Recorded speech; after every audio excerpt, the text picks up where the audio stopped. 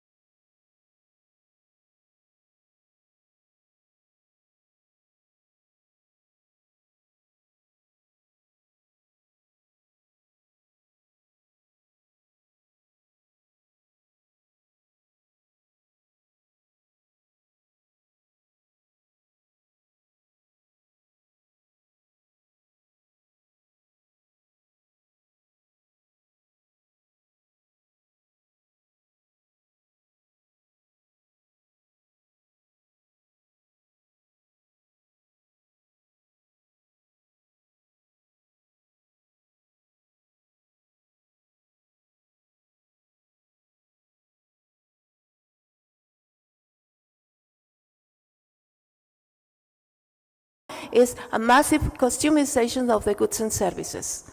Also, we will find some other elements that were not considered as much as in the previous versions of these revolutions, but now they become prominent key players on this scenario. So cyber physical systems, where this is named on the elements like sensors that are combined with systems like machine learning or artificial intelligence into one specific device to be devoted to attend the health of people. So cyber physical systems begin to get used, cognitive systems, the very same way, how we will learn from data, and how do we adapt to the changes in circumstances. Also, the green manufacturing, in terms of sustainable practices and technologies to lessen the negative effects of the environment, and cultural collaboration. No? And this one may be one of the most significant elements from this fifth revolution, because we have found through social media that it is possible to get connected with everybody. Now, the next step is not only get connected, but interact, and interact towards a very specific objective. In the right, in your right of the slide, we can find the key elements that would be the healthcare 5.0. And among them are the personalized medicine that we saw in the 4.0 revolution, but this time this is going to be more focused not only on the present demands and the present needs, but also on the future needs. Yeah? In a sense, we are trying to anticipate the state of health of people by providing them the tools that make them co-responsible of managing their status, the health status, not only their diseases. With all these tools, we are aiming to improve patient outcomes, and by improve patient outcomes, I mean that not only have more patients that are cured, but also have less to be patients. Yeah? Try to orient the people to not to have to require health services because they have a disease, right? The other is the enhanced efficiency. We know that resources are more competitive. We need more and more demands. We are facing more and more demands. We are facing more and more challenges. And we have to find smart and creative ways to manage the resources such a way that we can fulfill the needs, the present needs, but also to anticipate to the future ones. So efficiency is a key word for the 5.0 healthcare. The remote care has been a key factor for this revolution, and it has been present from even the third revolution, but now it's considered the point from which we are going to deliver the new services in health for the 21st century and beyond.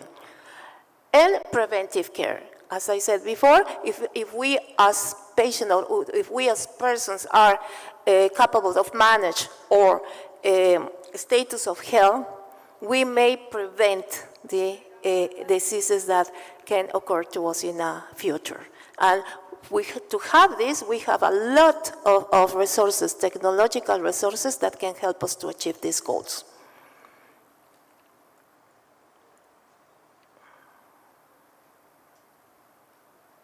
Yeah.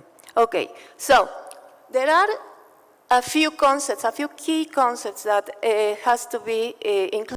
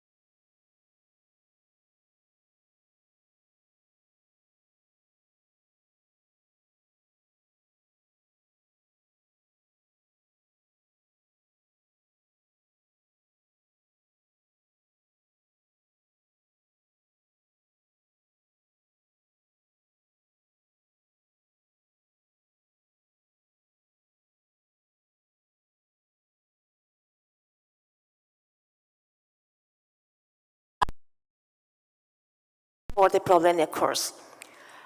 And to do so, we have to include key stakeholders, and the first one is the patient, right? The patient has been the center, or is becoming the center of the care, and he has to be an active actor into this new framework. Because we have the healthcare professionals, of course, it has to be into the equation, but also the organizations. And by organizations, they're not only the Minister of Health or the health systems in each country or in even the WHO. The organizations here is all the institutions that in certain way has to do with the welfare of people. Yeah? We can include education, we can include economy, yeah? Not only health. So the proper links between these organizations, private or public, will be a key factor to have smart healthcare. And regulators. You know that with this new paradigm, there are a lot of things that we have to discuss in order to maintain the quality and efficiency of the services. So regulators are key factors, are key stakeholders into this new framework. And the use of technology. I said before, there are plenty of tools that we can use to develop this new framework. To mention a few, artificial intelligence, I can say no more about it. We know everything, what impacts it has. But also Internet of Things in medicine, and fog and cloud computing, blockchain, sensors, and the 5G technology. Imagine to combine these elements with other ones, yeah, in order to find solutions to the problems, to the health issues, and to advance into the situation in order to develop programs for the people to take care of themselves. This is the nature of the 5.0 healthcare framework. And smart healthcare is one key concept to consider. The other is the human-centered healthcare, right? And by human-centered healthcare, I mean that not only the patient is on the focus of the efforts, but it has to be done by a structured and a strategic approach that led us to control all the possible outcomes and give us the tools to achieve the best outcomes under these services. So this human-centered healthcare is based on a concept called human-centered design, yeah? That is a holistic approach and assistance approach towards the human needs. Yeah?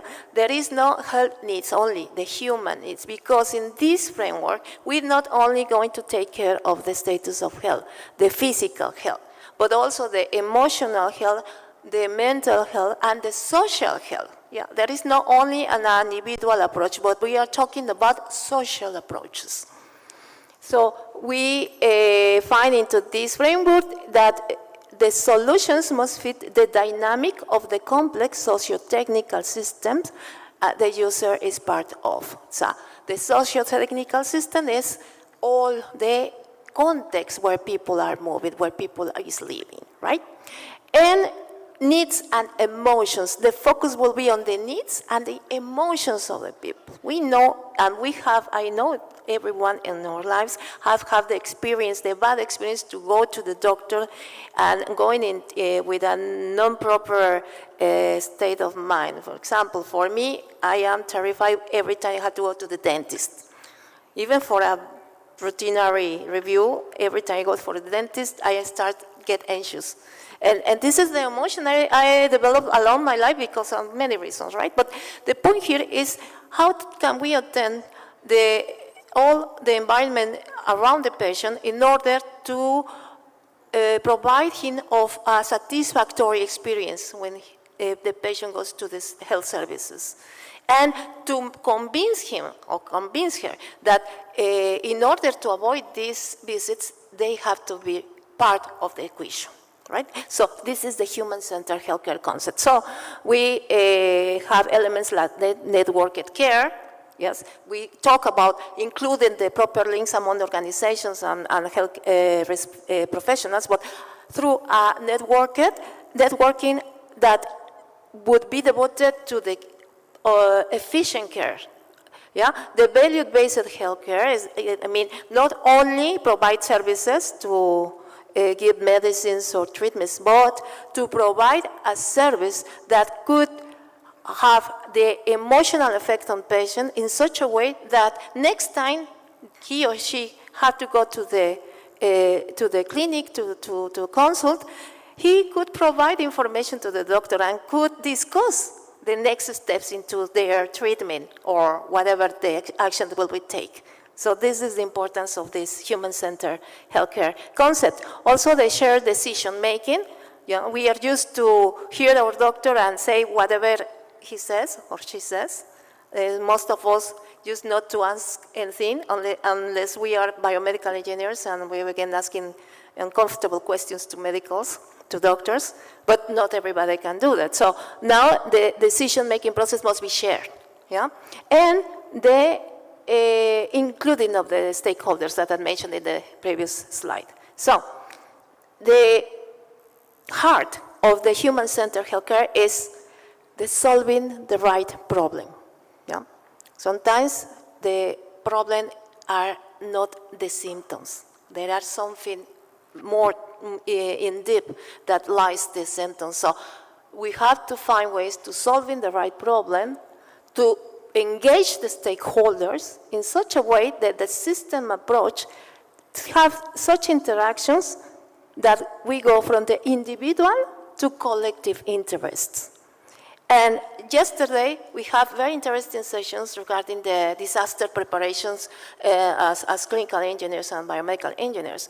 And we talk about that we are not ready to some of the disasters such as earthquakes, volcano effects, or hurricanes, etc. And we tend to think, how can we help in order to make the people to overcome these circumstances. Yeah? This is the collective way of thinking. Yeah? Not only one person, but the whole set, the complete population. So. And the key word with this concept would be understanding people. Yeah? Not only looking at them of a number as a patient, but this is a person who has needs, who has feelings, who has everything in between. And I took this important diagram from Dan Clark in a fantastic paper, a fantastic article he published, that he presented this innovation cycle, and he called it the integration hub. Because innovation is a key part of this 5.0 healthcare framework. And it is very interesting because he took us as a cycle where they had two phases, implementation and invention. And they continue, are moving in this cycle, so the innovation is a better and better and better. And we, as clinical engineers, are in the middle, where there is integration, we may find clinical engineers, because they can, they have the abilities and the skills to deal with each of them, or each of these phases of this diagram. So if we apply this diagram to our framework of Healthcare 5.0 for clinical engineers, we may find that it is focusing on the patient, it incentivizes associations. Also, the applications of this framework is in the first step, so there is an opportunity for us to develop very interesting things in this frame. And the clinical engineers as a key actor in this new framework. And we'll see what is the opportunities we may find on this. We may find opportunities for us on this framework on several aspects. Some of them are here. We can get a deep comprehension of the needs, not only the clinical ones, but if we made a health technology assessment, including the economic aspect, the social cultural aspect, the demographic aspect, or of course the clinical one, we may find a better view of the problem, and we may identify the right problem.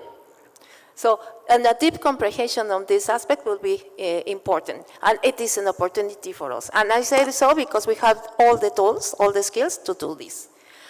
Skills for medical device design and development, innovation and as a key word, and we know that in practice we innovate every day. So why don't we go through these solutions, these local solutions, to a structured one that can be shared to the world? So innovation and these skills are at our hand. The patient-based project management, yeah? We hear a lot of project management in all HTM and HTE, and we tend to put technology in the center. Well, why don't we change the technology and put the patient in the center? No? And we develop projects considering this new factor, right?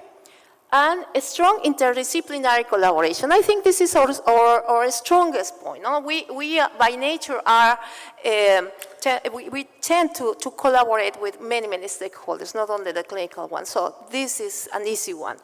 And in deep knowledge of regulatory and ethics in the context, and the 5.0 context, because it is important. It is important, sorry, because we are dealing not only with the disease, we are dealing with the emotions, we are dealing with a person, right? With the concept, the complex concept of a person. So ethics has been a priority.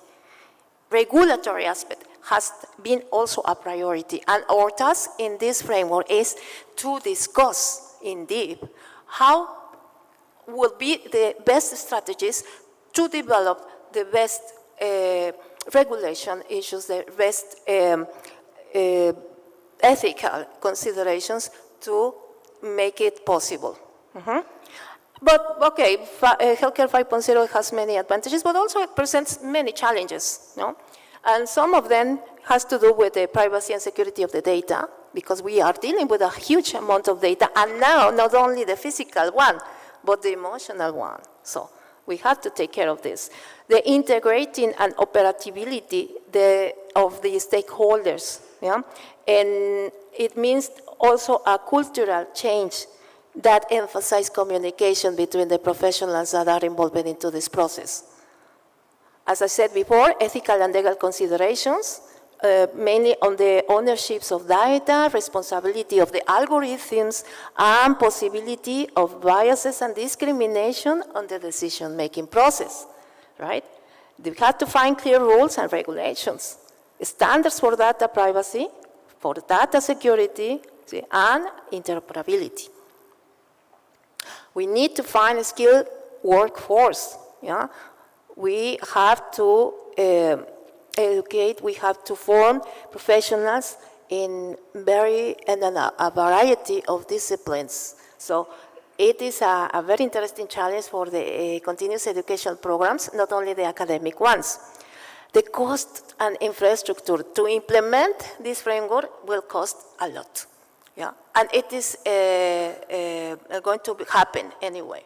So we can find from now the best ways to deal with that. And acceptance and adoption by patients, that will be the critical one, right? And okay, now, and more possible paths to go. Context, yeah, another keyword. We can understand the context if we take care of the frameworks of the concepts that I mentioned before. The involvement in the process of design and implement solutions, technological solutions, and new ways to design continuous education programs and courses. So, clinical engineers are drivers of change.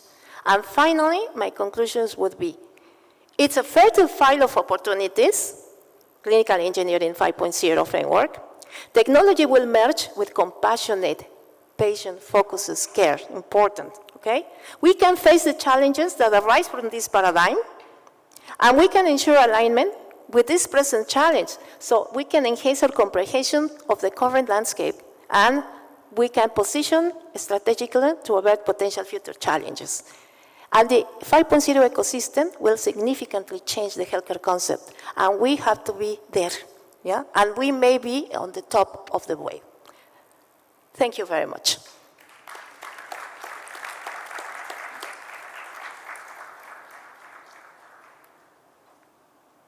I have one word for Fabi, Incredible. Thank you. Now we flew a stealth aircraft all night, and so I bring you Yadin David. Oh, no, he's back in Houston, actually. But he's going to join us for the Global Clinical Engineering Alliance keynote. Yadin, take it away, brother. I have one word for Pepe. Thank you. Can you bring him up? There he is. Now, we flew a stealth aircraft all night, and so I bring you Yadin David. Oh, no, he's back in Houston, actually. But he's going to join us for the Global Clinical Engineering Alliance keynote. Yadin, take it away, brother. I'm here. Yay. Well, we tried to dance like you dance, Yadin. We didn't reach your level of quality, but we're working on it. So I bring you Yadin David. Oh, no, he's back in Houston, but he's going to join us for the Global Clinical Engineering Alliance keynote. Yadin, take it away, brother. I'm here. Thank you, Tom. It is my honor to be part of this 5th ICEHTMC. Even though I'm remote, I'm happy to be part of the program. And this morning, I would love to talk about the evolution of the clinical engineering profession and the discipline as part of healthcare changes and looking into the future duties, responsibility, and interaction between us. Next.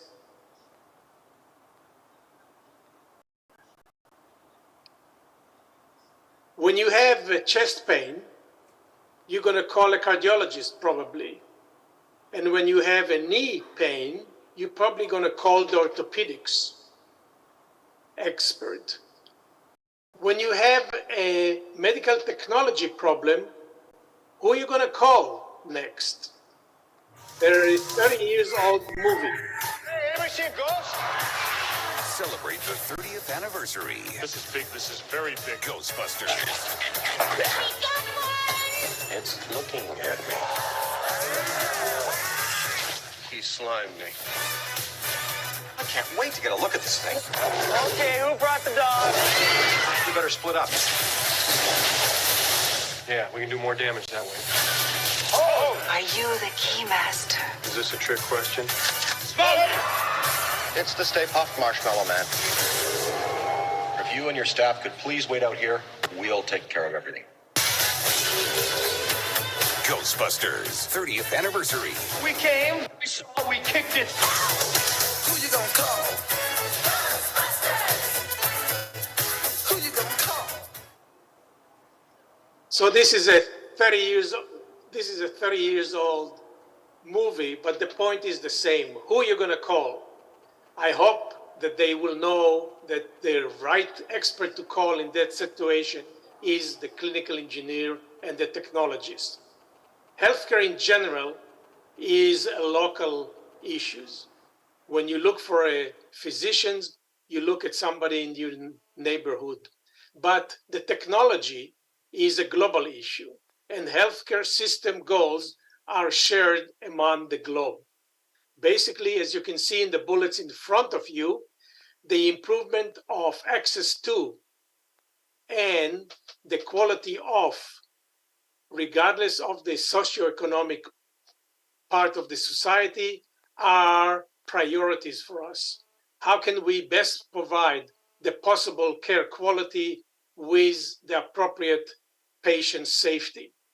And if you look at the last two lines, increase access to services and clinical knowledge for decision-making, immediately one can think about digital health and other tools, the technology facilitating, but the bottom last point is do no harm. We should subscribe to that just like any other member of the healthcare system that we are known. Harvard Medical School published a conclusion of a forum they conducted about the healthcare in North America and find some issues specifically that the system is broken. We need to fix it. ECRI in the right-hand side of the screen in the diagram showing you how a physician on the right-hand side of the diagram trying to deliver a fluid to the patient on the left-hand side via infusion pump with the pharmacy sitting in the middle, and so many connections and interaction need to take place, all correct and in the right time. Next. While this is a North American issue, I believe that healthcare throughout the world have significant amount of challenges. Fabiola addresses some of those just a few minutes ago. To begin with, the total global population, as you can see here, is on the rise. In 2023, we just crossed 7 billion members on this planet, and the trend is going up. On the right-hand side, you see that embedded intelligence in technology is growing significantly, which means that the technology need to be appropriately managed. Next. So what driving healthcare technology? First of all, innovation and new knowledge that sometime trying to resolve existing needs, sometime new needs, but those are the driving forces.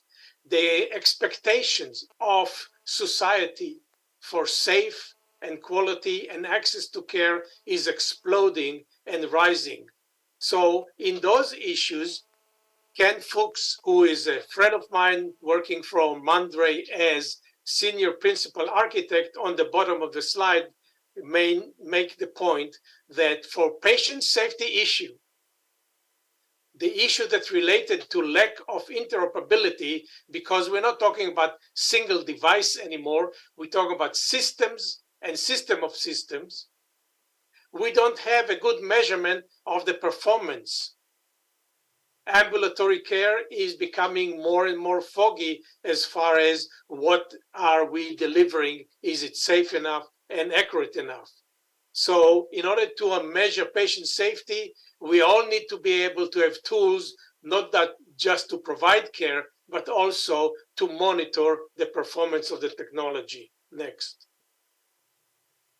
So as you look at the market of just medical devices around the world, you can see on the left-hand side of the slide the tremendous growth from 2022 all the way to 2030 of reaching almost $800 billion of enterprises, of assets, of devices, which mean that the expectations for us not only to innovate, but to manage that technology is rising. Next, actually, this is the golden era for clinical engineering because we are in a growing demand and the trend is just continuing. Next. To be able to do what we are supposed to do with this discipline called clinical engineering, we need to be competent. We need to be competent and prepare to meet the roles of the future of healthcare, not the present, not the past, the roles of the future. Next. What does it mean when we talked about next? Look at the surgical theater of the future hospital. This is already happening, that the physician, the surgeons is back at the workstation, the robot is already operating on the patient, and between them is the technology that we need to be taking care of, that we need to implement, deploy, and support with the utmost care and with the proper education. Next, as you look at what guiding this introduction of technology to healthcare, you can see sea, if not oceans, of regulatory from the FDA, NC, AMI, ASTM, ISO, IEC, NFPA, and all of them. And I looked at those committees that working on ceramic material, on urological material, on polymeric material, on quality device management, on risk management, and find out that the representation of our discipline, clinical engineering, on those committee is minuscule. We need to be engaged, we need to be participant, and we need to be able to find ways to engage and participate in the process so we will better understand what is it that we need to do in order to assure their performance. On the right-hand side, little Jimmy took the little bank with all the coins and holding the hammer, he told his mother, oh, it's failed the stress test. There are all kinds of tests. The most important for us is the one that guarantee patient care that is in safe and accurate form. Unfortunately, as patient going to the emergency room, and this statistics is from the US, but it's not only an American issue, is that 6% of the emergency room visit have been misdiagnosed and 2% suffer adverse event. This is unacceptable because if you look at that, next, you will find out that not only misdiagnosis is part of the experience here, unfortunately, but also adverse event reported after the deployment of the technology. There are over 6 million events in the database of just the FDA. Europe, Japan, Australia have additional one, as well as other countries around the world. This something that we need to be more cognizant. 44% of the events are due to design problem. 1/3 involve use error. All those are preventable if more engineering technology will become involved in that. Next, and as I said, this is not just an American problem. This is a problem throughout. And if you move forward with the next slide, you will see that those associated problems that we are reporting and finding out. Go to the next slide, please. You will see that those are international issues. 1 in 4 patients are harmed while receiving primary and ambulatory care around the world. The magnitude, the incident, 134 million adverse events in the LMIC alone, and the cost associated with that is unbelievable, as reported in the patient safety forum held in 2019. Those numbers probably have risen by now. Next. So as a result, one of the expansion of the clinical engineering discipline is a new era of education and training that we need to incorporate and called forensic engineering. Healthcare forensic engineering is looking at identifying how can we prevent those adverse events, what caused them, and how can we improve design and user error so those are not happening in the future again and again. Next. In 2017, we conducted a global survey and asked the colleagues around the world, do you feel that there is a need for a platform that internationally shared to address all those challenges that I'm sharing with you? And 84% said that there is a need for a new international platform. And when asked, would you be willing to volunteer to help this organization? 94% that they said that they would be happy to volunteer. And a result, at the beginning of the COVID-19, the Global Clinical Engineering Alliance was initiated and founded in order to help prepare healthcare for the future. Next. This is the only international organization that has been founded and governed by clinical engineers, dedicated for the discipline of clinical engineering and incorporated not only the engineers and the technologies, but also technicians, and looking forward to make sure that patient experiences are improving and the benefit is optimizing healthcare services outcome. Next. Members of the Young Global Clinical Engineering Alliance are shared here with you. Without counting the associated member, AAMI and Euroscan, just the members above are consisting already over 33,000 members, and we are growing intensively. We are looking forward to have your country, your national association, if you're not a member yet, and join the committees, the project, and the activity that we are aligning to do together. Next. The collaboration started already, and one of them is the idea that we are here to incite. Let's take a look at the next slide. The idea is that IC is standing for Incite, Connect, Educate, and Advocate. We want to incite. We don't want people standing on the sideline. We don't want people to think, should I not? This is our duty. This is our commitment. This is our compassion to contribute to better patient experience. We need to be connected to be able to do that across the globe.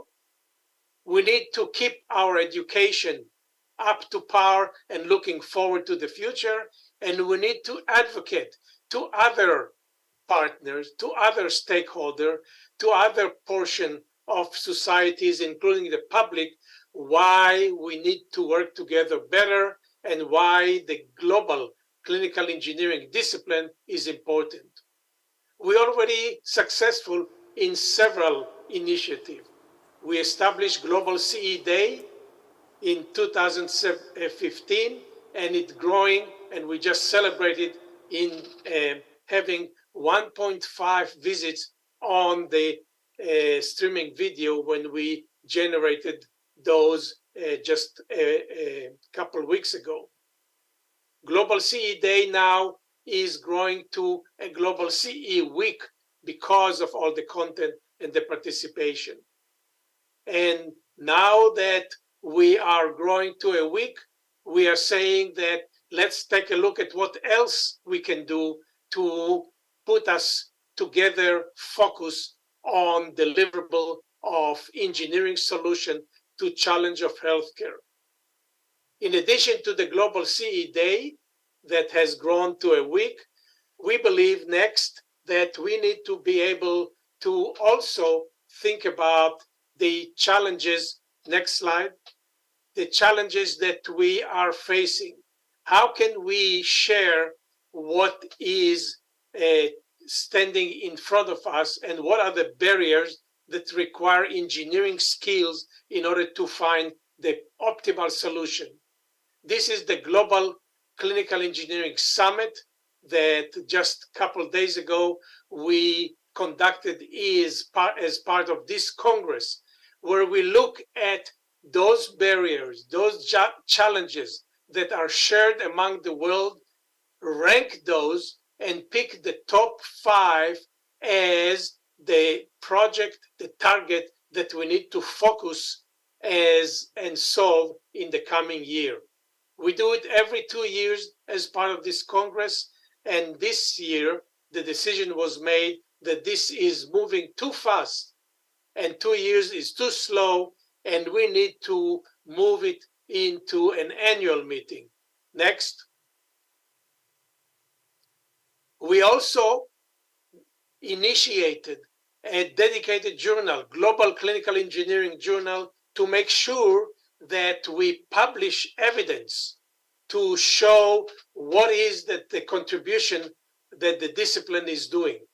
And I hear from people I don't have time, I don't know how to write.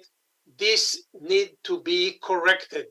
We need to educate the future generation of clinical engineers and technologists and technicians how to write paper, how to publish the evidence, how to share knowledge, and make sure that, like any other stakeholder in healthcare, we do have the credentials, the competence, and the education to have seat at the table.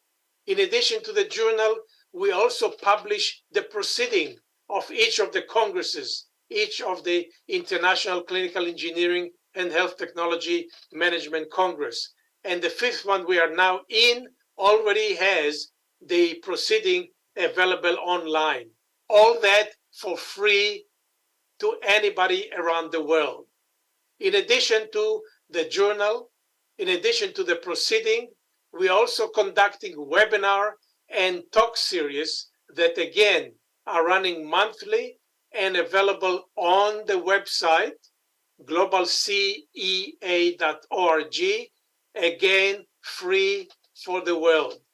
This is a tremendous effort, but we want to make sure that there is no barrier, there is no excuse, and nobody is left behind. We don't want anybody on the sideline. Everybody needs to be on the field, looking for the ball, carrying it towards the end zone and score. Next. So in the final two slides, I want to make the point that it is our duty, not only the other care provider, but also the clinical engineering discipline, to build the guardrails, how we can collaborate with industry, academia, practitioners to eliminate harm and to ensure that care outcomes and resource utilizations are optimized. We need to demonstrate by publishing evidence-based clinical engineering practice outcome that competent technology management program is making the system safer, more cost-effective, and more efficient, including participation in technology assessment, regulatory and standard development that I already mentioned. The formation of alliances is one of the pillars of the alliance. We want not only the clinical engineering community to get together in the clinical engineering village, but we're looking for collaboration between other stakeholders and the CE discipline. We want to stimulate innovation, adapt new tools to solve challenges of access of quality care everywhere in the world in optimal and affordable cost. Our field is expanding. We need to focus on education. Every other stakeholder in the healthcare field is credentialed. We need to make sure that we too, focusing on our credentialing, that we have advocacy and publication, because, as I always say, together we can do it better. Next. So in conclusion, looking forward to the future, I want to make sure that you understand that what Global Clinical Engineering is doing is not only looking at alliances for the future collaboration, but also developing clinical engineering leadership. We're looking for the novices, the young one, the starting of the career, to join us and make sure that they can take over. The steering wheel is about to pass, and we need this leadership. We need to produce evidence of the benefit of competent technology management, of improved interoperability, of augmented and virtual reality tools, and how to train users properly for it. We are going to address and capture opportunity by advancing design, regulation, and management of smart system in healthcare. Our sponsor, Helium, is already talking about access in remote location and processing of healthcare data in order to make the best decision. We are here to be part of that. connecting medical devices at home is an area that we all need to be educated, familiar, and trained, because aging in place, as it's called, is the next step, moving from the hospital to the community to the home. Clinical engineering community should engage, should get on board. The IC was not only a slide. We want to incite, we want you to be prepared. This is the golden opportunity for your career. Don't miss what we are facing. Join us. The call for action is for all stakeholders to collaborate, prioritize international collaboration, specifically in healthcare, and become a member of the Global Clinical Engineering Alliance. Thank you very much for your attention. Let's cooperate, because together we can do it better, and we have much to celebrate. Last night, you did wonderfully on the beach. Clinical engineering contribution around the world are awesome. Thank you for giving me the time and opportunity to send you this message. Thank you, Yadin. Woo! Well, we're going to move on. Thank you, Yadin. Happy Diwali. And Dr. Sharma? He's going to keep us on our toes all day long and end with a bang, I think, of some sort. Happy Diwali to everyone.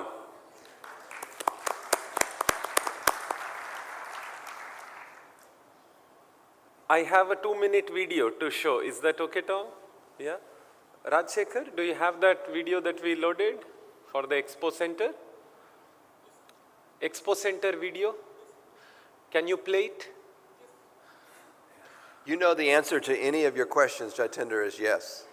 Okay. Not only for the people that work here, but for us as well.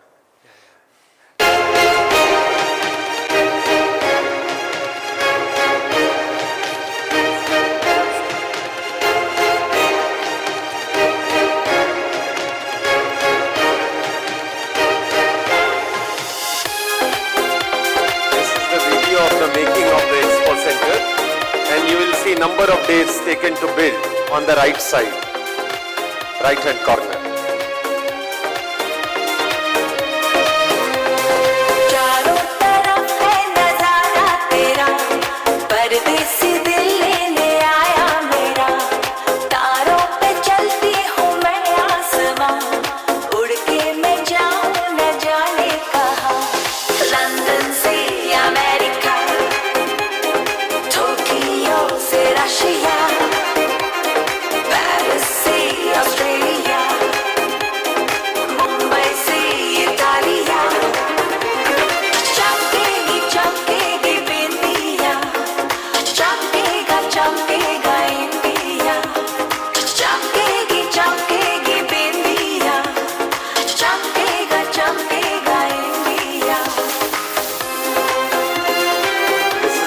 Of all the doctors, scientists and engineers working on the construction site every Saturday for 3 hours as volunteer service to build the Expo Center.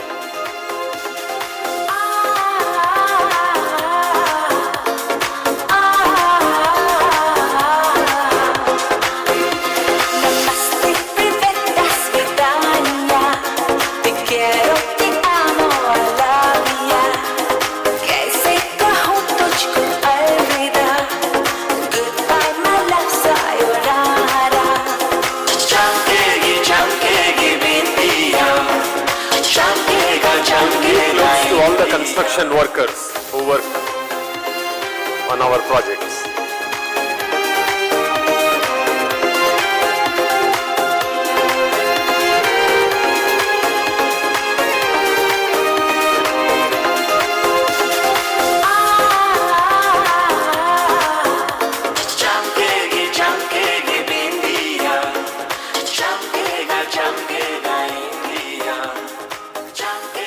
Something about you, Jitendra, that when we hear you, we start dancing.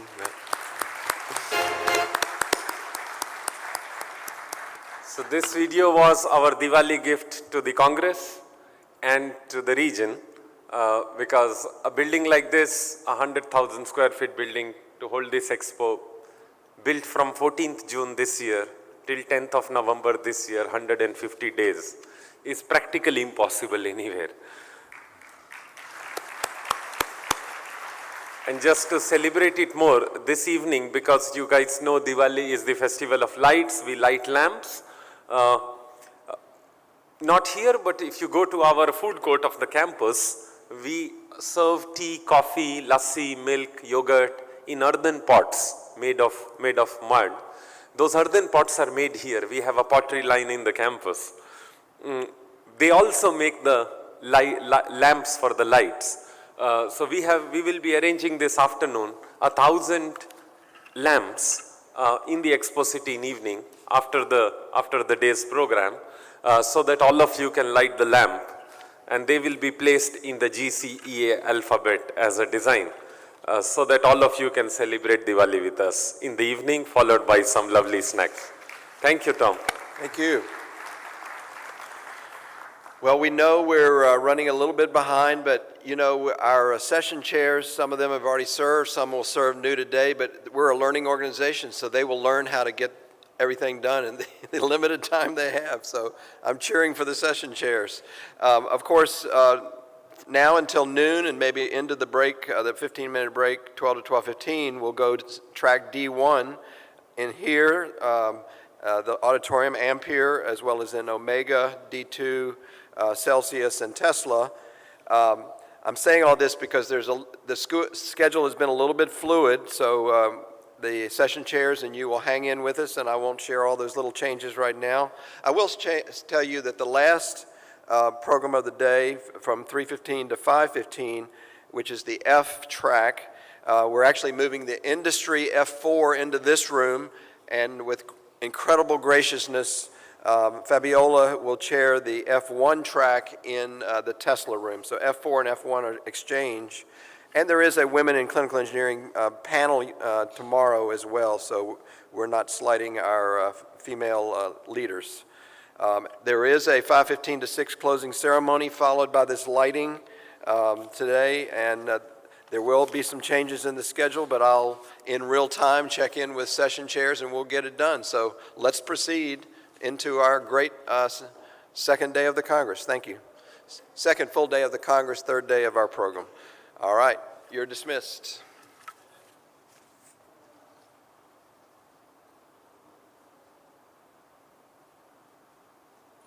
And if possible, you know, we do miracles every day and the impossible, you know, normally, so please start your sessions in 5 minutes.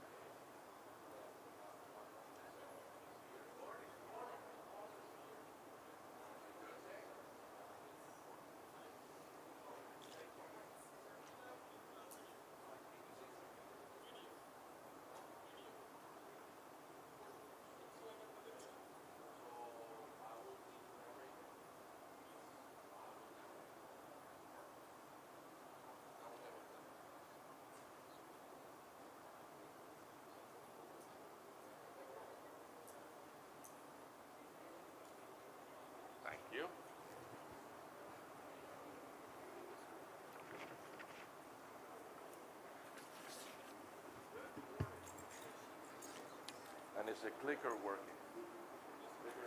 Perfect.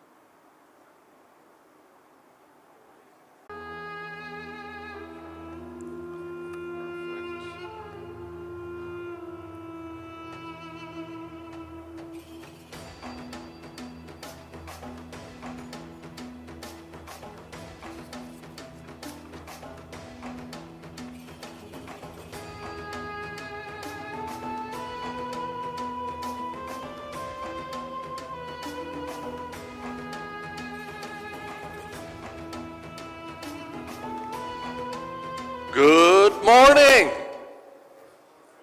I think it's time to get started. We're running behind on this program. So today we're going to be following up with the track D1, Digital Health. Track D1 is a very nice combination of 8 presentations, about half and half. Half would be here, half would be recorded. Need to keep people moving, so I'm going to be very strict with the clock. And first presentation is going to be by myself. I'm going to try to keep that moving quickly, and it's called Digital Health Innovation Acceleration Center. So if we can get started with mine. Start my presentation, please.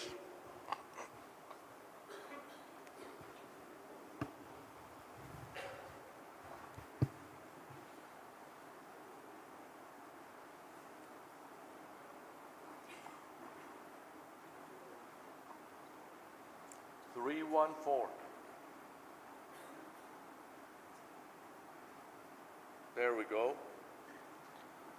Perfect. So I'm very happy of the 2 presentations that we had this morning, both Fabiola and Yadin. They did a great job introducing the topic I'm about to talk about. So we were talking about patient-centered healthcare from Fabiola's standpoint, and we were also talking about collaboration and how can we create this global network to collaborate as clinical engineers. Well, this is my proposal of how we can do that. So let me tell you a little bit about what innovation is to me. To me, innovation actually is a lifestyle. It's a way of doing things. It's a way of keeping active, learning and advancing all the time. But innovation is not simple. It requires not only time and practice, it requires people, resources, and money. So how can we bring all of these things together? And why am I proposing what I'm proposing? So amongst other things, I have had several very successful innovation projects, both in the corporate world and in the academic world. These are some of the examples, later examples from the academic world. And we can see here the City of Knowledge in Ecuador, where we started up a community college in less than a year. Before that, I worked on the Prometheus program, and we developed a very interesting telemedicine device for electrocardiographic applications that was presented in the Nokia Sensing X Challenge, and we arrived to the semi-finalist. On top of that, we have another project that was used on a grand challenge, this time in Tanzania. It was called Identos, and it was a platform, a gaming platform for children with learning disabilities. And how can we use gaming technologies to improve learning disabilities in children? We also reached the semi-finalist on the Grand Challenge Tanzania, and so on and so forth. So the point here is that around the world, we have a lot of people with ideas. We have a lot of people with things to provide to the ecosystem. Around the world, we also have a lot of people with resources, but are not necessarily creators. So how can we take the ideas to those with resources and the resources to those with ideas? Well, the proposal is to build a platform for project integration management, a collaborative environment where we can all get together anywhere in the world to help innovation happen. And how are we going to do that? Well, I have created, and it's up and running, and you can already register, a prototype of what we call Tinker Medical. So what is Tinker Medical? Well, it's a place where all of us can come together to contribute each on the specific area we have. So if we can create, if we can build, we're thinkers. But maybe you realize that there is a problem that nobody's paying attention to. Well, you can become a blinker and let us know about it. And much more important, what do we do? How do we make it happen if we do not have the resources? Well, maybe you do have the resources and you're willing to support and pay for what we're doing. So you're an inker and you're going to put some ink on a check so that we can make things happen. So the idea of Tinker Medical is to foster this ecosystem where all of the different elements of the innovation cycle, of the innovation acceleration cycle can come together to contribute. As I told you, the core of Tinker Medical is the social platform, Tinker Social. You can access tinkermedical.com, you can register, and it is similar to any other social network like LinkedIn or Facebook or you name it. But the idea is to use this platform to exchange ideas and to start building up projects. Once we have a project in mind, then we transition to this. And part of what we need to do is actually combine seamlessly these tools. These have been internally developed, but this is a project management tool.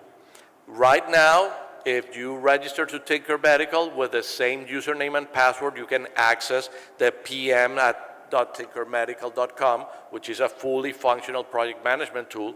Idea would be to integrate them both together. But the goal here is you have an idea. You start working on a project. You start dedicating what we call sweat equity, where there's nothing harder to track than sweat equity. Once this sweat actually becomes tangible, once someone actually invests on our idea, then problems start. Oh, I was the creator. Oh, I devoted more time than you did. Oh, I did this. Oh, I did that. But truth would be told, we do not have the evidence because no one had been keeping track of what we have been doing. With Tinker Medical and the project management, we can track sweat equity.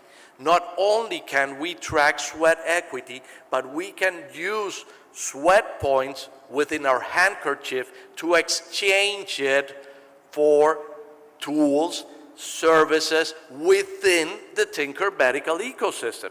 So let's provide an example. We have a tinker that creates a program, wants to teach a class, and he decides, well, I'm going to charge $100 at one-on-one parity with sweat points. So if you want to take this course, you can either pay cash or you can pay with sweat points. Sweat points that you have accumulated by working within the platform. You take the course, and now we have this innovator that taught the course that perhaps wants to cash out.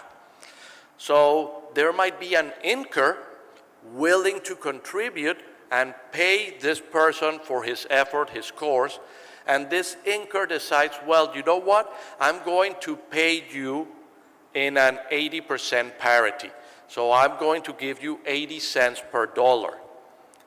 And you cash out.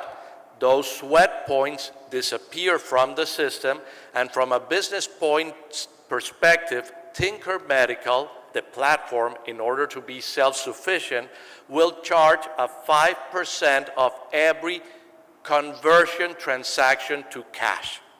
That way we have the funds to maintain the platform running. So the person dedicates time and effort to create something. The people take advantage of their sweat equity to purchase goods or services, and the inkers can then transform this into tangible solutions that would be tax deductible. So besides that, we have enterprises like Amtz, where we are here right now, that have resources. We have universities that have laboratories, that have tools, that are subutilized. Well, let's make them available to the platform. Let's say, hey, my university has a 3D printer.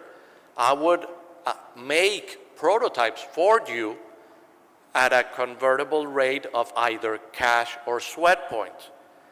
And that way, if I have an idea in Nigeria that needs to be implemented in Bangladesh, I can do the design in Nigeria and I can contact a university in Bangladesh to print out the prototype for me near the place where the prototype needs to be utilized. So that is my proposal, but in order to make it a reality, we need help. And that is what I'm here for, claiming all of the community to see if you're interested in making this a reality. So that's me. Thank you very much. We're going to keep the questions to the end because I need to keep this moving. And right now we have a video from Chris Hopkins from the United Kingdom that is going to tell us about multimodal AI analysis of prostate cancer indicators to reduce patient backlogs and improve patient care. Please take it along. That would be abstract number 2.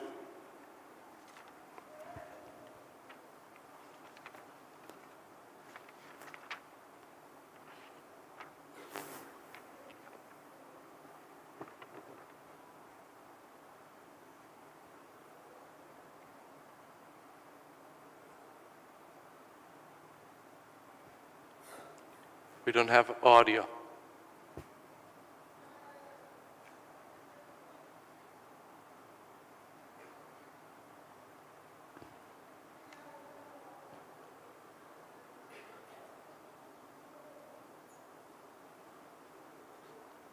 We don't have the audio for the video. To Billy Woods, Professor Keir Lewis, Sohail Musa within the TriTech Institute, and also Dr. Manish Patel, Dr. Andrew Thompson, Dr. Richard Hammersley, and Dr. Esin Karahan from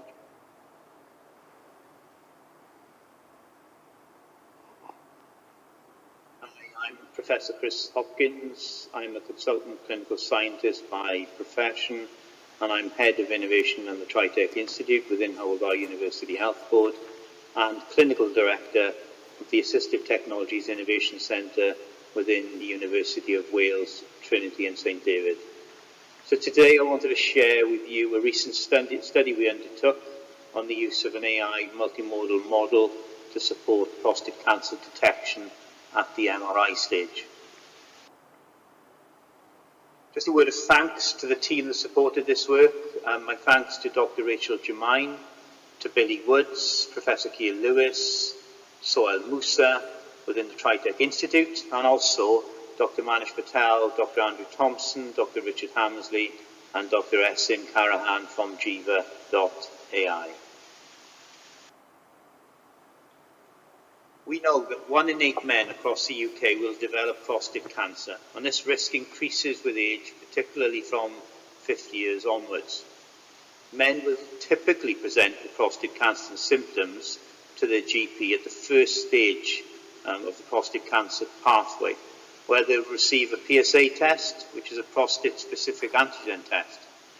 If that test is elevated, they'll then be referred on for what we call MP-MRI, which is multi-parametric MRI. And dependent upon the outcome of the MRI, they could then be referred on for further biopsy. However, there is a problem here. All of the literature suggests that the accuracy at the MRI stage of the pathway is less than 50% and can often be as low as 30%. We know that numerous factors influence these results. For example, a shortage of radiologists across Wales increases demand on the current workforce. A shortage of radiologists with a specific interest in prostate cancer. Or cancer presentation can also be difficult to interpret at the early stages. And what we often find is that When there's a doubt at the MRI stage, these patients are often referred for biopsy, just to double check on those results. But of course, biopsy presents its own inherent risks to these patients. So we collaborated with Jiva.ai to examine their Jiva RDX model. Their initial results suggested 87% sensitivity and 67% specificity. These results were obtained from various data banks across the world rather than actual clinical practice. And we all know that within a real-world clinical environment, MRI machines are somewhat different. All have different strengths, for example, 1.5T or 3T, and they're also all configured differently. So after feeding the model with thousands of anonymized images over the 18-month period, we achieved 77% sensitivity, 65% specificity, and 69% accuracy overall. Now, we'll all appreciate that we prefer to see the results to be much higher than 90%. However, when we take into account the current accuracy of radiologists alone being below 50% or even 30%, I believe it's safe to suggest that once Jiva RDX receives regulatory approval within the UK, this model can and will support MRI decision-making in the future. We would also hope to see these sensitivity and specificity figures improve over time as more and more MRI studies and images are fed into the model. So our results overall, we've already discussed the sensitivity and specificity results. And we know that the more and more images we feed into this model, the better those sensitivity and specificity results will become. From a qualitative perspective, we surveyed 15 of the MDT staff, and out of the 15, 11 of the MDT members responded. All 11 MDT members had a positive opinion of the Jiva RDX diagnostic model, and all highlighted the positive impact the AI model could have on patient safety, on patient outcomes, on teamwork, communication, and efficiency through that prostate cancer pathway. However, only 3 of the 20 patients we surveyed actually responded to the questionnaire, but all 3 patients had a positive opinion of the AI ML model. In general, our patients reported enthusiasm on the ability of the model to be a positive influence in medicine. We do, however, think that of the 17 patients that didn't respond, the general consensus for those patients was that they didn't respond because they didn't know what an AI model was and they didn't really have anything to comment upon. So there's definitely more work that needs to be undertaken in this regard, in as far as raising awareness with our communities on the application of AI within medicine. We also undertook health economic analysis through Health Enterprise East and Health Technology Wales, which suggested that Jiva RDX is actually less costly than standard care. So my thanks for listening today, and I'm very happy to take any questions via email, and you can also see the results, the full results of our evaluation on the TriTech Institute website. Many thanks all.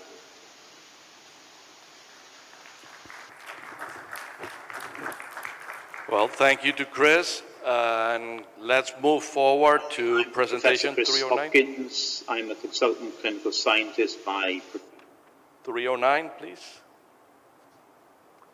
So 309 is coming from Italy, Professor Leandro Pecchia, leveraging robotics, AI, and IoT for enhancing clinical engineering, the Odin project.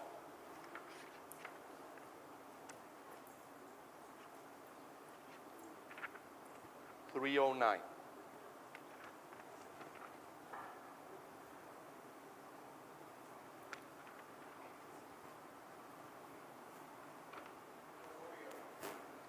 No audio again. The future by combining 3 main key enabling technologies, including AI, robots, and Can we start? Now, a few words about myself. I spent the last few years between the World Health Organization and three good universities in the UK, Nottingham, Warwick, and Sheffield. And in 2012-22, I moved back to Rome at University Campus Urbino. I still get an appointment in Warwick, so I, in this moment, contribute to two labs, the Applied Biomedical Signal Processing and Intelligent Health Lab in the UK, but meanwhile I have established my new lab in Rome, the Intelligent Health Technology Lab, and that's what actually we do. We work on artificial intelligence, medical device design, assessment and maintenance, and biomedical engineering for global health. In the last few years, we have got a significant batch of grants. With those grants, basically that's what we have done. So we equipped our lab with whatever sort of technology for sensing people and processes in real context. Now, going to today's speech, that's the perspective I will adopt. So I myself am the past president of the European Society of Biomedical Engineering, which is the European branch of the IFMB, the International Society of Biomedical Engineering, which is also endorsing this conference. And together with the medical physicists, we belong to the IOPS, an overarching organization which puts together biomedical engineers, clinical engineers, and medical physicists. The important thing of that is that we are an NGO in official relations with the United Nations, particularly the World Health Organization, and we try to do things beyond just research. So we want to have a real impact, and usually this is when it comes to AI, I would say it's a while I work on that. So this is, for instance, a study of my first PhD student, Paolo Melillo, which in 2011 was trying to detect mental stress using heart rate variability. And he was doing well for the time being. But then the summer came, and in 2017, we got the results from those preliminary, very good, this result, which is very interesting. And we did the same for different studies, such as predicting falls in hospital at home, and then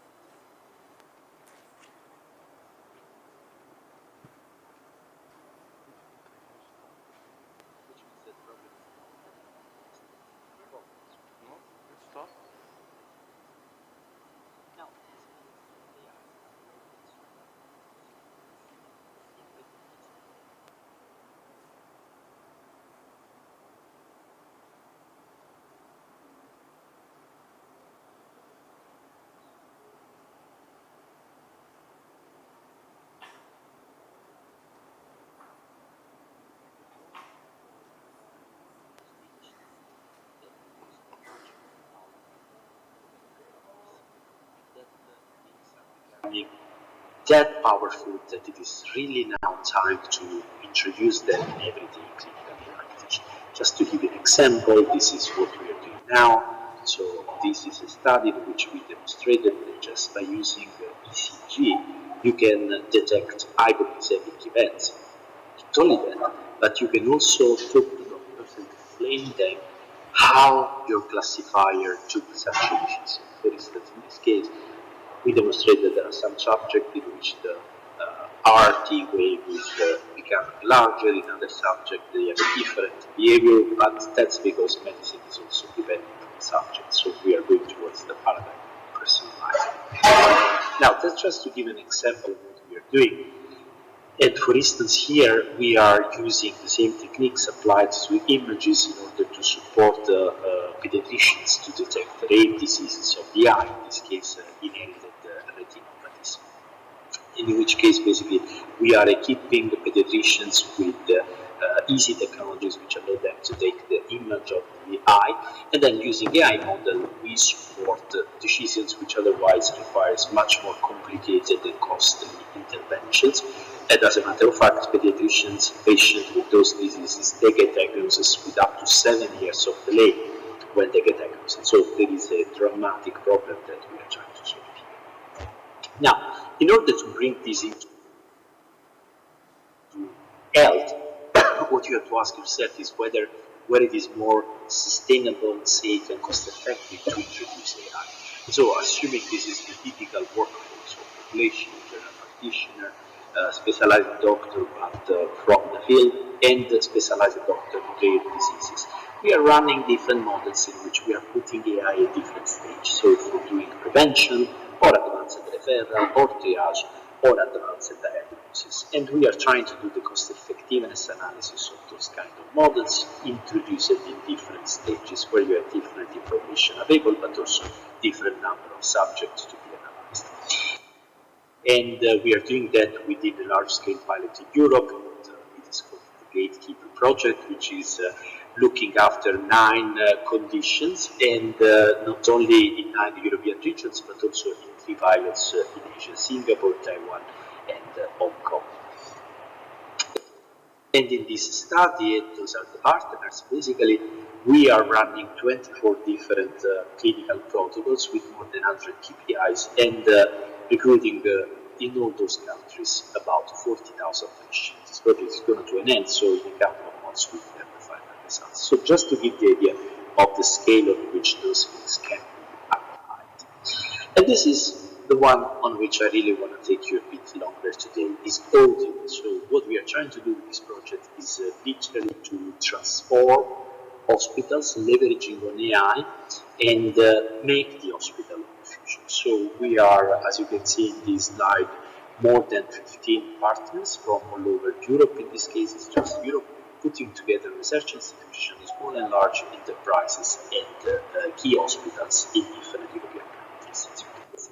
In this case, we are looking after 3 particular important tasks. We are trying to enhance workers, healthcare workers. We are trying to deploy smart robots in hospital, and we are trying to enhance medical locations. You know that medical locations are really important. As clinical engineers, you do a wonderful job to keep medical locations and medical equipment working, running safe and effectively. But the point is that those environments are fairly passive. So we have now to try to make them more proactive in supporting your daily work using the technology I just mentioned, AI, IoT, big data, and robots. And in this project, those are the 6 hospitals in which we are running this experiment in Spain, France, Germany, Netherlands, Poland, and Italy. We are doing something that, in my view, it's paramount. So we are combining the clinical dimension with the logistics / health technology management perspective, so that whenever you collect one information at a patient bedside, you are using this information both for the clinical workflow, but then also for improving the way in which we manage technologies and hospitals. And we have defined 3 macro areas. Reference use case A, where we use AI for improving diagnosis, for improving patient experience, for making automation of clinical workflow, and also to link better hospital with the territory on which the hospital is based, with telemedicine in general. And then there are the first reference use cases which are more relevant for today's talk, which is either the logistic and clinical engineering health technology management. There is the last pillar, which is disaster preparedness. I will talk very little about that now. The first thing we did was to adopt a WHO standard model in order to describe the activities in the hospital. And here you have an example of the work we do. So basically, a nurse is talking to this smart rack through a very simple interface, and then a robot comes, takes the rack, brings it to the patient bedside, and while the second nurse is opening the robot, this is automatically informing the magazine of the things that she has put it inside before. It's taking from the robot, from the automated rack at point of care, so that while she's doing her job, you keep control. In this case, we are working on very expensive implantable medical devices for cardiological surgery. We need to see another important task, so nursing. We don't have enough nurses, especially in Europe, and so we are using robots in order to enhance nursing, especially during the night, and especially with patients which really require continuous monitoring and surveillance. And obviously, we are deploying the technology for making those robots work together so that they avoid collision, and they use this optimized, what we call ward management system.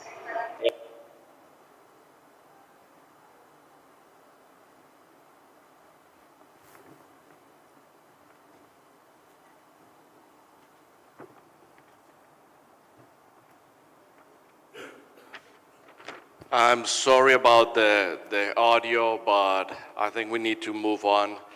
So the next presentation, number 331, is here from India. Let's receive Sambhu Ramesh. Sambhu, there you are, perfect. It's gonna be talking about a landscape study to determine the innovation mortality rate in health technology innovations across the globe. Take it away.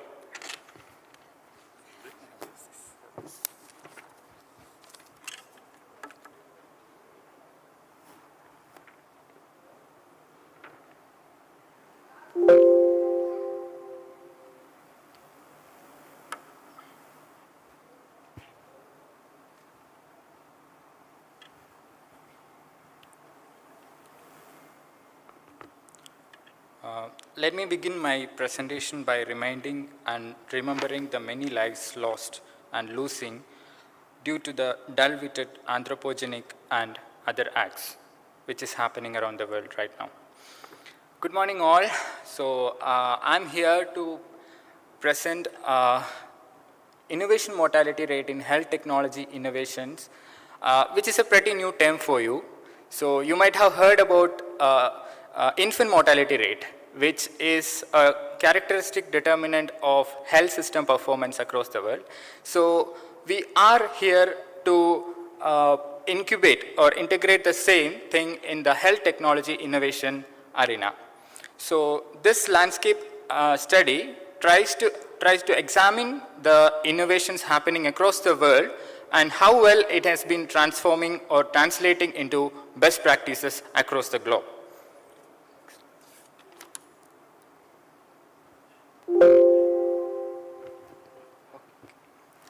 So this is the team, Ms. Ani Nityavadani, Dr. Moinuddin Saeed are from my organization, Kalam Institute of Health Technology.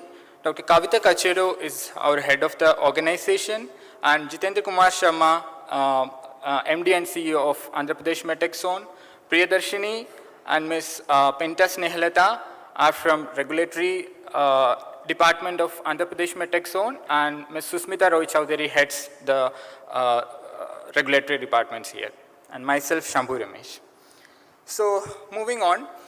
So health technology innovation, which encompasses a very wide array of areas, such as medical devices, diagnosis, and pharmaceuticals, digital health solutions, telemedicine, health informatics, etc. Now, we have seen an uneven distribution of the health technology innovations across the globe. And we are actually identified that there is an immense need for intervention to improve the regulatory approval process. And regulatory agencies play a very critical role in enabling access of health technology interventions for all the people across the globe. Now, why innovations are important? So, in the current world, innovations contribute to the health equity. Say, for example, innovations are actually helping us to bridge the gaps, the pitfalls which is there in the current healthcare system. So, it is very important for us to highlight the need for health innovation and to promote it timely. Now, the goals of this project is to shed light on the relationship between the innovation agencies and their role in contributing it to the beneficence of all the community. And it also tries to understand the fate of health technology innovations. So how well it has been transforming. So we are quantitatively assessing how well it has been transforming into the best practices. And through this examination, with a specific focus on health technologies, we are measuring the success of health innovation based upon the regulatory agency approval status. So how we did it? So we have done an extensive mapping of health technology innovations happening across the world. And so we limited health innovation agencies to global as well as India, whereas in global there are more than 100 plus health innovation agencies, but we are focused on the major health innovation platforms, which includes the WHO, which annually publishes a compendium of health innovations, and Grand Challenges, which is very well known for promoting and supporting innovations. When I say innovations, Grand Challenges supports not only health innovations, but innovations from all domains, but we have taken only the health related innovations from them, and other innovation agencies, which will be supported by United Nations, private or non-governmental organizations, or even independent or collaboration with United Nations or other organizations. And country specific, that is, we also cross-examined the status of innovations from India. So we took BIRAC and primary health challenges, primary health tech challenges innovations, which are exclusively been done in India also. Now moving on to the results. So we have seen a significant effort across the globe to scale up health innovations. We also saw that despite of the immense support which the health technology innovations have been receiving, it is not actually been translated into a complete regulatory clearance, or the regulatory clearance is not been completely receiving for most of the health technology innovations. And the important thing is we have seen a very uneven distribution of health technology innovations across the countries and within the countries. So let me quote it with an example. If you take the example of spectacles, which has been discovered way long back, you can see there are so many places in the third world countries who cannot afford or who doesn't have access to spectacles, despite after receiving a number of regulatory clearance, and despite after a lot of progression in the ophthalmology sector regarding upgradation of spectacles. So in one side there are a lot of technological advancements are happening, but in one side the access is not been still there. So this is what the real situation is. So that uneven distribution is of pretty noticeable across the different health technology innovations which we have mapped. And we decided the success of innovations just on the basis of how well or how the health innovation has received or cleared the regulatory steps. So if a regulatory clearance has not been received for the health technology innovations, we consider it as a failure.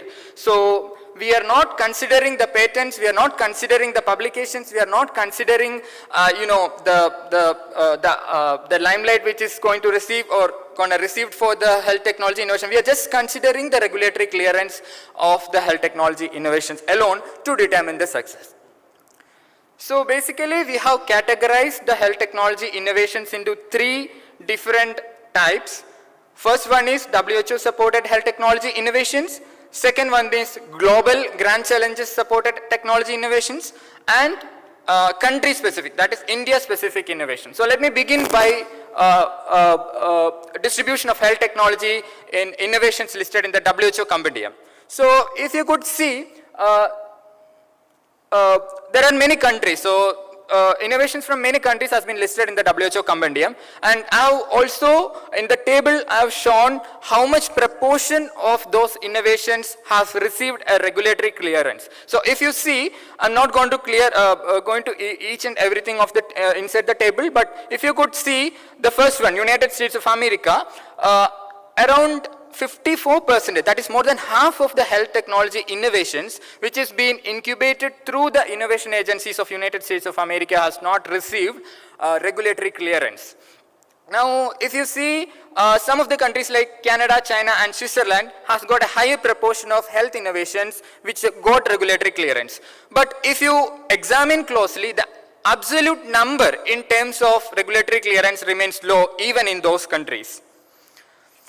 Now, moving on to the types of health technology innovations listed in the WHO compendium. So, majority of the health technology innovations which we have mapped is from medical devices, and followed by e-health, other technology, digital health, and assistive devices. So we have seen an uneven distribution of the acceptance of regulatory status of for health technology innovations. If you move towards the digital health and assistive services, it receives lesser regulatory clearance.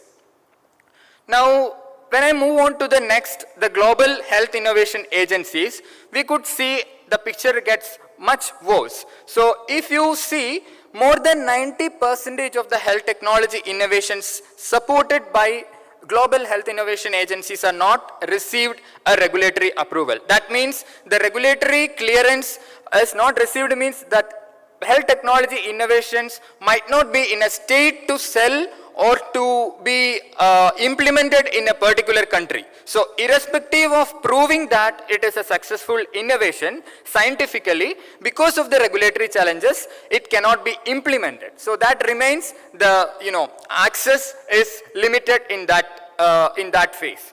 So this is a very noticeable finding because we are unable to correlate it with the amount which global health innovation agencies are invested in scaling up these innovations.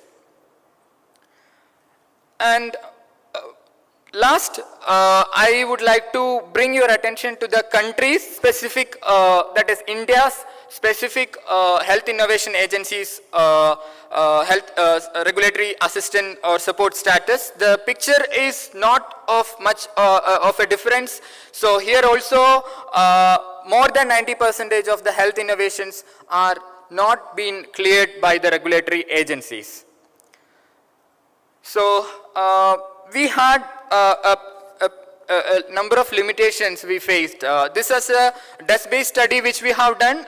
It was a secondary research, so we couldn't correlate or we couldn't interview any of the startups or innovation agency people to identify the exact reason why that loophole is happening there. And there are many process innovations which came across. We couldn't include the process innovations. And another important criteria which we even saw in many with the regulatory agencies is the regulatory agencies itself faces challenge of approving health innovations. So they don't have a criterion in many of the times how to give clearance to an innovations. So that is another area which needs a detailed discussion. And another important thing is when we go to a regulatory clearance website to identify whether an innovation has received its clearance or not, in the regulatory side, it will be mentioned in the genetic name, but when it goes to the health innovation agencies, it will be mentioned in the brand name. So we couldn't actually correlate exactly with which brand is actually translating into a proper genetic content. So that is another challenge which we have faced with our study. So that's the last slide. Myself, Shambhu Ramesh, thank you all and happy Diwali. Thank you, Shambhu. Thank you for this eye-opening presentation, and I'll invite you to sit down here. Hopefully we'll have time for questions at the end. So next presentation, it's 2:57. That is also online. That would be from my good friend Mario Forja Seca, and the presentation is Importance and Challenges of Medical Imaging in Africa. 2:57.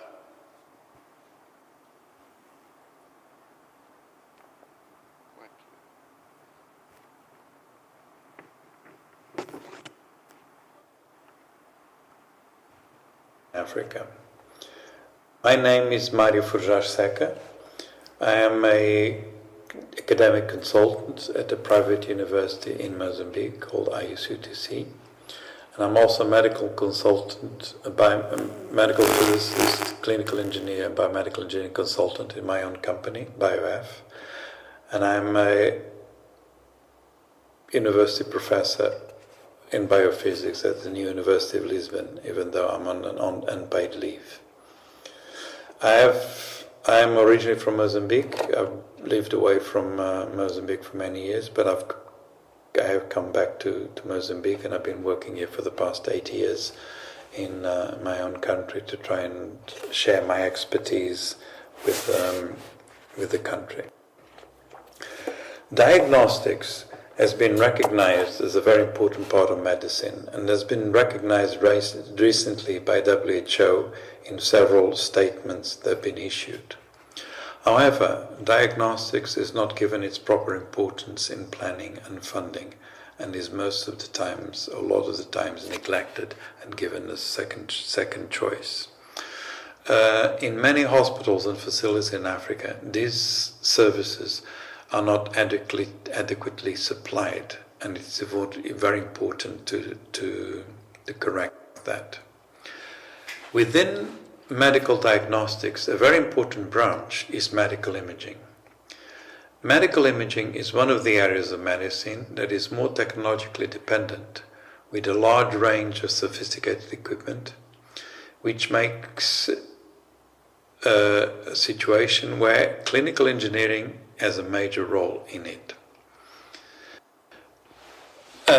For a good health delivery to the general population, medical imaging services should be available in a widespread way across Africa and with a good variety of modalities. From the very basic ultrasound, the more developed ultrasound, to the basic X-rays, more sophisticated X-rays, to the more advanced CT and MRI modalities. Do not forget that the techniques of CT and MRI have been both awarded Nobel Prizes in medicine and physiology, which attests their importance and high regard for the medical use in medicine.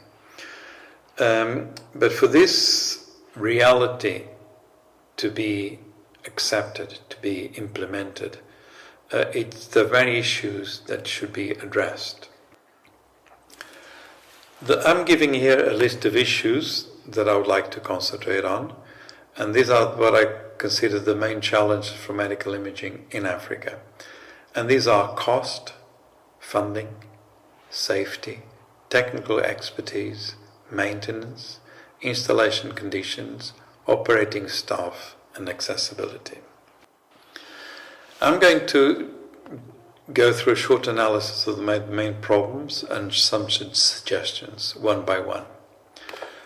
The major problem that exists with medical imaging is the cost of the equipment.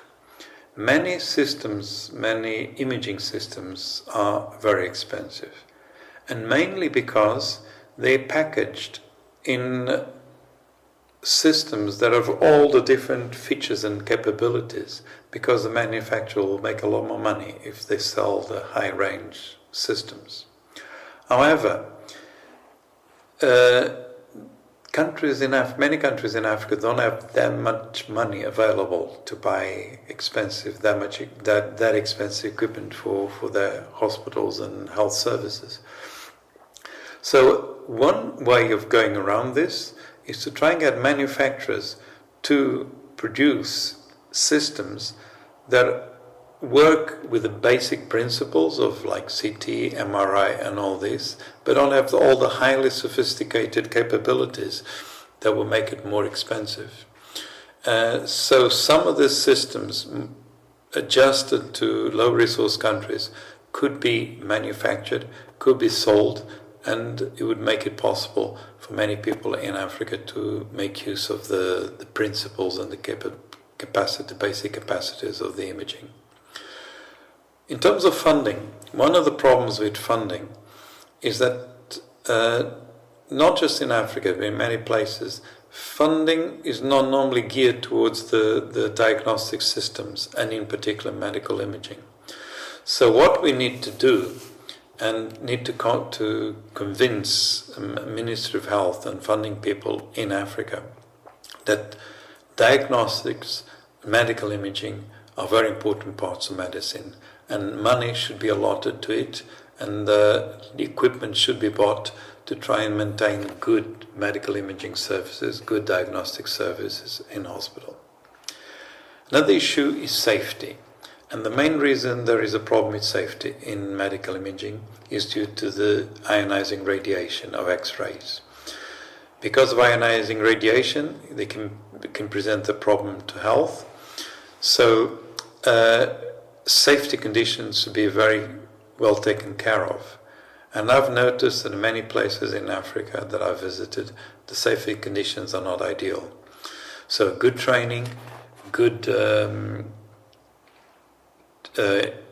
education of people on the safety issues and how to deal with them, how to minimize them, that is very important.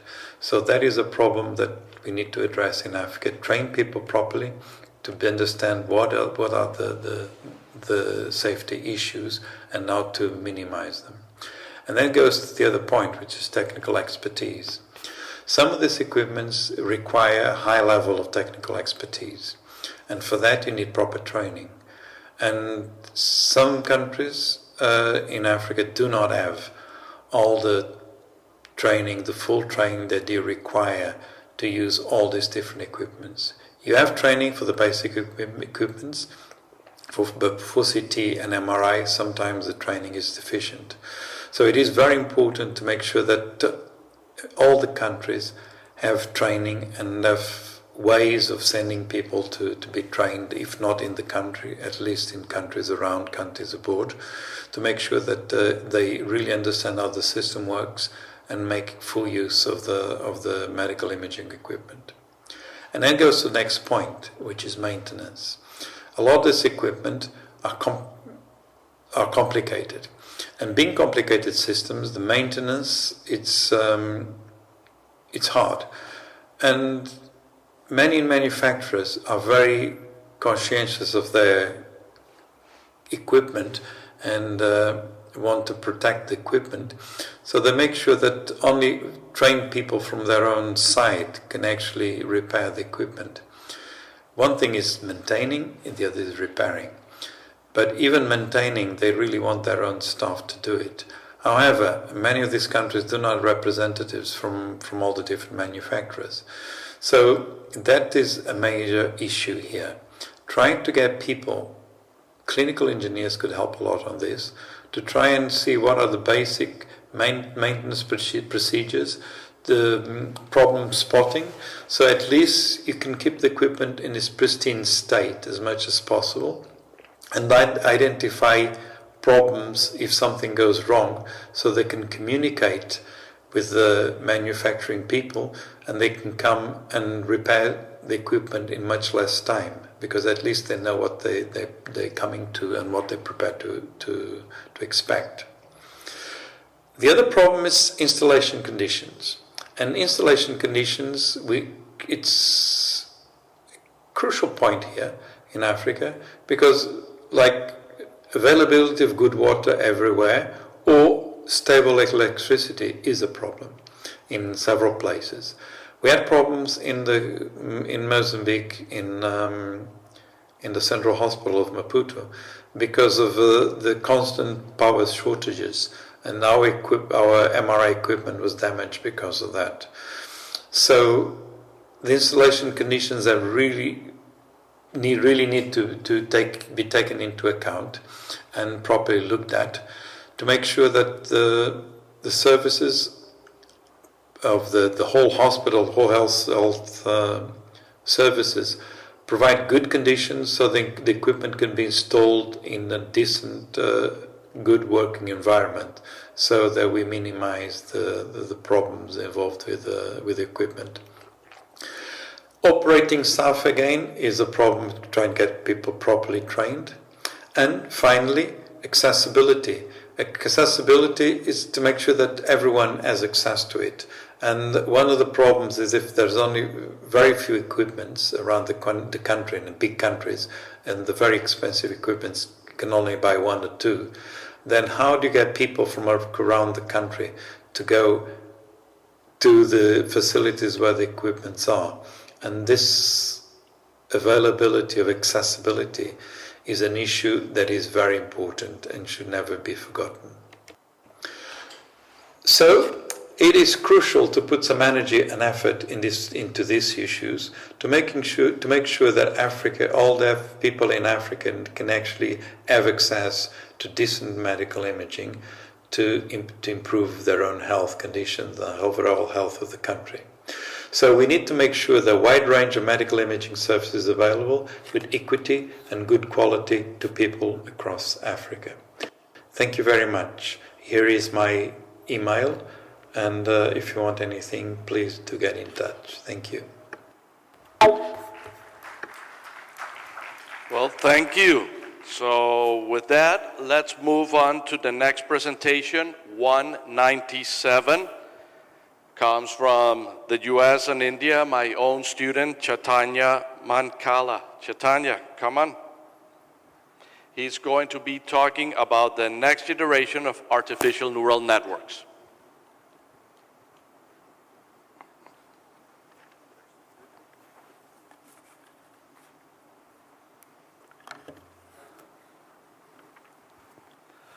Good morning, everyone. Good morning. So, my name is Chaitanya Kumar, and I am working alongside and doing my research under Professor Ricardo Silva's guidance at Villanova University in Pennsylvania. Coming to this presentation, it's primarily focused on the next generation artificial neural network. This addresses the problems, the limitations in the traditional, the currently perceptron AI, and it also gives you implementations and where the results can be used. That being said, the team consists of myself, Chaitanya Kumar Mankala, and Professor Ricardo Silva, and Rachel Gokin, who recently graduated in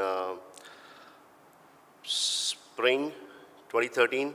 She couldn't join us for this conference.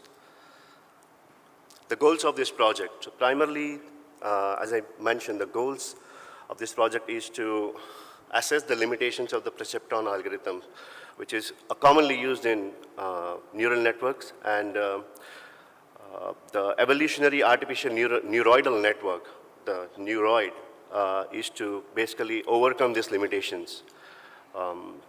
In general, this artificial neural network is effective for solving the linear separable classes, but it fails to capture the complexities and non-linearities observed in the biological neural network.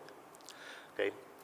Then, in contrast, a neuroid, which I'll explain in the next slide, it's designed to mimic a biological neuron, and it offers great flexibility, which it has 5 parameters to configure compared to the traditional perceptron algorithm where it's only 2, weight and time. But in neuroid, we have alpha, we have beta, KR, max count, umber, and T. T is constant for us. Who will benefit from this research and the algorithm and the implementation? Primarily patients.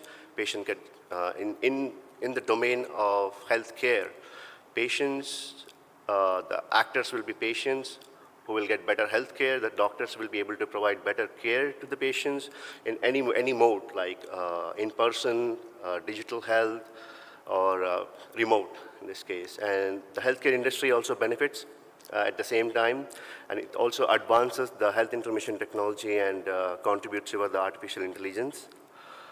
Any time variant systems can be benefited from this research and technology. So wherever, like if you have fintech, you want to check the forecast, how the market will behave. So this algorithm gives you the trends, which stock might be high yielding, or there can be a market collapse, so you can plan properly and avoid the loss. Even in weather forecasting, you can predict tornadoes or hurricanes or extreme temperatures, like you've been seeing in Delhi or even California, wildfires, the smoke. So using this algorithm and technology, we can, up to an extent, reduce it. And healthcare automatically, basically inform. One of the implementation of this artificial neural network is where you can put it in a software as a software in a medical device or a wearable device, and if there is a cardiac arrest by reading your arrhythmic data, then it can notify the authorities like doctors, ambulances, so you can get help and care faster. What is a neuroid? As I mentioned, it's a computational node that mimics a biological neuron, and basically has 3 steps. It has a comparison stage where it reads the input, a frequency modulation, it processes the information, and a frequency demodulation where it gets translate the results. Here in this example, what you see is a weak stimulus is generated when the beta, which is the threshold, is not reached, or if it's reached but not at high level. So that's why the neurotransmitter release is less. And when there is a strong stimulus, you have more neurotransmitter generated, and the intensity of the action potential is high. In this case study, you have seen a single neuron input model where with an increment of 1, the triangle input, the output is, you see is the step output for the triangle input. But when you see an inverse parabola where the increment is at 0.5, you see the intensity of the action signal is more, and the plateau where the KR is longer in the inverse parabola input model. So this is basically a neuroid network genome. It consists of multiple neuroids, a chromosome. It's N chromosomes, C chromosomes, and V chromosomes. So N chromosomes mention the configuration of the neuroid network. In each layer, at A you have 1, 1, B you have 4 neuroids, at layer C you have 3 neuroids, and at the D layer you have, that's the output layer, you have 2 neuroids. And then the chromosome 2, which is C chromosome, that is the values that are related to the individual neuroid, and the V chromosome is, the chromosome 3 is V chromosome, where you see those connection between the neuroids. So this is basically the crux, the heart of this research. We are using genetic algorithm, which a modified version of genetic algorithm, which evolves the network by supervised learning and training. And the basic idea is to remove the worst performing from the population of the neuroids and use the best performers to create the next generation of population. So that's what I went through. And in here, as you see, the initial N, C, and chromosomes are fixed, the neuroid network, and the Umber, beta, KR, and max count values. But when you do a crossover and mutation based on the inputs provided by the user in the UI, which I'll go in the next slide, you will get an output where you can identify which are the low-performing neuroids, and then the mutation will kick in. It kills those low-performing neuroids, and then do crossover and create babies from the high-performing neuroids. As I said, the research basically contributes toward the advancement of health information technology and AI, and the neural network is used for training genetic algorithms and will be able to determine the heart arrhythmic data, and can be implemented in a software in a medical device like a pacemaker or a wearable device. And yeah, in other areas of wherever there is a time-bound application is there, this technology can be implemented. So this is typically the UI where you see the neuroid network. Once you input the neuroid array, there are 12 neuroids in the first layer, 5 in the second, 5 in the third, 3 in the fourth layer, and in the output layer you have 7. And you see the fitness plot there, which is basically showing an average across each generation, and then the diversity plot at the bottom where it mentions which neuroids are part of which generation. And yeah, if you have any questions, please feel free to email me or Professor Silva. And thank you very much for your time. Thank you, Chaitanya. Great presentation. Good job. Yeah. Okay, so keeping it moving, next presentation comes from Colombia. Number 119, Javier Camacho, Sara Diaz, and Felipe Duque. A low-cost medical device interoperability architecture model for ICU's AFib predictor. Yes. Take it on. Thank you. Thank you. Good morning. So, I am Javier Camacho from Colombia. I am a biomedical engineer, clinical engineer too, and I am working for Universidad EIA. It's located in Medellin, in Colombia. And let me thank to ICEHTMC and Universidad EIA because they support us in this research and they support all of we need to being here. So, this is our proposal, a low-cost medical device interoperability architecture model and a case for atrial fibrillation prediction. So this is my team, Karina Watt and Felipe Saldarriaga, they are biomedical engineers, and Professor Robinson Torres from University of EIA. So this is the agenda for my presentation. The stage one is the challenge. The stage two is a case, atrial fibrillation, and some results. And finally, future works and conclusion. So our research suggests that despite a lot of discussion about the interoperability in hospital, in Colombia and even in Latin America, the interoperability is a very big issue. It's a challenging issue. So 1 out of 50 hospitals in Colombia are able to implement a real interoperability. So this is a very big issue. Today, the hospitals say we need to apply artificial intelligence, like neural network, like others. So we need to focus on precision medicine.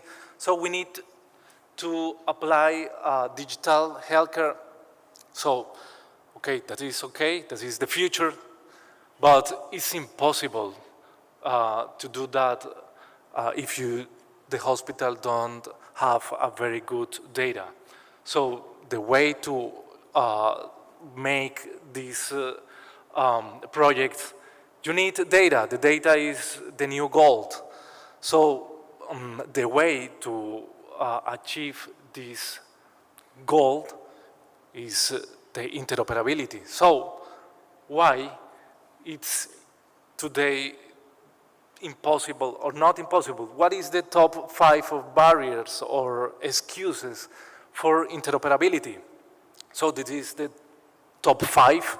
There are more, but privacy and data security concerns, data standard and normalization, multiple disparate software vendor platform, and significant $1 for Latin America. $1 is a lot of money, you know. So we have a lot of barriers. So what can I do? So we propose try to implement an interoperability architecture for our hospital. So we decide to work with a local hospital, Clínica Las Américas. Mary Vital work in this hospital. So, and we say with this hospital, okay, we need to work on that.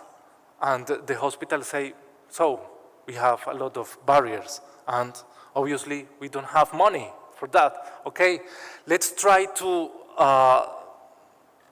identify which will be the best software for implement this interoperability platform for our study.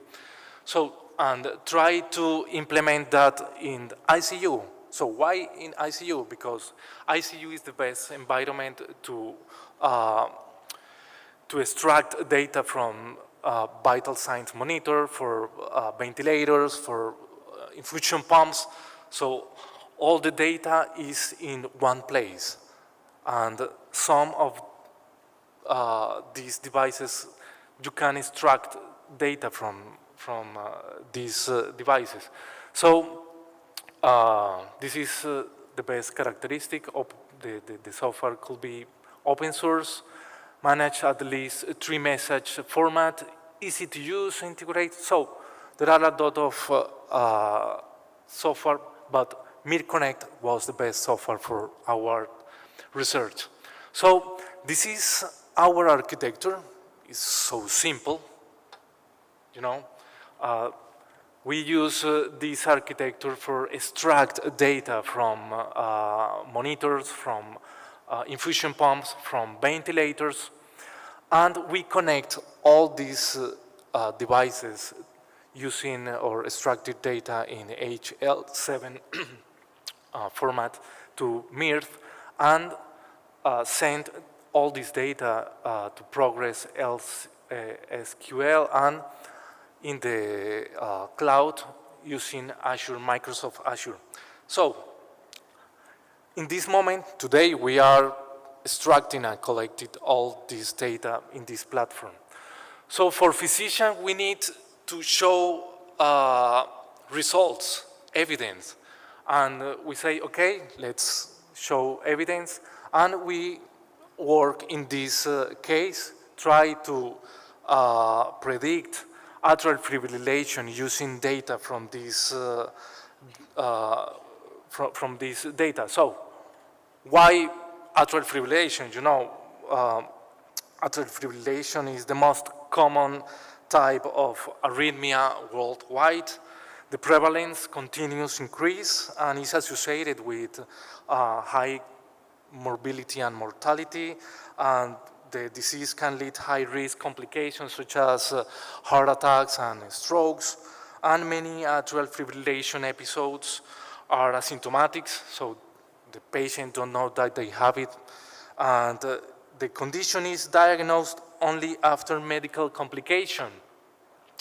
And so this is a very good opportunity to show that our methodology and our algorithm could be very useful. So this is the methodology, the database, signal processing, feature extraction from this signal, data pre-processing, and train and test different machine learning models, classical machine learning models, and try to apply these machine learning models in small devices.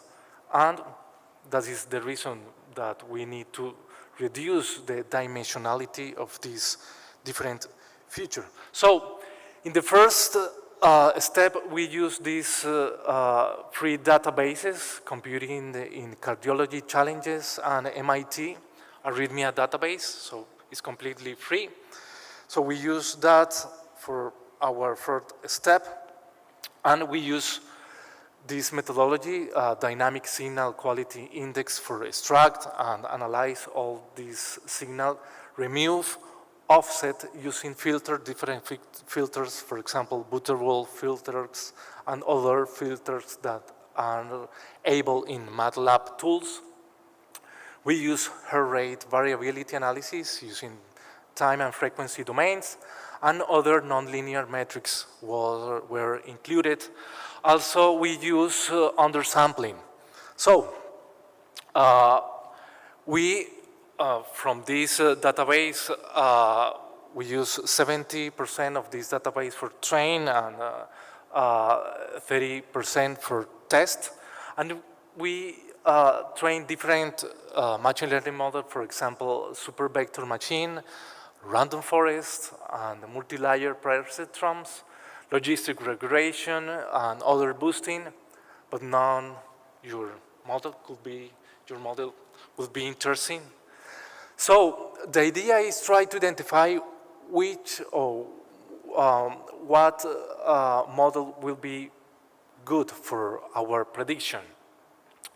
And after that, we use this SHAP methodology for identify which of our feature could be best or provide highest predictability power.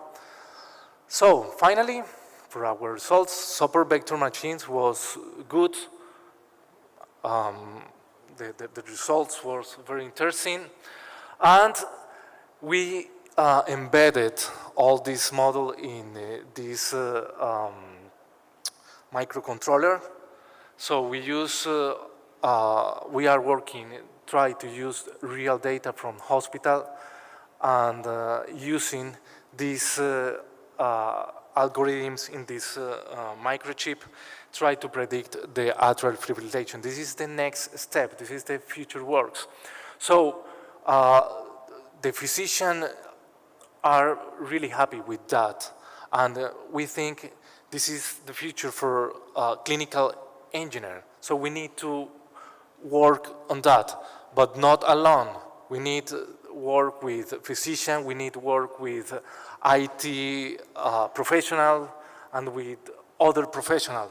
So in conclusion, it is possible to design a low-cost model in interoperability. So there are a lot of challenges, you know, but this is the first step, okay? It is possible. So various models for machine learning was trained. The 5 most important features were selected using SHAP methodology. Super vector machines has good results, but maybe others models, we need to use other models. So, and it is possible to implement accurate and interpretable machine learning algorithms using a low-cost medical device interoperability architecture. We think this is the first step, and we have a long way to move. So thank you very much for your attention, for your time, and thank you to ICEHTMC and my university. And thank you, Ricardo, for the opportunity. Thank you, Javier. So please take a seat. And the last presentation is from China. They could not be here. Presentation 79, Xiaomi Lu, Shi Hongxie, and Dan Hu. For diagnostic data governance and intelligent diagnostic and treatment algorithm of TCM. As I understand, I'm going to be just narrating this for you, so let's see what we have here. Well, this is the team. Lu Xiaoming is the principal investigator.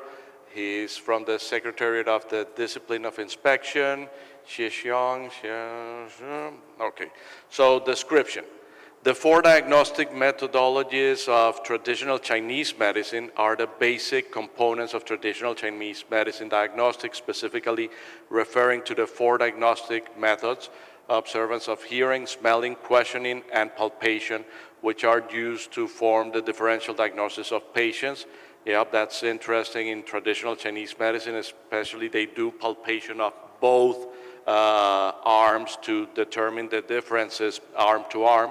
And in this project, they use artificial intelligence technology to achieve the goal of inheriting the knowledge and experience of famous Chinese medicine doctors in Hangzhou Red Cross Hospital, assisting clinical diagnosis and treatment and improving the overall clinical diagnosis and treatment level.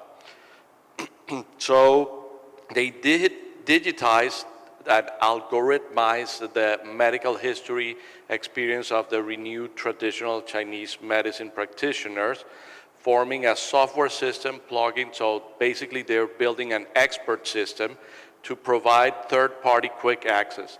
It can be empowered by daily work of inexperienced young doctors and grassroots doctors who lack high-level expert experience guidance. So grassroots doctors are normally trained in an apprentice master model. So I guess they're supporting the master through the use of AI tools, and thus improve the level of standardized diagnosis and treatment to a certain extent by utilizing technological means with the aim to help traditional Chinese medicine to inherit a broader scale while also contributing to address. So one of the things that they've been doing in China, which is very important, is actually trying to build the evidence to support traditional Chinese medicine as an evidence-based practice. So as the results, they gathered more than 9,000 historical medical records, turned into structural database, and provided a real-time structure algorithm for new patients that were being assessed. They also conducted algorithm research on intelligent recommendation of traditional Chinese medicine treatment, prescription plans, after calculating and comparing various indicators and diagnostic information of patients in the background. That's very interesting because for those of you who are familiar with traditional Chinese medicine diagnostics and treatment is very personalized. So every person, every time they go to see the traditional doctor, they will come up with a specific prescription, like a specific set of teas that they will take till the next visit. So building all of that knowledge into an AI is definitely very interesting. And they tell information of the patients in the background. They provided doctors with a reference guidance and selection for recommending several traditional Chinese medicine treatments in the prescription plan. So I guess they have some pre-processed treatments, and they are using these pre-processed treatments and the assessing to determine what is the best course of therapy for the patients. I hope I didn't do a bad job on presenting this, but if you are interested, please do contact Xiaomi Lu at this email, and he's working with the Hangzhou Red Cross Hospital. So thank you very much to the Chinese group, and I actually was able to keep it on time. So we have time for questions, people. Any questions from the audience? Okay, let me start this up. So I have a question for Sempu. Your presentation, you clearly showed that most of the innovations are not becoming solutions. They are not fulfilling the accreditation process. We are here in India, you are part of Amtz, and precisely that's one of the things that this facility wants to do. So in your own words, what do you think is the way to break this barrier and turn those 90% innovations into actual clinical products? Yeah, thank you for the question. So it is not only a challenge in India, it is something which is happening across the world. If you could see the global innovation agencies also, the result is same. So country-specific challenges are there, but it's a global challenge which we need to address globally. So first thing is accessibility.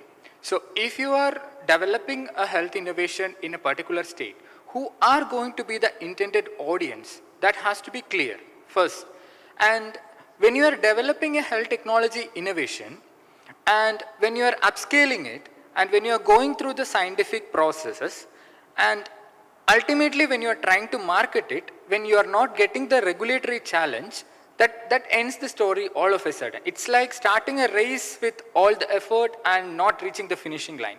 So one of the solutions which I feel is the health innovation agencies should have a tie-up or have a proper association with the regulatory agencies, which now currently works as a two different entities, and they will never talk each other, they will never see each other, and sometimes or most of the times even the regulatory agencies doesn't have a proper steps to give clearance for health technology innovations. So they might have so many technical standards developed, but which standard has to be used for this particular innovation? So that is not there. So ideally, the regulatory agencies should develop a platform or a profile or at least a program to give clearance to health technology innovations on a different phase. Rather than giving the standard product clearance, health technology innovation should be categorized separately and it should be addressed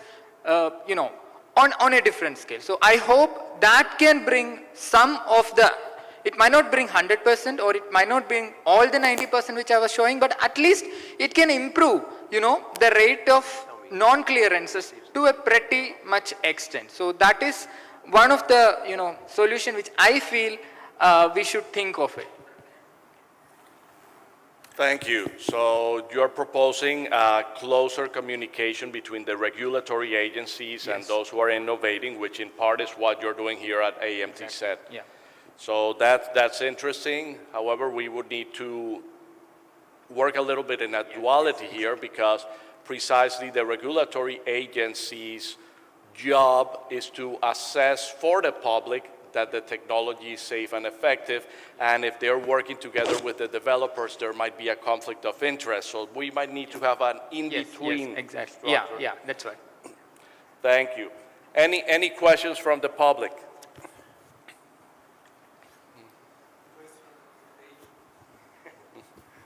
To speak to the same topic, another approach to maybe discuss is that small companies with e-health technologies may have the inventive spirit and capability, but don't understand the regulatory requirements to do an appropriate clinical trial with blinded studies, with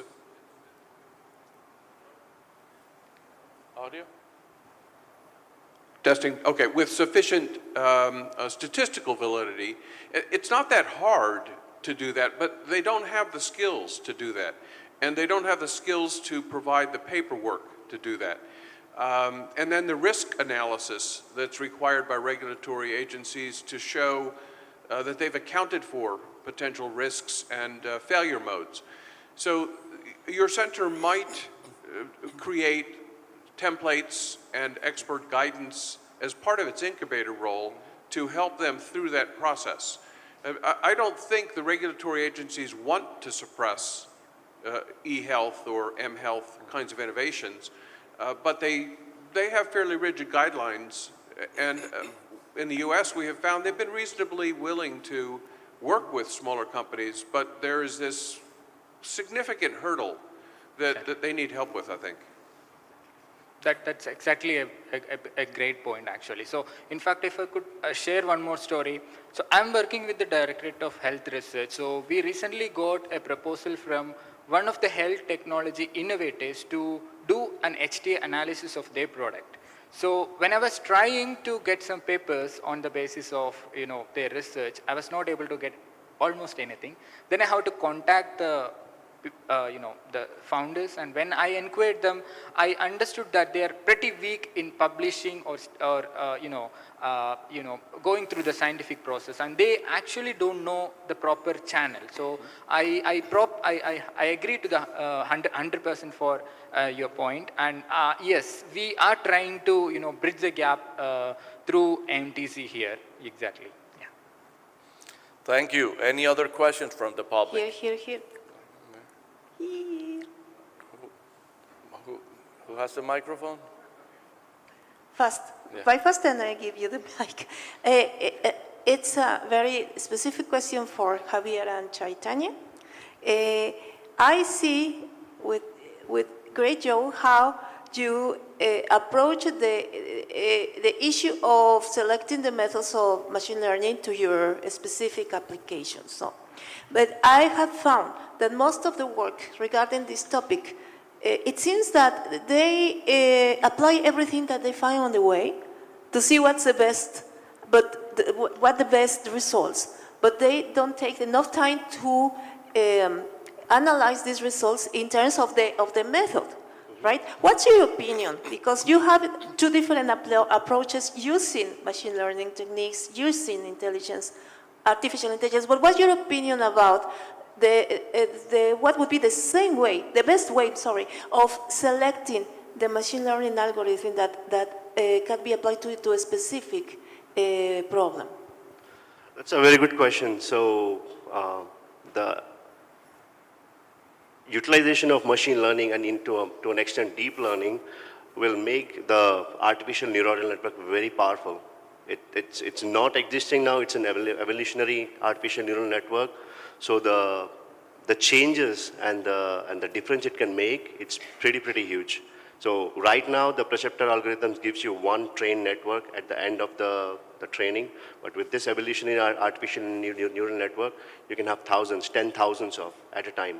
So that's the beauty of the AI combined with ML, and then even to an extent deep learning. That's what even ChatGPT is using, large data models and all.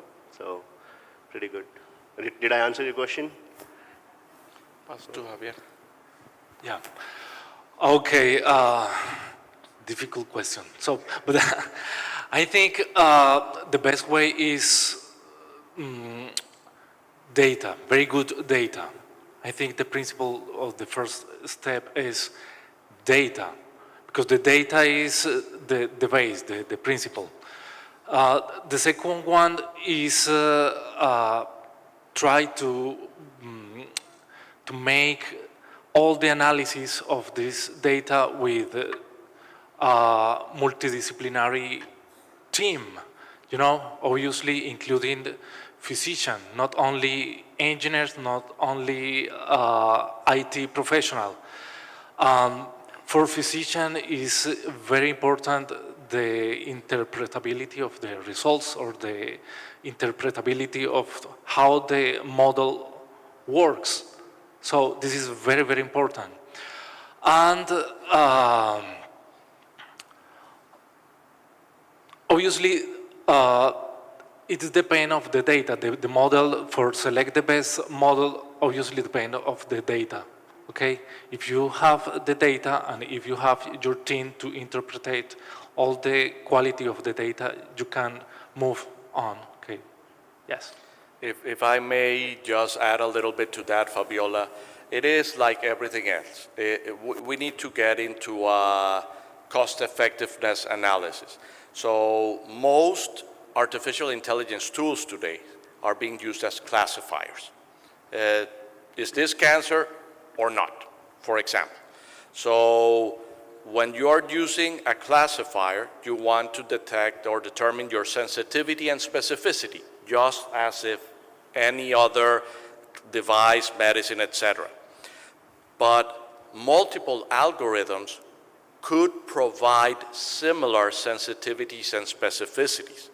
So now there's an additional question to ask, and that is, which of these algorithms is more cost effective? How do we determine cost effective? So machine time, computational power required, etc. So can this run in a wearable device, or we need to run it in a supercomputer?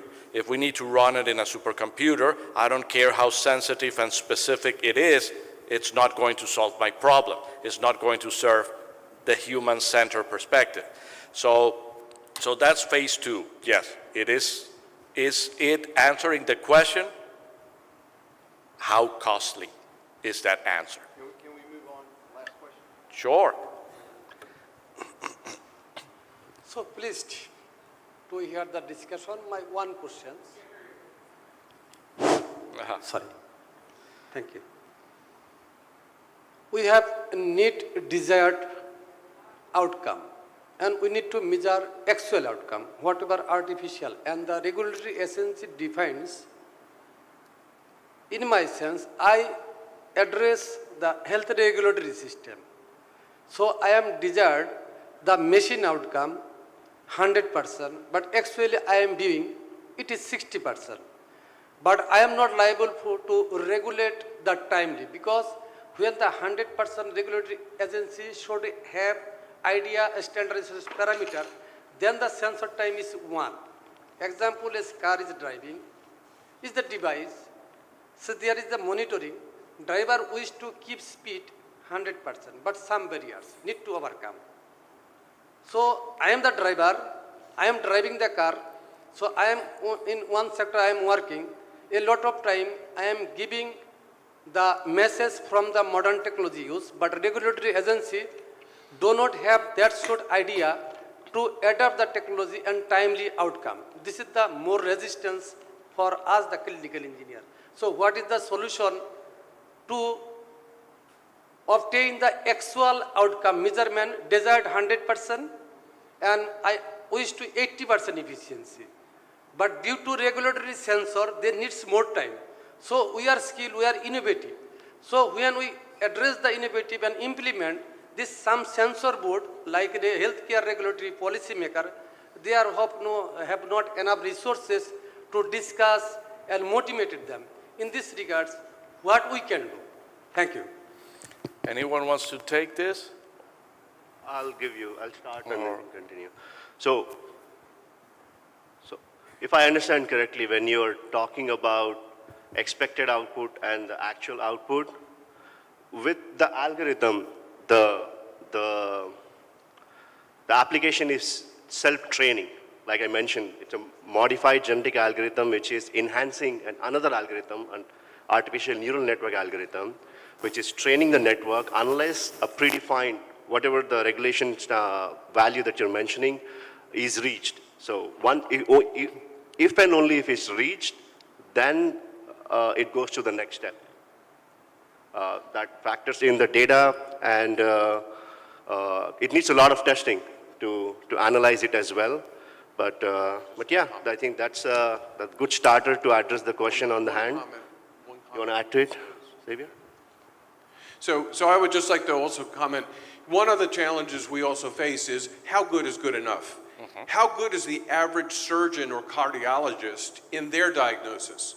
And how precise or perfect should we be requiring the devices to be and the technologies? Again, I think that might be something that the center could help in terms of innovators, helping them understand what should their goal be. Because you can overtrain systems. You can waste a lot of time working on systems that are really not improving the ultimate outcome and value to society and to medicine. Yes, just to expand on what Elliot said. When you're testing a new medicine, you're testing it against placebo, and placebo has an effect. So if placebo is 60% efficient, your medicine needs to be at least 60 or 70% to consider that it has some effect. Same thing with the device, same thing with the algorithm. Is the algorithm better than the alternative? If it's better than the alternative, then why not use it? I know we have break time here, but we have someone with knowledge to share. No, I agree with your comments that regulator and in pharmaceuticals, as you said correctly, that placebo is the effect that always happens in the clinical trial. So actually regulator works in between the public and the innovator or the researchers who is developing either a medicine or a medical device. So, and somebody, I think you were talking about, I think you were talking about that collaboration between the innovator and the regulator. In US FDA, they go from the phase 1 trial data and they look at, but they cannot suggest anything. And only thing is the innovators, somebody was telling, objecting that innovators, innovations, why not cleared on urgent basis. See, there is a biasness sometimes, and you have to come out with all risk management and risk analysis and risk predictability and risk, the gravity of the risk, all those items. And you have to be very much directive that what indication, what kind of statements to be mentioned for a particular innovations in the public health. And the lacking is that the appropriate number of the clinical trial data and appropriate protocol, those things has to be developed. So, okay, thank you. Thank you, and I do not want to keep you guys away from your coffee. So let's give a round of applause to all of our presenters. Bravo. And thank you to all.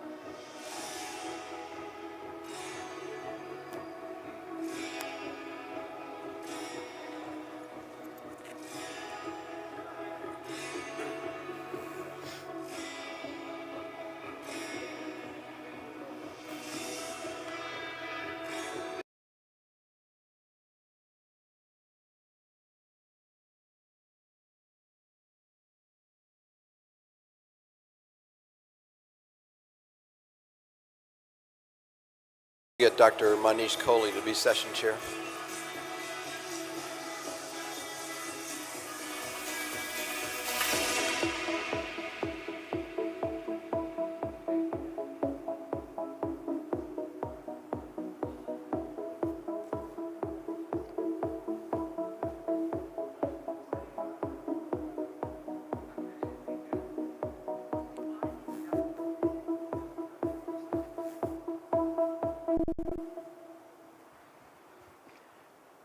Good afternoon, everyone. How is the conference going for all? Great? Wonderful.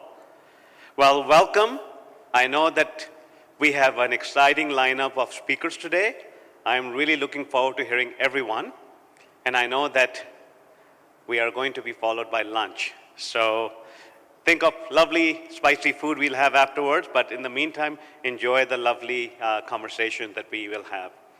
Our session is Digital Health Track 2, and we will begin by my talk on the power of digital bridges, and we will talk about some of the case studies in helping bridge health equity and bridge disparities. We have a problem in healthcare. We are spending too much money. And my click, here we go. To the tune of 10% of the global GDP, $10 trillion. And the developing countries are spending proportionately a whole lot less. And they have many, many more population and many more people to cover.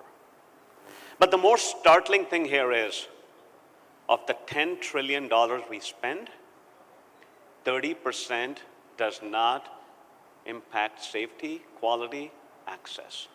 It's wasted. How many of you run a business or know of any business that would survive if there was 30% waste in it? None. And that is the opportunity that's in front of us. How do we as a community come together and leverage that 30% waste, the $3 trillion, and make quality healthcare accessible to every man, woman, child on this planet? That is what we as a community must do. Not only are we inefficient, our safety record is also not stellar. We harm a lot of people. And that has to change.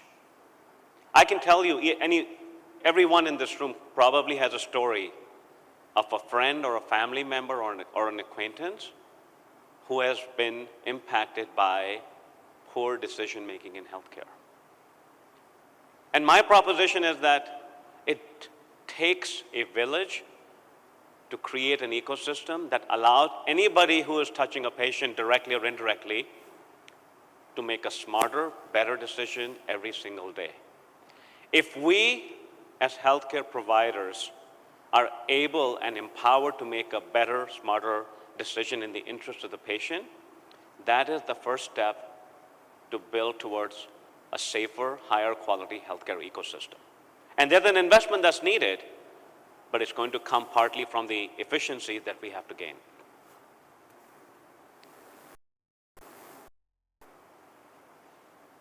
Oh, there we go. Oh yes, we also have a workforce shortage. Not only do we have an absolute shortage that we don't have enough healthcare practitioners, we also have a maldistribution challenge. And not only that, we have also created a perfect storm of creating burnout amongst healthcare professionals. Whether it's in a developed country which has a high degree of penetration of EMRs and used cartoon by a child 7 years old at the time, and there's something wrong in that picture. Yeah, you see the doctor's back is to the patient, which is not good, which is accurate. Anybody see what's wrong with the picture? Callie, not type? Yeah, good try. The doctor is smiling. The doctor never smiles because they have to interact with the computer. And that is the error in that picture. But when you look at the picture from India, there's a lot of demand. Imagine taking care of patients in that paradigm. So wherever we come from, whatever that picture might look like, there is the opportunity. We have to make the practice of medicine more joyful. And I will tell you, you talk to any doctor or nurse, they are not afraid of working hard, but they want to work smart, right? So for us to begin to think about healthcare as a team sport, where we leverage technology for better decision-making, for task shifting, and engaging a broader community of practitioners, clinical engineers, nurses, allied health professionals. You know, we are all in some ways related to patient. If somebody can do a task just as well, it needs to be delegated. Doctors and nurses love to take care of patients, and if we are optimizing the ecosystem to focus them on that, it's better for everyone. Playing everyone to the strengths is the mantra in every business and every relationship. So this is sort of the paradigm that we really have to work towards. Ultimately, we are all here to serve patients. And patient is not a third entity, it's all of us or our family members. So we have a unique privilege to actually make healthcare better for all of us. But safety, quality cannot be compromised. We need to make healthcare most cost-effective and more accessible. And we need to ensure that there's a competent, capable workforce that is available for the patients when it's needed. And I think the pandemic opened a lot of eyes. Technology has existed for a long time. But I think in the pandemic we realized that we had no choice but to change. We were reactive. But as we've emerged from the pandemic, we are seeing a lot of discussion. How do we really create models of care? Is hospital the only place to take care of patients? It's the most expensive, it's sometimes the riskiest, and it's not the cost efficient. So if we can manage care in the community and the home, that is the best for the patient. And I think the lower and middle income countries present a unique opportunity because the need is so great. If we simply work to bring them to global standards, we can transform. And we can innovate in the process because we can actually begin to look at modern tools and technologies and new ways of delivering care. And this thinking went into the genesis of the Pull Alliance for Digital Health and Equity, which I have the privilege of founding, but I have amazing partners like Tom Judd and Elia Stone and Yadin David and the rest of the CE community and many other collaborators globally who believe that universal access to quality healthcare is a right and that we can make it happen. So here's the model. Fundamentally, the challenge is digital health and healthcare is complex. When you are serving a need of a community or a country and you're resource constrained, your vision is often limited because you are busy meeting tactical needs. And even if you have the vision, you want to do things, the resources oftentimes are not available. But if we can come together as a global community and mobilize partnerships and technology and data for real-time needs and impact assessment and funding at scale, and we can begin to empower those great organizations on the front lines, and we will share some case studies, and help them achieve digital transformation to improve quality and safety and access, I think we will be writing history books. So let's begin with India. India has some of the best doctors, some of the best engineers in the world. We export that expertise globally. But there's a huge need that exists here. So during the pandemic, nothing like necessity. One of the leading insurance companies in India said as part of their CSR, they are going to make a donation to 3 primary health centers and help them make smart. With an investment, small investment of technology and salary for a primary care physician and a nurse, both of whom are in the picture, along with the patient in the gold, they created a paradigm where a patient would come in, would see a primary care physician, actually would see the nurse, have some basic point of care tests done, see the primary care physician, and if there was a need, within 3 minutes, and I timed it when I was there, they would have a specialty assisted telemedicine consultation. What was the impact of that? 20,000 patient visits in a period of 2 years, 15,000 were for primary care and 5,000 were for specialty visits. The care was coordinated and integrated. This woman you see here, she and her husband both have diabetes. They make $200 a month. Their diabetes medicines cost 10% of their monthly salary. That's just diabetes. Before the pandemic, they would go to a health center, they would stand in a line for, an hour, see a physician for 30 seconds, a minute, and be given a referral. And they would never follow up with a specialist because couldn't take time off, too far, too expensive, the same challenges everywhere. And here the woman comes in, she's seen, she has the advice, she sees the specialist, she walks out with a bag of medicines. So there was pharma partnership as well. And what was the impact of that? There were 500 known hypertensives, but there were 2,500 patients who did not know they had hypertension. They were treated and controlled. Imagine the public health impact of that. And this is low-cost intervention. Same thing with diabetes. There were nearly 250 diabetics who didn't know they had diabetes. And those who had diabetes, they were also given the medicine and they were controlled. And this is simple. This is low-cost intervention that can actually be scaled. And this is exactly what they ask from India is. We have 5,000 clinics like these we could support. Can the global community come together and help us with digital transformation? And this is exciting where you have local leadership, and I had a lovely conversation with a couple of pioneers and leaders from India who are passionate about this kind of change. And this is what this community represents. We want to galvanize a movement. This is not a project, this is a movement. And we are all a part of that. Colombia, we work with the Colombian Civil Air Patrol. They've been around for about 60 years, and they have won numerous awards. They fly into remote parts of Colombia and provide medical services. They call them brigades. Over the last decade, they have done fantastic work, mobilizing medical professionals, supplies, and equipment to the tune of 2 tons for each brigade.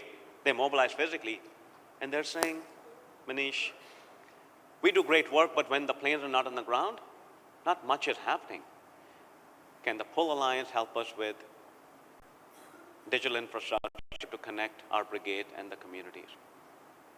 So if we can put together technology infrastructure, clinical programs, and workforce, we can actually scale the work of the Civil Air Patrol.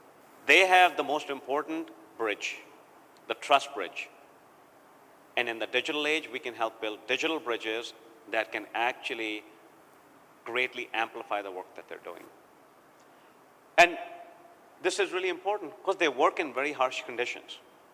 And even communities where there is drug trade and drug lords, they are unharmed because they see them as messengers of health and hope.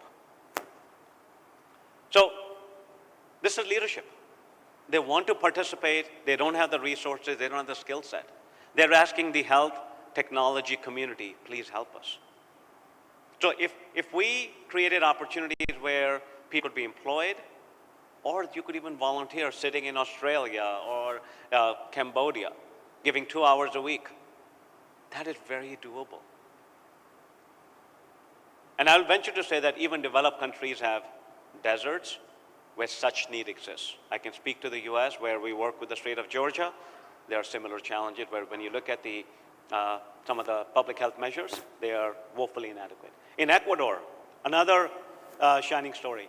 We have a hospital at the edges of the Amazon rainforest that serves 150 indigenous villages. Excuse me. They realize that there are challenges to delivering care. And there's nothing like tapping into the community health workers and train them.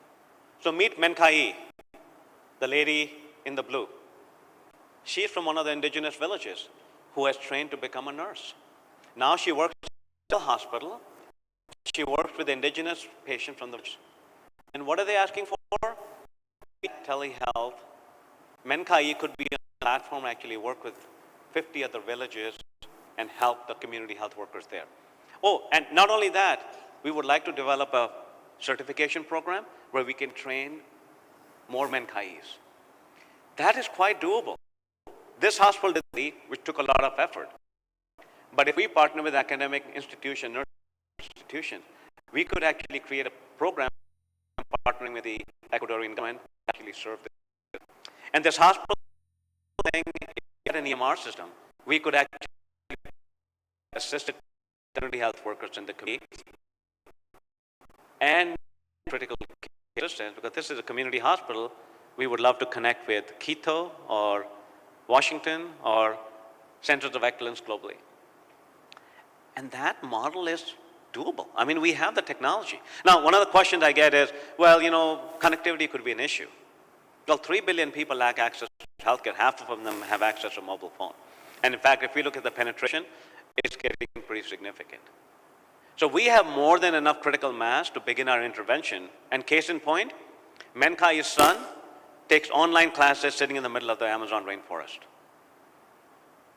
So I think this new world with awareness post-pandemic and technology, opens up a world of possibility that allow us to innovate in ways which were never done before. And yes, you know, when most people think about digital transformation, it's often about an app or digital front door or robotics. Those are sexy things and they are needed. But you know what, to make these resilient, we really need to bring our community together to build infrastructure. Thinking about things like cybersecurity and health information exchange, because what we don't want, which one of our partners did in the past, have them buy a slick technology only to find out 3 months later or a year later that it doesn't work. And that's sunk cost, and not just cost, opportunity cost. So if we can help these organizations de-risk, participate in the innovation economy, they are perfectly capable and they have demonstrated success that they can make this world a better place. And we can be partners to them. So the Pull Alliance stands to serve those who are serving others, and I invite each one of you to join us in this mission. And with that, I'd like to thank you.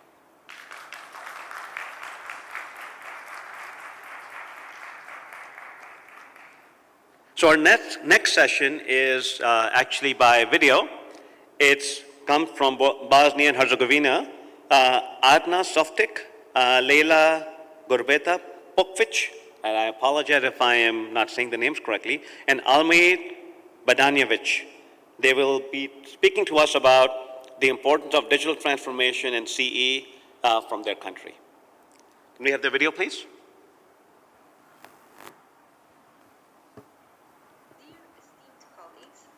All participants at the 5th International Clinical Engineering and Health Technology Management Congress, I am really honored to be here today with you. Although I am unable to be there in person, I really appreciate the opportunity to share my findings with you through this recorded presentation. My name is Adna Softic, and I work as Expert Associate at the Verlab Research Institute for Biomedical Engineering, Medical Devices, and Artificial Intelligence in Sarajevo in Bosnia and Herzegovina. Today, I am going to present you our case study, The Importance of Digital Transformation in Clinical Engineering. The team that I've been working with are my mentors, Professor Dr. Leila Gurbeta Pokvic and Professor Dr. Almir Badnjevic. The importance of digital transformation in clinical engineering has become increasingly evident in recent years. Strategic directions towards digital transformation in clinical engineering align with the objectives of UN Sustainable Development Goal 3, which calls for accessible, affordable, and quality healthcare services. Digital transformation in clinical engineering refers to the integration of technology-driven solutions into the management and maintenance of medical devices. This involves leveraging digital tools such as electronic health records, telemedicine, health information exchange, and the integration of medical devices with data analytics platforms. By embracing digital transformation, clinical engineering can enhance healthcare delivery, optimize patient outcomes, and improve the overall efficiency of medical systems.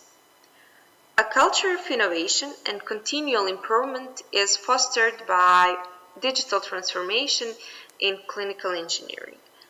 Emerging technologies like machine learning and artificial intelligence can be used to analyze data from medical devices to find patterns, improve performance, and enable preventive maintenance.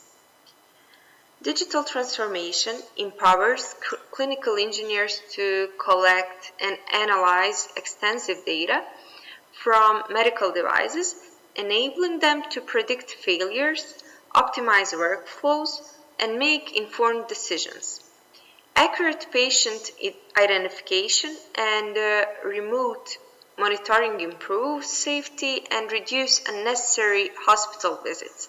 However, the Integration of AI-based maintenance of medical devices through digital transformation in clinical engineering has the potential to revolutionize healthcare delivery, improve patient outcomes, and create a more efficient and accessible healthcare system.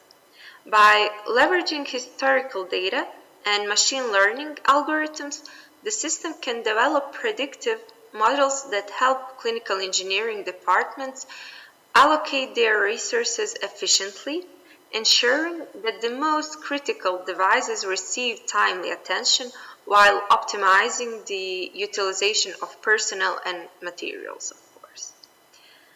The successful implementation of digital transformation in clinical engineering in Bosnia and Herzegovina requires a collaborative effort among various stakeholders, including healthcare providers, clinical engineers, technology vendors, and policymakers. Bosnia and Herzegovina has taken steps to support digital transformation in clinical engineering through the establishment of Digital Innovation Hub named ICEHTMC. ICEHTMC is the hub that has a vision to support the digital transformation of healthcare and clinical engineering in Bosnia and Herzegovina. In line with the United Nations Agenda for Sustainable Development, which emphasizes the potential of technology to accelerate progress, bridge economic and social divides, and build knowledge societies where everyone can enjoy high-quality public services, ICEHTMC Hub's vision is to support a digital transformation of healthcare and clinical engineering in Bosnia, leading to a system that provides medical services in a way that is safe, transparent, and efficient. ICEHTMC plays a vital role in promoting digital transformation in clinical engineering by providing a supportive ecosystem for the adoption of digital technologies and fostering partnerships among stakeholders. Final users that will benefit from all of those actions are healthcare workers, policymakers, and of course the most important, patients. In conclusion, or to say that results of this case study said that digital transformation in clinical engineering, particularly with a focus on AI-based maintenance of medical devices, holds significant importance for improving healthcare services. Collaboration among stakeholders is crucial for successful implementations, and initiatives like ICEHTMC Hub here in Bosnia is really important in supporting digital transformation by fostering partnerships and providing a supportive ecosystem. Embracing digital transformation in clinical engineering is crucial for advancing healthcare towards safer, more efficient, and patient-centric care. If you have any question, feel free to contact me. Here you can see my email address, adna@verlabinstitute.com. And thank you for your attention. It was really a pleasure to be here.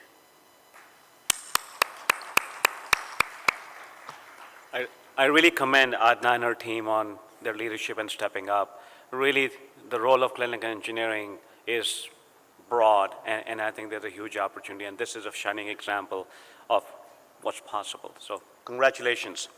Our next speaker could not be here, and unfortunately we do not have a recording, we will have a PDF available after the conference. We're going to skip over and invite our speaker from Mauritius. Radhakrishna Supani is going to speak to us about the pathomorphology of an arthritic hip joint with femoacetabular impingement, bone-to-bone contact predictive analysis using a numerical method. He's getting into hardcore digital health. So, Radhakrishna, welcome. Thank you. You want to be in the podium or you want to be? Previous. Okay. Yes, right.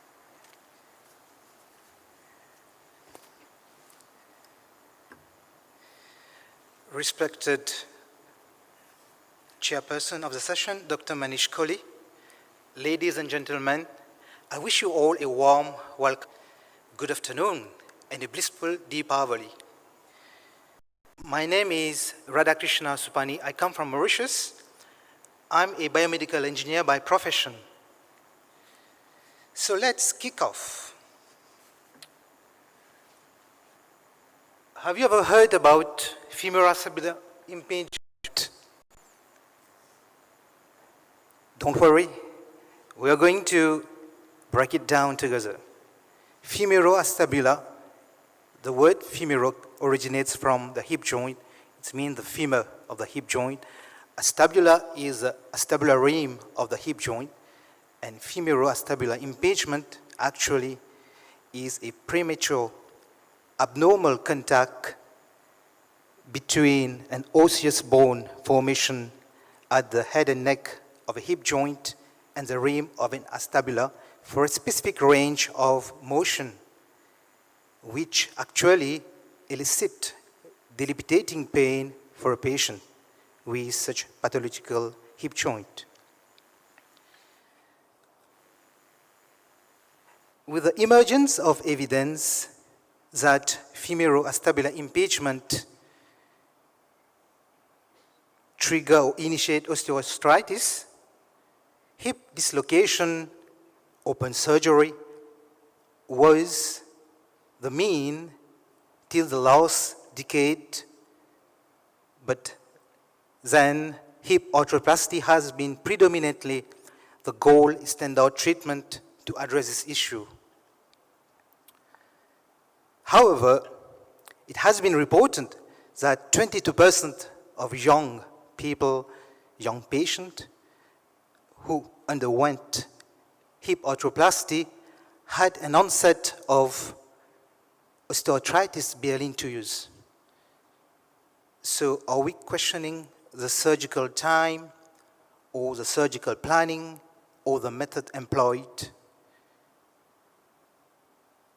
Let's stop and give it a thought. Is there a novel method that could potentially enable orthopedic surgeons to properly and safely qualify a candidate for surgery? Next slide, please.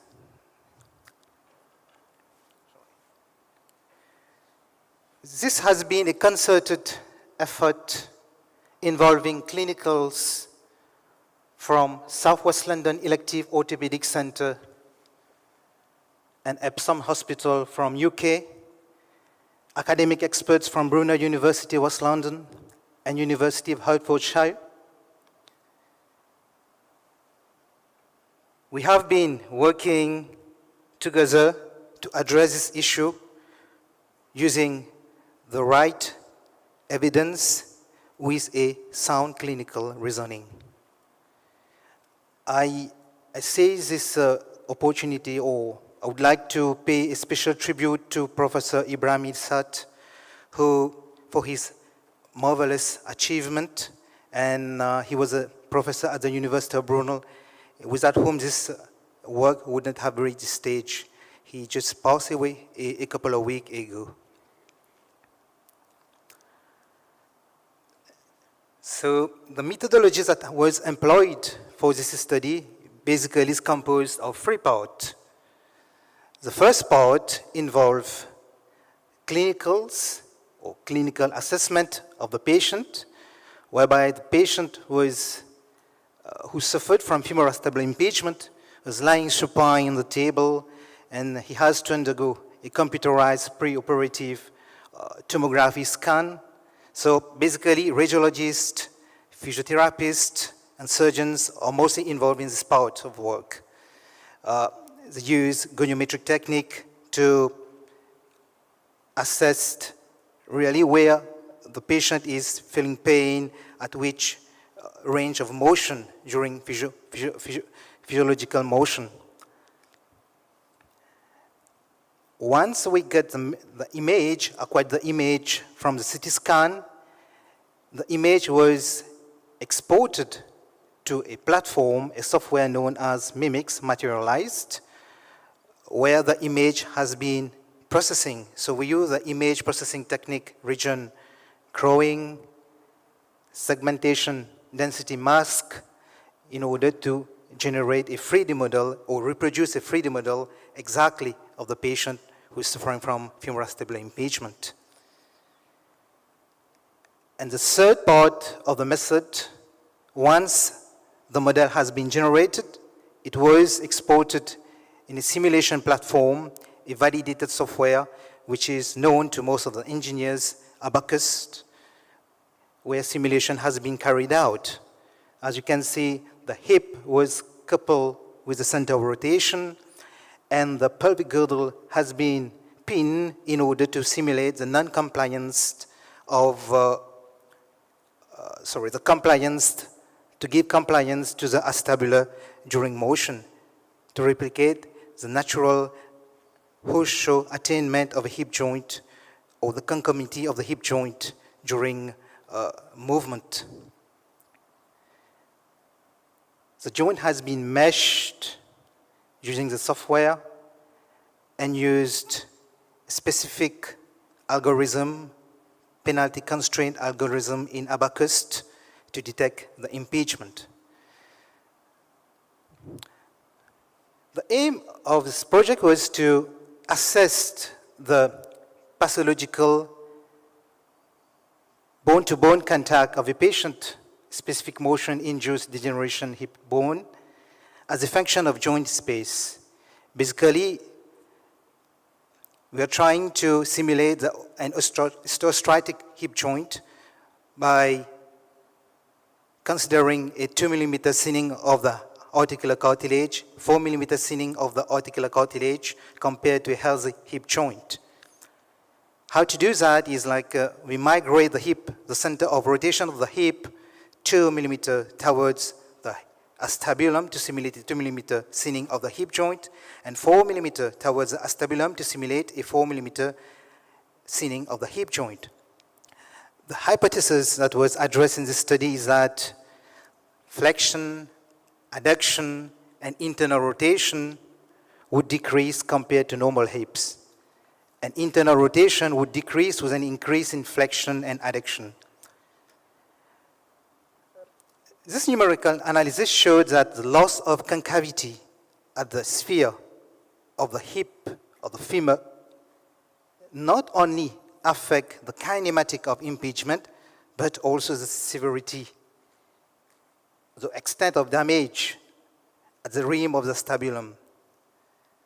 And this may safely prove or enable surgeons to have a patient-specific surgical planning while optimizing the osteotomy procedures for CAM-type FAI femoral head. I'll just show you a simulation of how it works. In Abacus, we have to define the physiological range of motion in one step. We have translation, which is basically involved with moving the center of rotation towards the acetabular rim, and we have rotational motion of the hip in the X, Y, and Z direction. As you can see, the hip is moving, is flexing, adducting, and doing an internal rotation at the same time.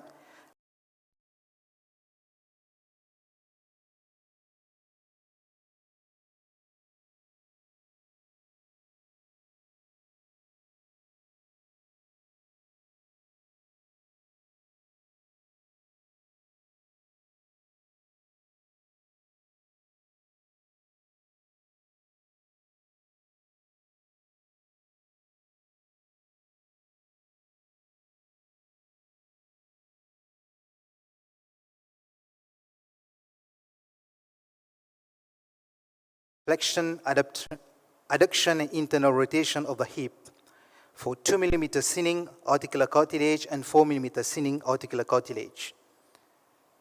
As you can see, there is a drastic decrease in the kinematics when the joint has been seen. We have used a clock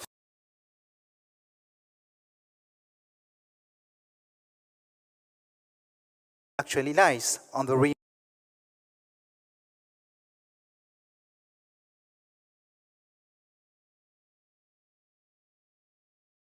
point. The impingement occurs nearly at 10 o'clock, and for the 2 millimeter thinning and 4 millimeter thinning, the impingement occurred between 10 and 11 o'clock.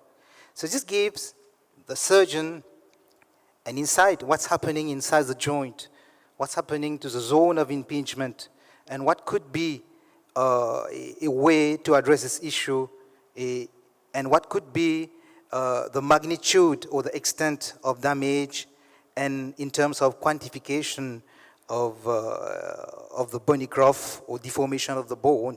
Yeah. So the bar chart depicts how the kinematics decreased with thinning of the articular cartilage.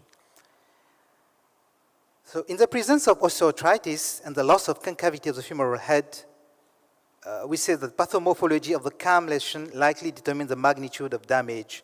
As you can see, we can get the magnitude of the damage in terms of the contact surface area, and how we can also calculate the von Mises stresses, and also calculate the structural integrity of the bone when there is abnormal collision. One of those tests that normally used in clinical practice is the IR90 provocation test. Normally, the patient try to flex the thigh 90 degrees and do an internal rotation. But for this patient, we have to go till above 90 degrees with an internal rotation in order to really have an impingement. And we can, let's say, describe this type of patient a mild deformity. It's not like a severe deformity. And with thinning of the articular cartilage from 0 millimeter to 2 millimeter, 4 millimeter, the joint become more and more hypermobile. So what could be the takeaway message from this study? It's about, we're talking about surgical planning, the time for surgery, and also how to qualify a candidate for surgery. I kindly thank you all for your kind attention.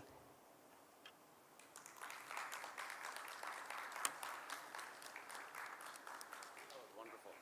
Thank you. Congratulations. Yeah, thank you very much. Have a seat here. Sure. And then we will take your name. Thank you, Radha Krishna, for this amazing work and for the presentation. Our next speaker comes from Australia.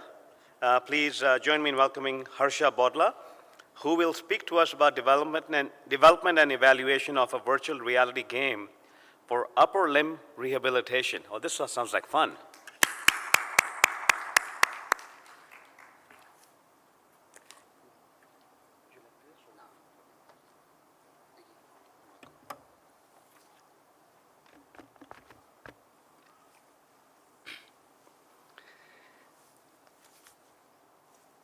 Imagine a world where the power of virtual reality isn't just about escaping to distant lands or battling mythical creatures, but about rebuilding lives one precise movement at a time.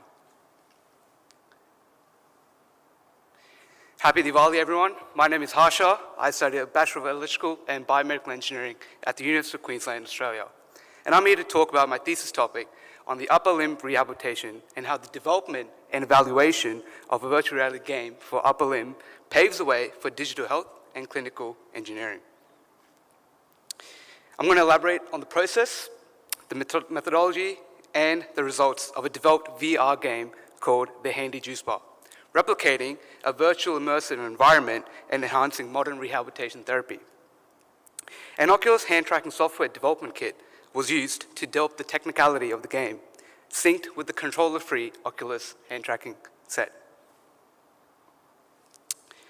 VRR is a form of rehabilitation that can increase motivation for patients to engage in and effectively supplement traditional rehabilitation therapy. But we must ask ourselves, what are the current problems that people with upper limb dysfunctionalities face? One, Around 49 million stroke survivors worldwide are diagnosed with motor impairment affecting their upper limb. 2, 60% of people go through traditional rehabilitation in Australia for affected motor impairment in the upper limb. And 3, there is a 30% increase in the next 5 years for stroke-related events in the EU. Furthermore, looking at the current challenges and limitations of the traditional rehabilitation therapy, it is seen that with repetitive movements and training, traditional rehabilitation fails to effectively improve the upper limb for individuals who have suffered from upper limb dysfunctionality. Tedious exercises that result in slow progress and improvement while being seated to lead to patients failing to complete their treatments due to the loss of improvement and also loss of motivation in performing these exercises. Comparing to conventional rehabilitation, one of the VRR advantages includes functional tasks at a larger dose through simulated practice. The future of VRR bypasses controller-based sensory systems, which prove to show great results for patients undergoing upper limb rehabilitation. The conventional approach to rehab the upper limb encourages the brain to change and regrow neural networks with repetitive strength, muscling, known as neuroplasticity. Although this may lead to some minor improvement in the initial stages, the long-term effects are not considered to be an essential outcome. Allow me to acquaint you with a few authentic narratives. In one case study, a youthful athlete sustained an arm injury during a high-intensive rugby match. Leveraging the power of virtual reality gaming, he not only expedited his recovery process swiftly, but he returned to his sporting endeavors through a simulated virtual rugby match so that he implements actual mechanisms of the game. In another compelling account, an elderly individual struggled to complete daily tasks with the aftermath of an upper limb stroke. Again, leveraging the simulated environment in VRR, she was able to reenact her day-to-day tasks one step at a time. By allowing themselves to be in a simulated environment that has targeted therapy, each individual's recovery process was much shorter and efficient. These individuals not only rekindled their strength, but also reclaimed their autonomy and independence. Now coming to my thesis topic. The purpose of my thesis paper was to investigate and document the development and evaluation of a VRR game for the upper limb, measured by patient satisfaction in a hospital environment. Now, since that's a lot of variables, I'll break it down for you. Basically, one is to develop the VRR's game's functionality and improve the framework for upper limb rehabilitation that uses Oculus hand tracking software kit. And 2, evaluate the game's functionality and effectiveness on patient engagement and satisfaction. And eventually improve functional rehabilitation tasks in the upper limb region through developing a VRR game. Further sub-goals include designing and implementing visual audio interactions for hand-grabbing techniques, which I shall explain soon. I broke our process into 3 stages to achieve this. The first stage, which is the development stage. The VRR game was developed through a combination of game designs and development techniques. The game was designed to be accessible and engaging for patients with various physical and cognitive disabilities, while also providing a fun and challenging experience for users.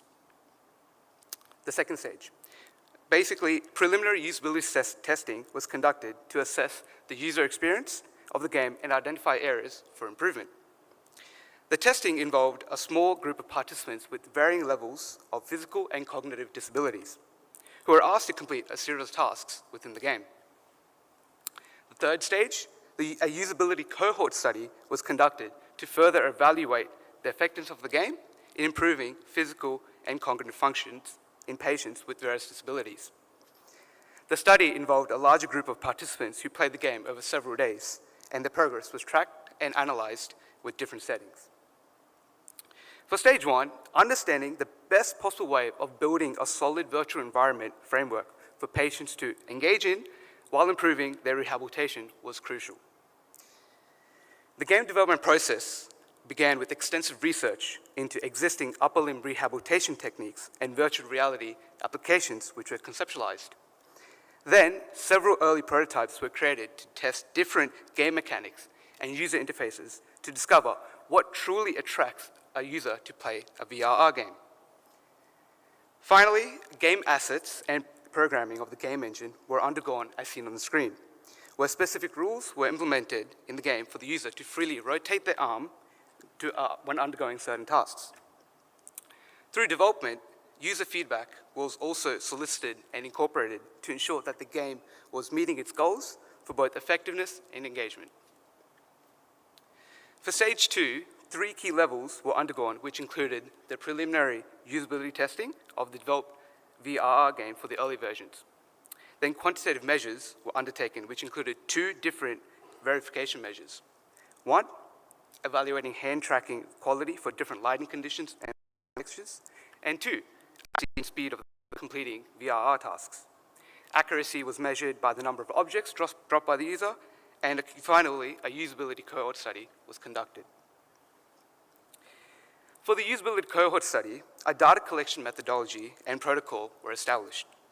Finally, assessments of the game were recorded through specific game metrics and observations, followed by qualitative data collection, which included a questionnaire that assessed if the patient found value in playing the game.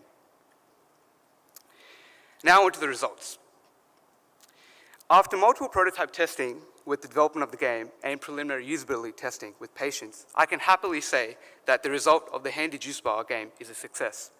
Having 15 stages and levels in the VR game, patients with upper limb impairment experienced targeted therapy through various functionalities in a juice bar setting, such as sorting out fruits, cutting carrots with a knife, and also picking out blueberries, really minuscule objects with their fingertips.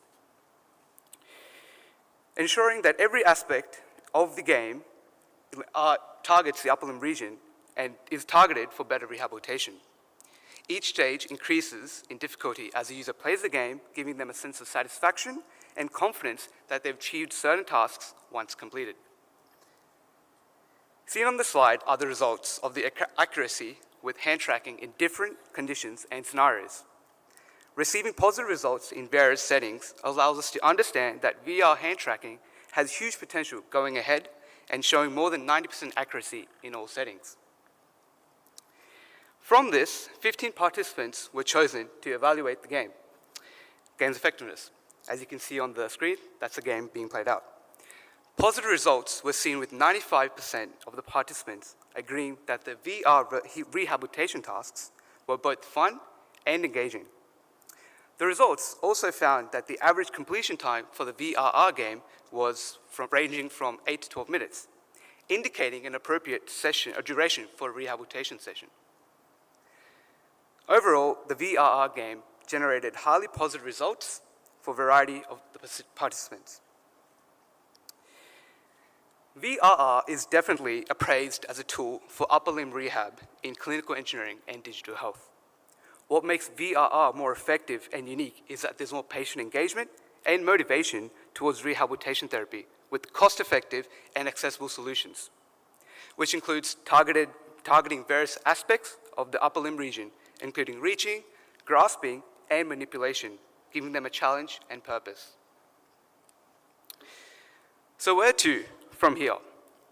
Future directions could include expanding the game content to target other patient populations and body parts, such as lower limb rehab or traumatic brain injury, while also incorporating biofeedback into the game so that real-time data is provided to the user and to the clinician when undergoing personalized rehabilitation.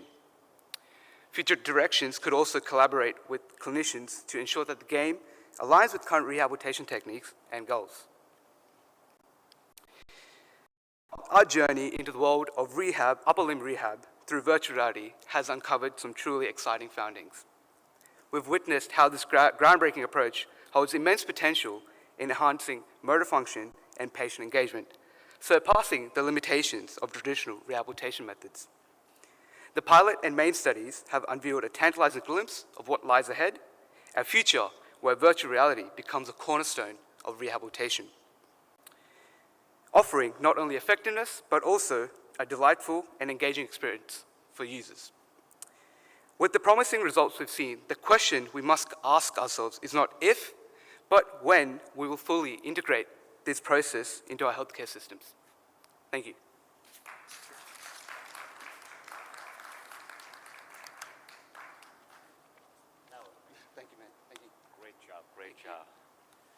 Wow, I am super excited. I feel like a little kid in the candy store that all these possibilities are coming to life. And what makes me super overjoyed to see CEs leading these kinds of innovation and how promising technologies are making an impact in patients' lives. I have to tell you a story. We are doing good on time, so I'll take a digression. So we work as part of the Pull Alliance with a lot of innovators.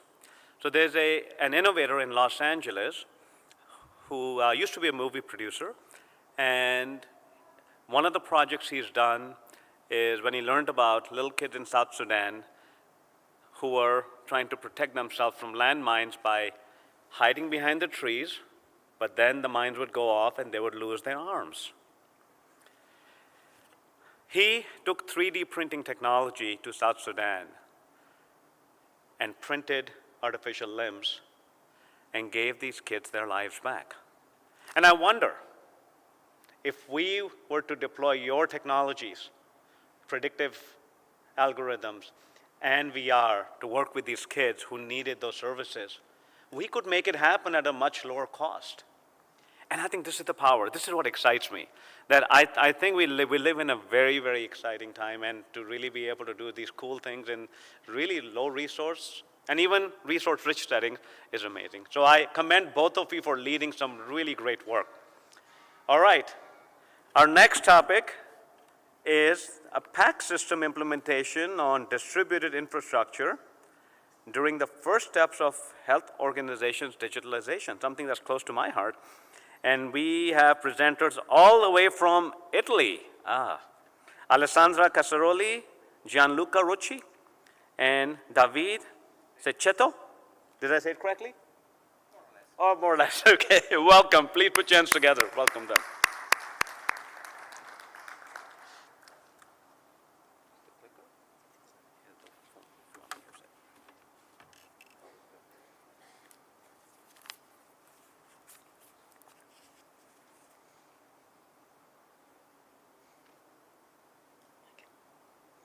Well, good morning to everybody.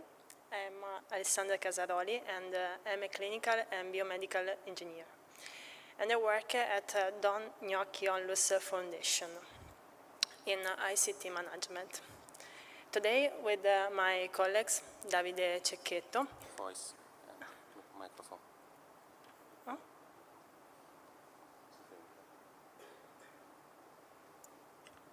Brava.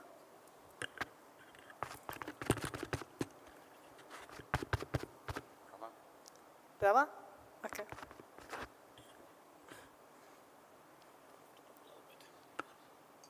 Okay, thank you. Well, good morning to everybody. I'm Alessandra Casaroli. I'm a clinical and biomedical engineer, and I work at Don Gnocchi Onlus Foundation in ICT management. Today, with my colleagues, Davide Cecchetto, an engineer expert in software integration, will tell you about the project that discuss the implementation of a PACS system on a distributed infrastructure inside our organization, which has been happening during this period. The main objective is to make radiological application homogeneous inside the FDJ Center. FDJ is an acronym of Don Gnocchi Onlus Foundation. In this way, it will be possible to promote two important aspects. The first is the cross-reporting between different centers and immediate comparison between clinicians and radiological. The second is the possibility of great governance of application and data by technical area.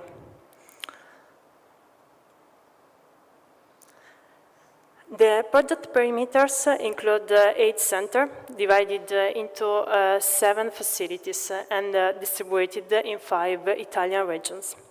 In addition to a clinical activity, there is an important research center named CADITER, where advanced MRI sequences and processing method for diagnostic purposes and for monitoring the physical and cognitive rehabilitation are developed.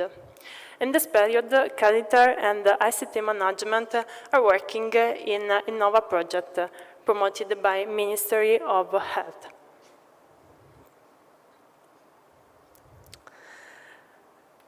Inside the project team, there was a strong collaboration between the different professional figures.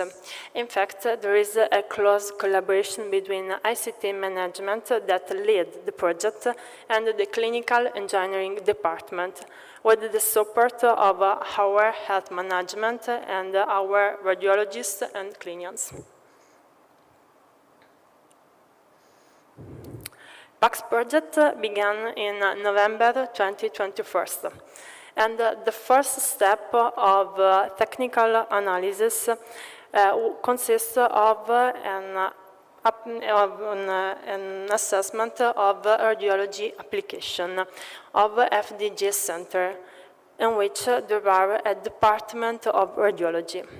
The result of this analysis provides the following information. There are 2 health information systems, HIS, 5 different picture archive and communication system, PACS, and there is 1 radiology information system, RIS.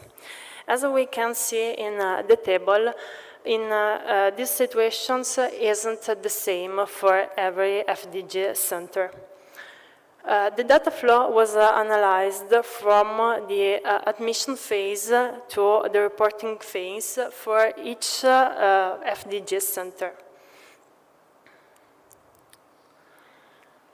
The second step of a technical analysis is a medical device assessment in close collaboration with our Department of Clinical Engineering and the Center Productivity.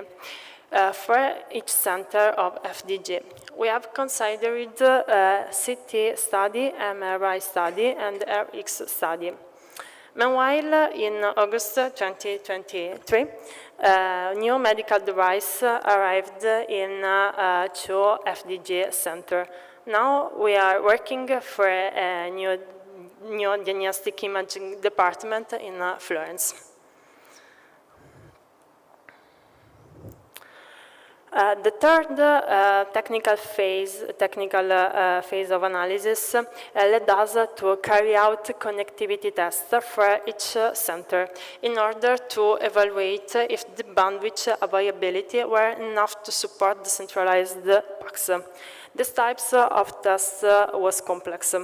At the first phase, we create a dataset that have the same size of a different radiological study, from RX study to MRI study, including MRI studying using research that are more complex than MRI study using in clinicians. So we transfer this dataset from every FDG center to our different start points. And then we analyze the latency, the upload and download time for every single dataset. We have also analyzed the incoming and outgoing traffic on the network for each FDG center and for our 2 start points in order to understand how the network was used during the day. Then we made another kind of test in which we transfer the dataset from our FDG center, including our 2 start points, to our cloud. And we measured the same parameters. With this result, we have decided to perform a connectivity upgrade that we start to implement in 2022.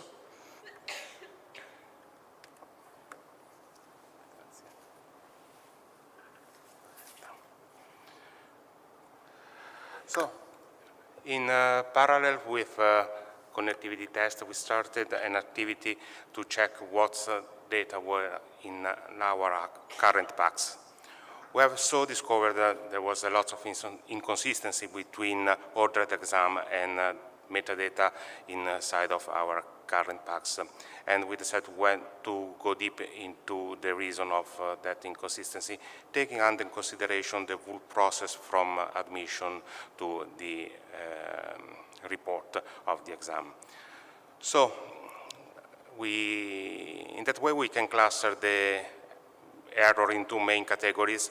One related to human errors, especially due to change of exam directly on the diagnostic without the admission communication, and one related to lack of integration between systems that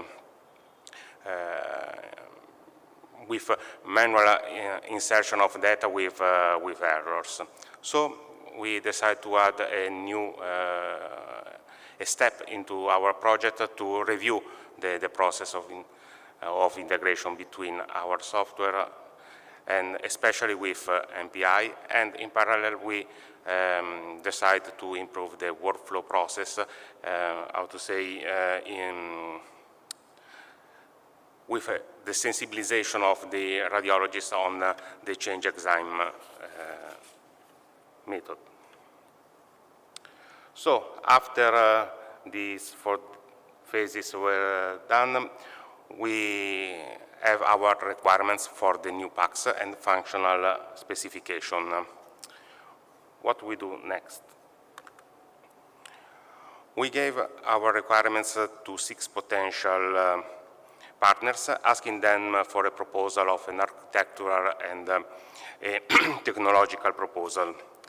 After receiving the reply, we have performed a first screening, and that result in just 3 candidates.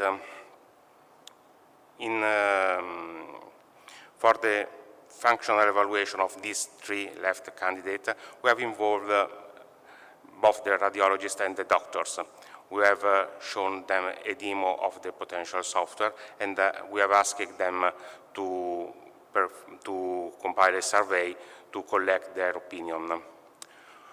With the economical information, that money, and with the opinion of the doctor, we have decided what will be our solution. So we landed in a cloud PACS solution that, together with our infrastructure, can guarantee us high availability and business continuity.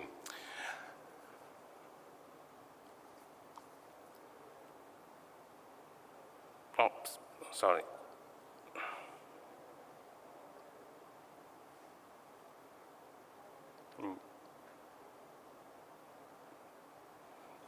Sorry,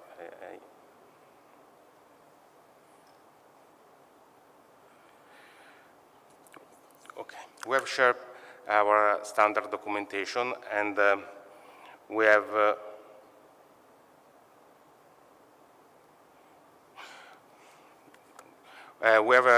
to improve efficiency in the structural efficiency. We have decided to introduce some cache in the local structure, by which we can align the cloud packs in the period of time where there is a low activity, and at the same time we can retrieve studies from the cloud, allowing so the cross-reference reporting.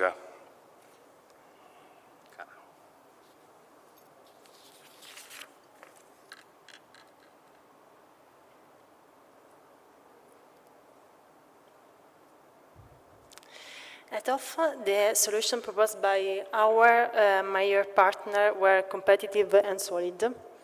This is the actual situation. And I thought some of them are our current partner in other areas like medical device. We decided to entrust the project to another partner, Philips. This is the now solution of PACS system in FDG.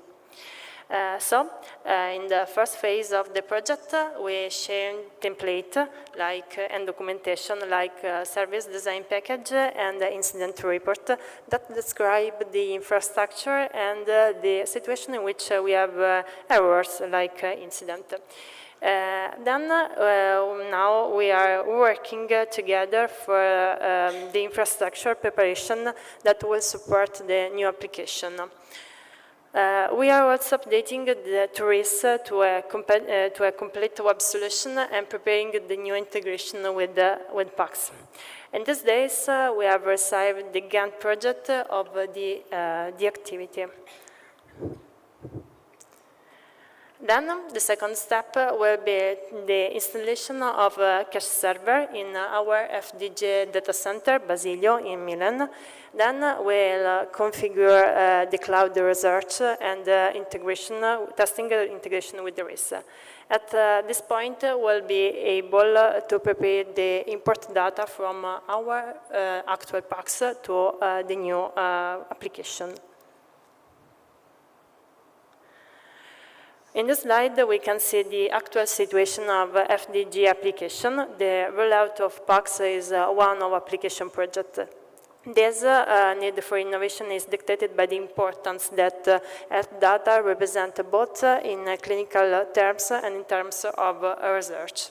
Correct data governance allows for an improvement in the quality of work in both the clinical and technical areas. So we can say that the result of our project correspond to the main objective of the project. Thank you.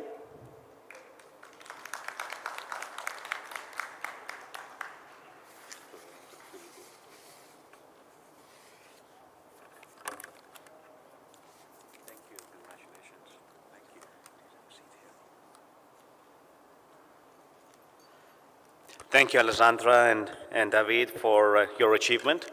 Again, I'm super excited to see the CEs are taking charge in areas beyond their traditional domains, and this is really the right direction. We have two more presentations, and they will be recorded. So think of your questions, because we will have time for a few Q&As at the end of that. Can we please have the next presentation?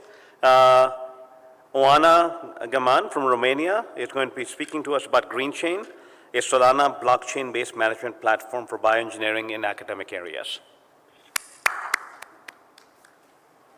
Okay.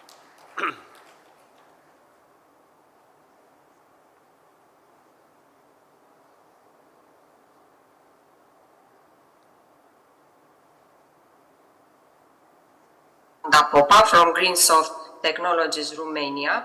We will share you in 4 or 5 minutes something about our results in using Solana blockchain-based management platform for bioengineering academic area.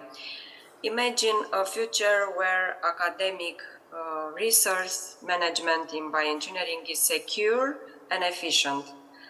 Managing academic resources efficiently, secure, and transparently has always been a challenge. With the advent of blockchain technology, we have a solution now. Our primary objective is to introduce a solution for academic research management, bringing the power of Solana blockchain technology. The need for such a solution is evident as academics struggles with data security, research allocation, maintaining trust among stakeholders, for example, students.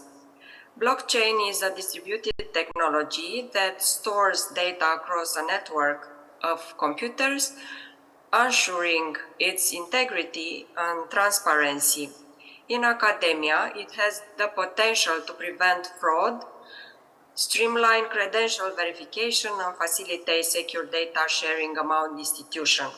Solana is our chosen blockchain platform, known for its exceptional scalability and cost effectiveness. It is an ideal fit for academic research management, low transaction costs, and rapid confirmation times. The Solana-based platform offers a comprehensive solution for bioengineering academia. It securely stores academic records, research data, and manages resource allocation. User-friendly features, advanced reporting tools, and seamless integration capabilities make it a valuable asset to academic institutions. Using Solana blockchain, our platform ensures transparency and scalability, as I mentioned before. Data security and integrity are enhanced, while academic processes are streamlined, reducing the risk of error. You can see the general stages in the development process of Green Chain and the major stages in the testing process. For example, we have the planning stage, the design stage, implementation, and stabilization at the end of the product for validate the green soft solution, the Green Chain solution. While implementing blockchain technology, we acknowledge challenges such as user adaptation and data migration. To address these challenges, we provide comprehensive training and phased data migration strategies. Our future proposal, our future prospects, the application of our platform extended beyond bioengineering field. It has the potential to revolutionize research management in various academic fields. We're committed to ongoing research and development, and we welcome contributions with other academic institutions to further enhance and refine our Green Chain platform. In conclusion, our Solana blockchain management platform has the potential to bring efficiency, transparency, and security to academic research management. I'd like to express my gratitude to all of you for your time and attention today. Additionally, I extend my thanks to organizers and our collaborators. And if you have some questions, should you have any further inquiries or wish to explore potential collaborations, please feel free to reach out to me at my email address. Thank you so much. Thank you, Anna. Our next speaker is from Greece.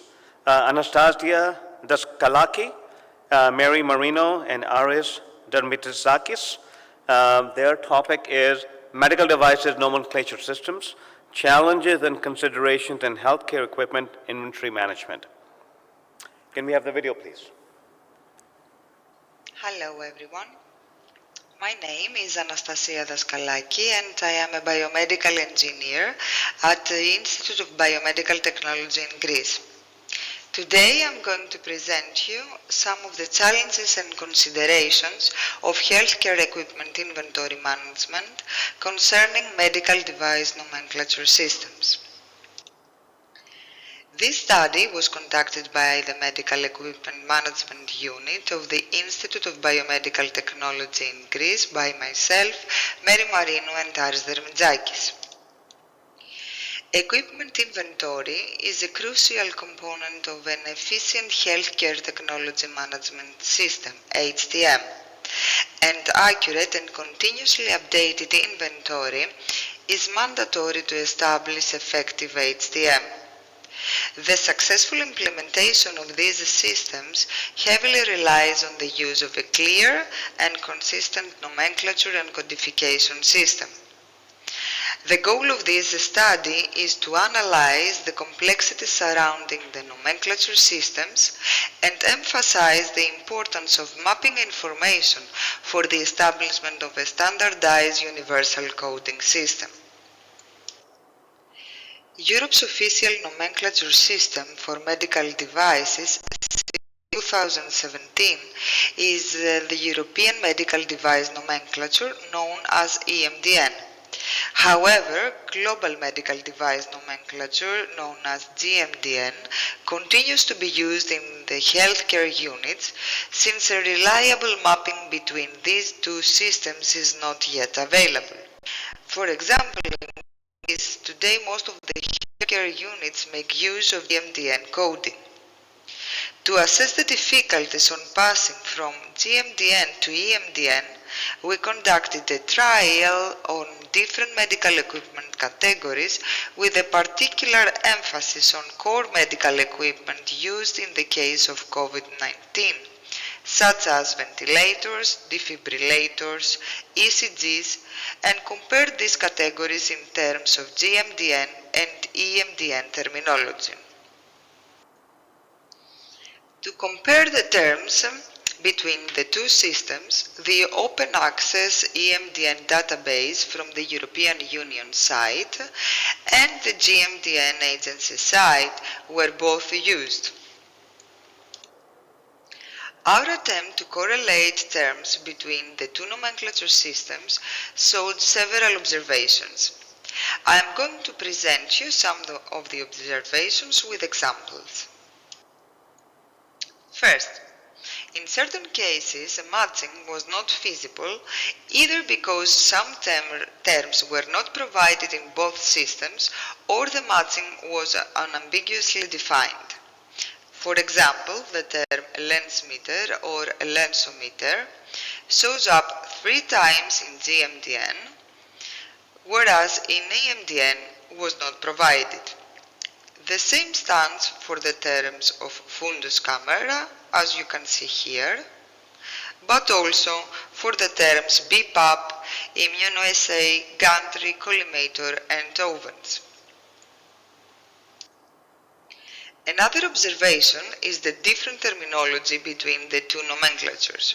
For example, the term suction pump in GMDN is mentioned as aspirator in the EMDN. Also, the term keratometer in GMDN is mentioned as ophthalmometer in EMDN. But also, common words like devices and systems seems to be replaced in EMDN by the word instruments. Another difficulty was the different grouping features. For example, in GMDN, defibrillators categorized into public, professional, rechargeable or non-rechargeable, automated or semi-automated, manual, wearable, and implantable. Whereas in the EMDN, into automatic or semi-automatic, manual, and implantable. Electrocardiographs are grouped into home use, multi-channel and single-channel in GMDN, whereas in EMDN into general purpose and advanced diagnosis. Another example are the computed tomography systems that in GMDN are categorized into cone beam, head or neck, mammographic, full body, and limited view field. But in the EMDN are categorized, as you can see here, according to the scanning layers. Another interesting result was that most of the medical equipment we examined falls within the EMDN Z category, named medical equipment and the related accessories and materials, or the W category, in vitro diagnostic medical devices. The above mentioned categories consist of 1,867 bottom level terms out of the 33,054 that exist in total, resulting in only 5.65%. Another difficulty in our attempt to correlate terms between the two nomenclatures was the lack of EMDN's detailed description. In some cases, it was not easy to understand the meaning of a term without a definition. A good example is the advanced diagnosis electrocardiograph, which is not easy to understand what it means.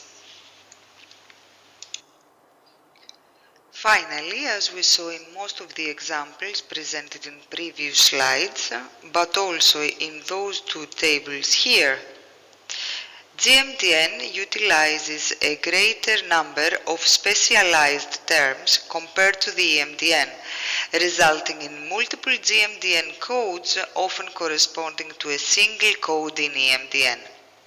For example, there is only one code for infusion pumps in EMDN, as we can see here, that corresponds to 5 different codes in GMDN: battery, the line-powered, the mechanical reusable one, the single-use one, and finally the general purpose.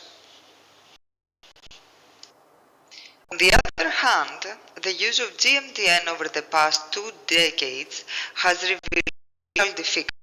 Some of those are: access to GMDN is not freely available to all stakeholders. Non-paying users are only able to search and access individual codes on the GMDN agency website.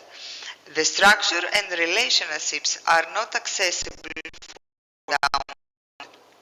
Often updates occur without a determined schedule or notice, briefing on the changes accompanying these updates. As a result, HTM systems that make use of GMDN often need nomenclature oversight to stay up to date. For our HTM system called Web Praxis, these supervision checks take place every 3 months for the system to be updated. Concluding, the use of GMDN in an HTM system revealed the need of free-of-charge nomenclature system fully accessible for all the users. Moreover, this work underscored the complexity associated with the transitions from GMDN to EMDN, highlighting the necessity of mapping efforts that WHO has been engaged to provide towards a universal coding system. If you have any questions or remarks, don't hesitate to contact me through this email. Thank you. Hello everyone. My name. Thank you, Anastasia. And now we will move to the Q&A session, and we have about 30 minutes. So if so we will have somebody passing a mic out. So do we have a question?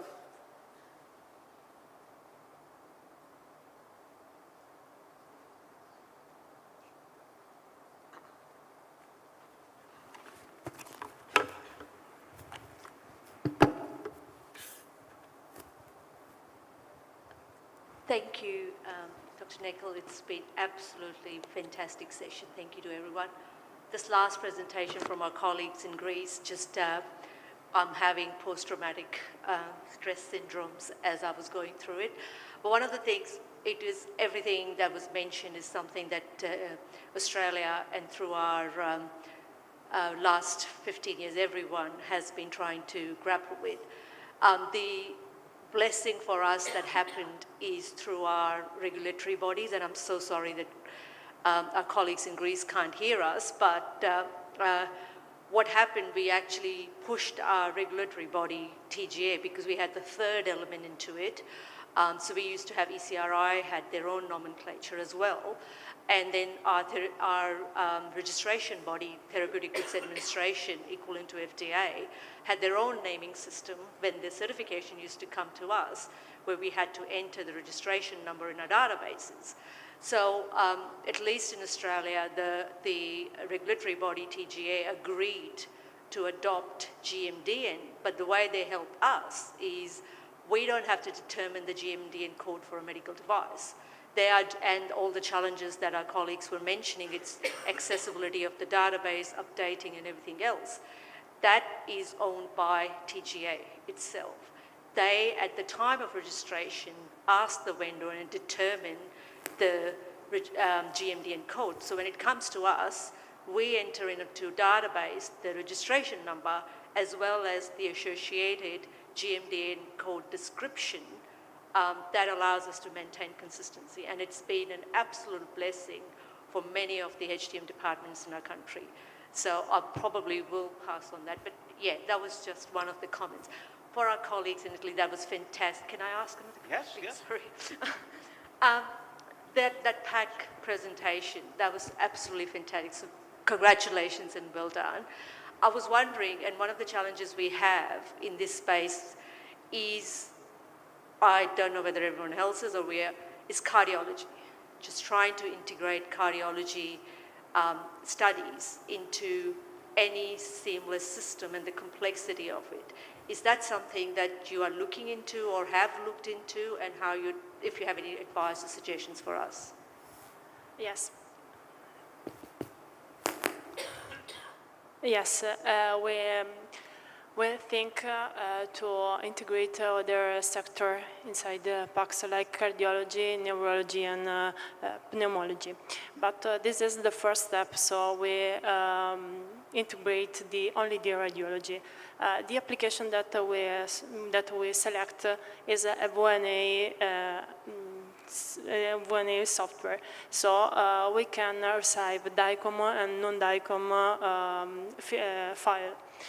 This is a plus for our institution, because we have a set of hospital and we have a territory management for our structure.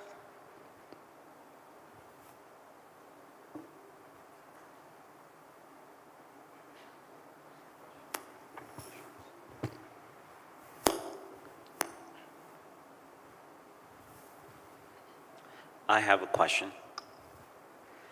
First of all, I want to commend all the speakers on a wonderful, wonderful session. So thank you.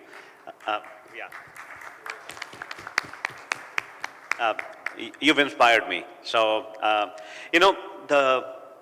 oftentimes a lot of challenges, and you alluded to regulators, I'm going to boil down to the organization levels, is how departments are structured can have an influence on scope of practice. And traditionally, clinical engineers are under medical operations. In some organizations, they're under IT. All four of you have extended beyond the traditional CE role. I'd like to learn more about how your organization has structured the CE profession and how you were able to sort of extend, the scope and venture into innovative realms and create some exciting projects. Thank you, Doctor.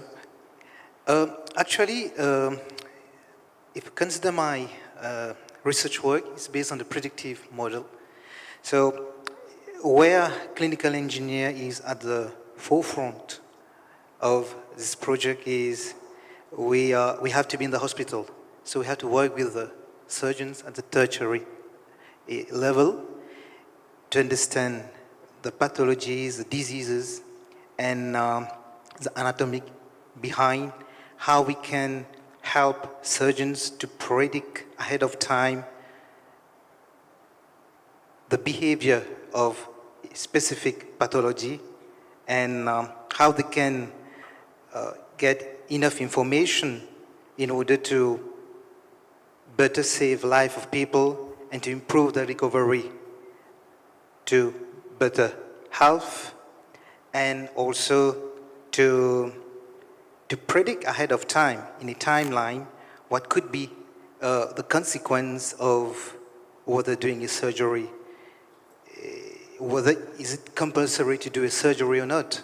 So I think clinical engineering is at the forefront of this research study, linking clinicals, academic experts, research experts, and engineers. Thank you. That's commendable, because in many organizations, CEs don't get that privilege. So we definitely need to showcase, your institution in one of our journals. So if Tom and Elliot are in the room, I'm sure they're recording. I know Callie is somewhere. We want to make sure that we want to take the lessons from Mauritius and make it available to globally. How about other organizations?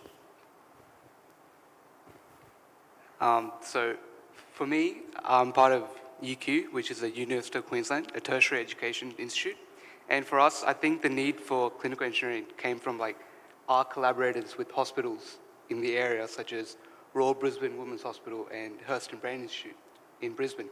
So there was a need for the rehabilitation techniques or like processes that need to be implemented. And that's where the clinical engineering was born. Because it's not big in Australia, as you may have known, clinical engineering. It needs to be. There's huge potential for it. And I think nowadays, people are trying to enroll into that sense of clinical engineering in universities, which is a big plus. So I think it's starting to become more of like inspiration to many young generations. And that's where the spark comes in with clinical engineering, which is partnering institutions and seeing where's the actual need in hospital environment in patients.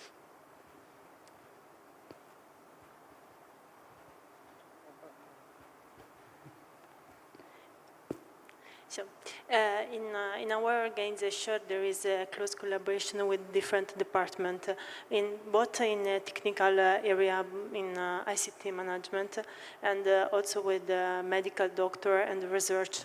Research is an important part of our organization because we have a particular setting of rehabilitation. We work with robotic and cardiologists or pneumology. So we work close collaboration with the other structure in the territory, but also in Europe in general. This is a way to grow up for research, for clinicians, and for technical people that acquire some information that in a unique structure there isn't. The collaboration with other structures is important for new ideas in particular.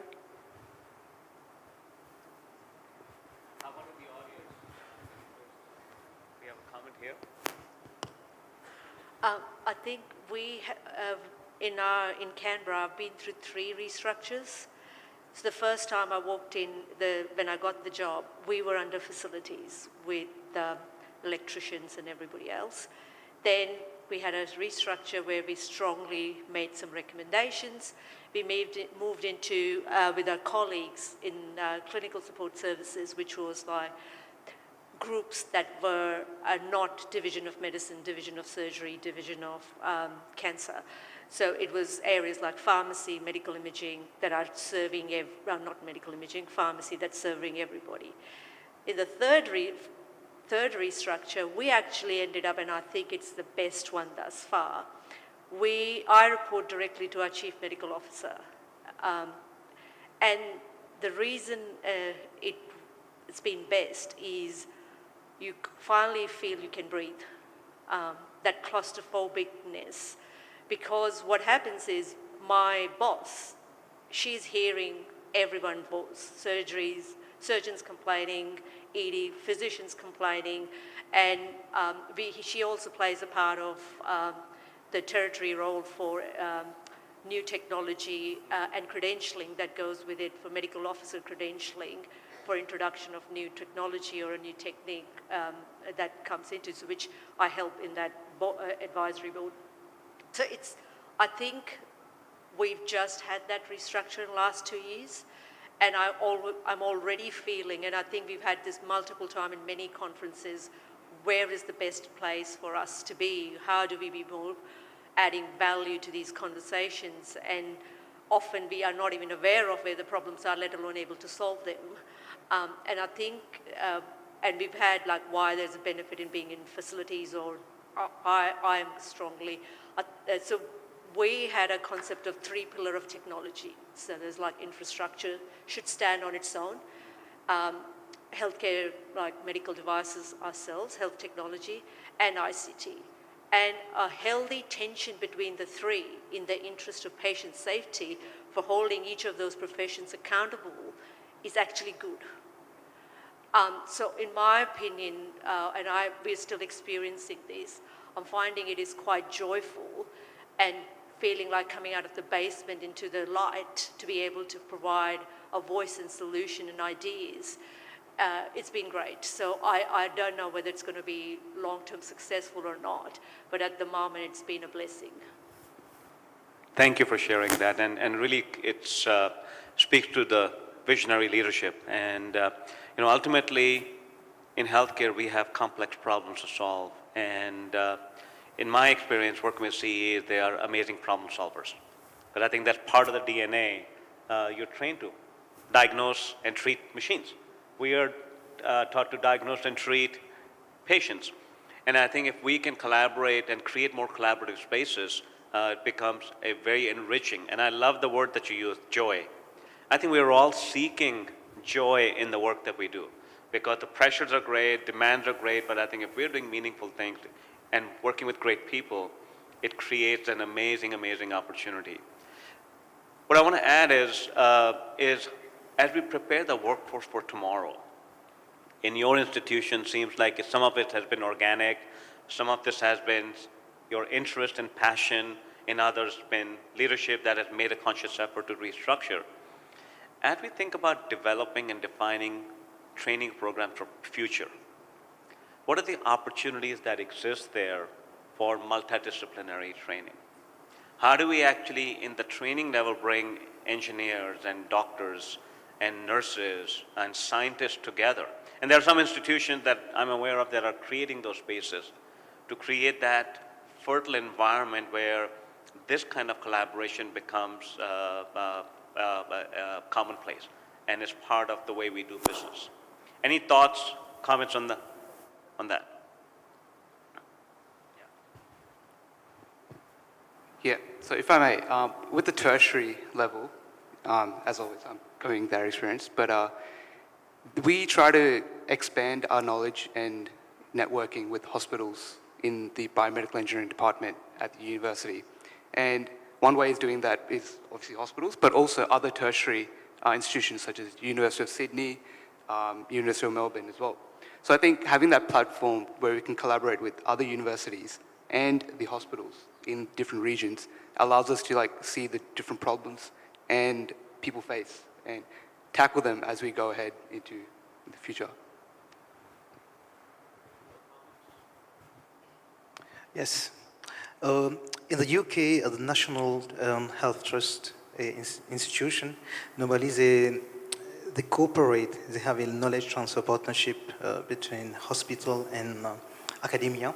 At the tertiary level, they cooperate to where we merge engineers, surgeons, nurses, clinicians, physiotherapists, they all work together to find a common way to solve a problem. So I think, like we say, clinical engineering is really at the forefront of, is like a common subset of all the arenas. And through clinical engineering, with the advent of new technology, for instance, we could, for such methods that have been developing, we could use that as well to, like medical image processing, to extract like the human of an artery which is pathological, like due to atheroma or atherosclerosis. So we can extract the human using technology and try to simulate fluid dynamics with the blood flow. How can the artery collapse with time? So this kind of study really can help medical practitioners, surgeons, really to develop a protocol for treatment in the future. Thank you. Thank you, thank you. In terms of competency development, what I'm observing is that I think we need to think for CE training is beyond devices and equipment. It's getting into digital health. It's getting into data. It's getting into analytics. Are there programs in your regions, in your countries, that are catering to that need? If so, we'd love to kind of hear about that. And if not, here's an opportunity for our community to begin to create programs that offer those competencies. Because we have to, as Yadin said this morning, we have to train the workforce for the future. And as I see it, this is going to be extremely important. If you are the only technical resource in a setting, you need to have those competencies. And even in complex environments, you are working, with a lot of technology and complex cases. Bringing that skill set adds a lot of depth to an organization. So anybody in the audience, on the panel, knows of programs that are doing a great job in providing those skills? I know we have Jatinder in the audience. I'd love to kind of hear his thoughts about his vision for training the future generation of CEs in India. So,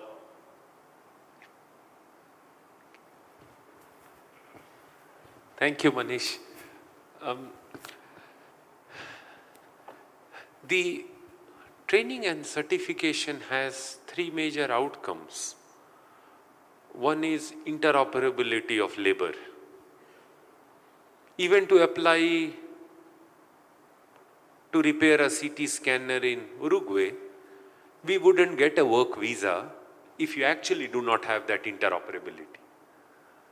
And that's very critical. The second is pay parity. Can a ventilator installation guy or an image reconstruction software expert in Bangladesh get paid, if not equal, equitable to somebody who is getting paid in Germany?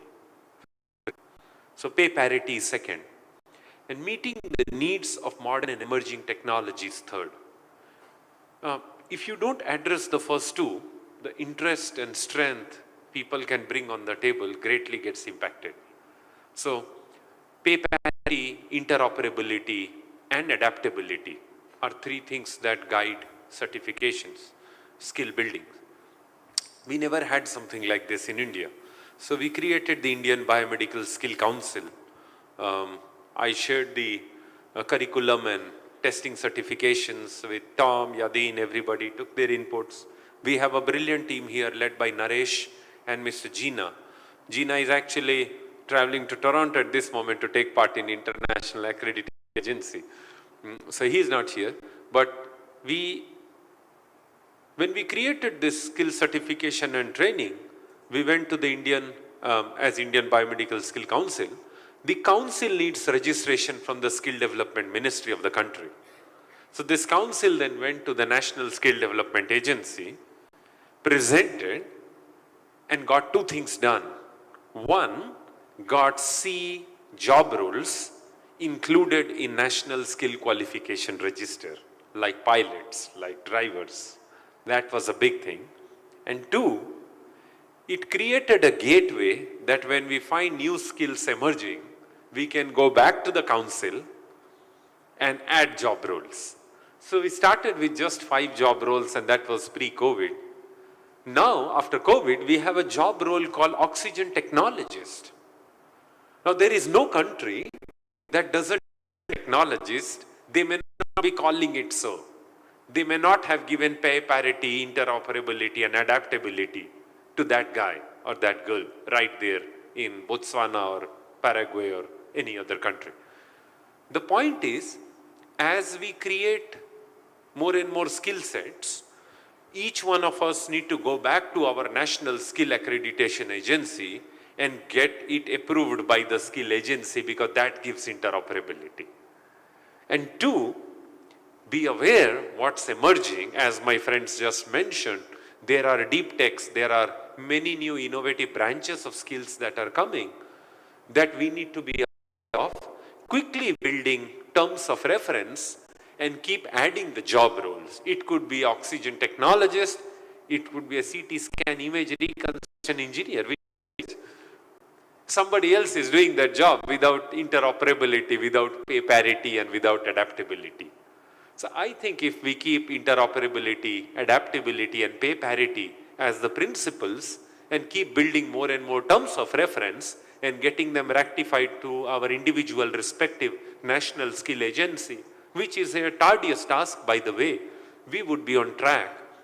We may not be comprehensive enough, but we might be good enough to keep improving.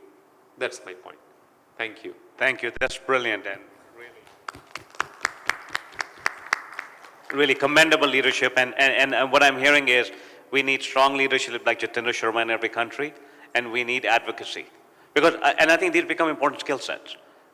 because we have to sort of speak up and champion the causes, because the policymakers oftentimes are unaware.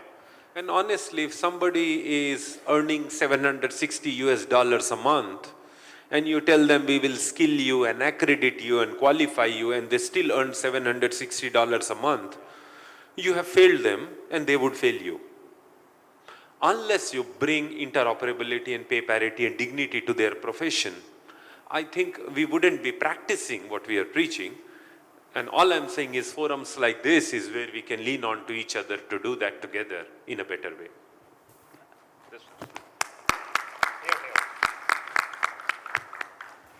So you know, yesterday in one of the discussions, we had a young lady from Ghana, I believe, and an emerging leader. And she says, where do I get training on management and leadership? And I think that's a track that is clearly important and may not be a formal track that is called out, but I think CEs need greater representation at those levels. And I would say there's a need there, and we need to put a call to action to really begin to cultivate those tracks so that emerging leaders can learn in a formal setting the skills and the competencies to be, you know, the champions of the change that we see. And you know, this world is changing quite rapidly. Technology is moving faster than one can blink one's eyes, and medicine is changing. You know, the difference is technology ends up in the consumer's hand much faster than innovation in medicine. And you know, we need to kind of work on both and synchronizing and aligning that. But you know, ultimately we all have to come together to say that the patient care has to become better for each one of us. And we have to do it with the money that's available. And you know, there's enough money in the pot. And if we can really begin to start putting our skills to use in all of those domains, which go beyond equipment, I think it creates a much brighter future for everybody. So I'm really, I'm pumped. What's the time here? We have 5 more minutes left. So we can take 5 more questions or 2 more questions, or we can break early for lunch, because I'm sure people are feeling the hunger pangs a little bit. Any final questions, final thoughts from the panelists? Again, one more round of applause for the panelists. And a round for the audience.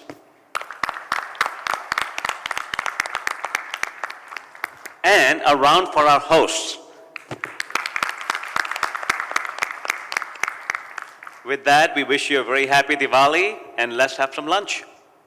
Thank you. Thank you all.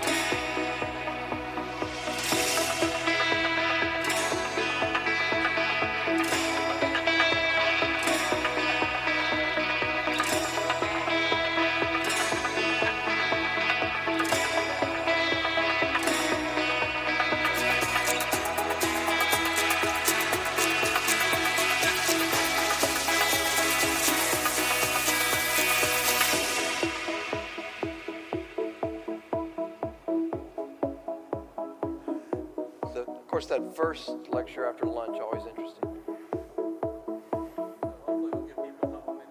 So you can tell jokes for the first 2 or 3 minutes while people are coming in, maybe. We'll start in 1 minute.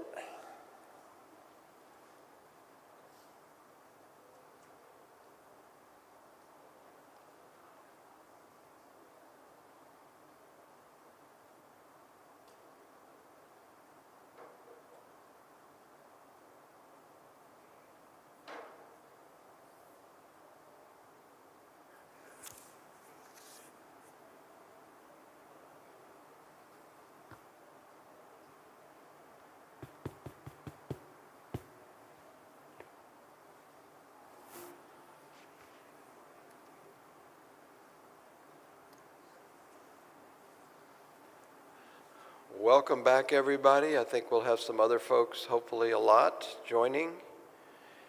Coming back after lunch was delightful.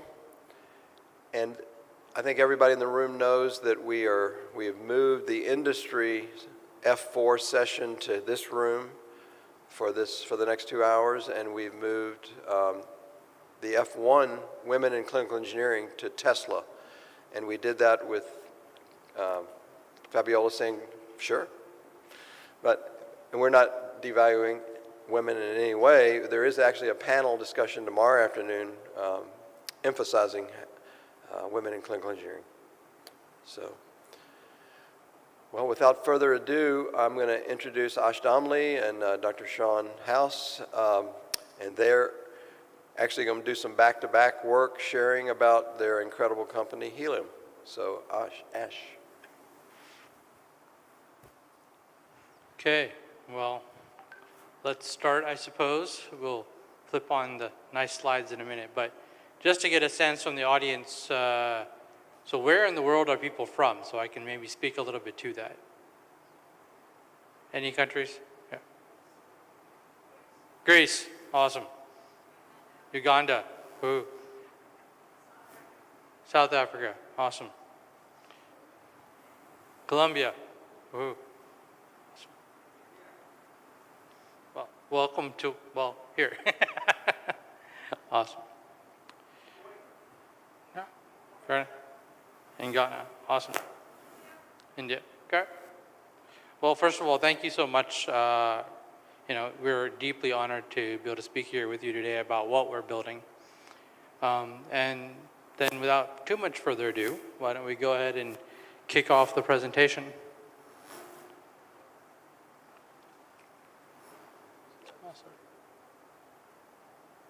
Thank you.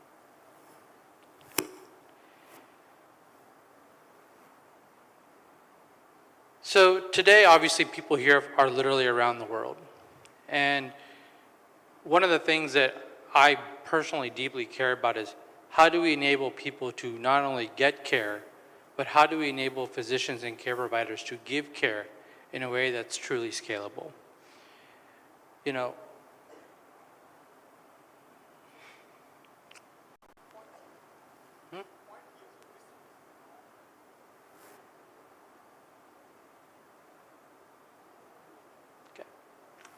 Fair enough. Technical difficulties. But in short, beyond the fact that having challenges with clickers, we actually live in an extraordinarily amazing world, right?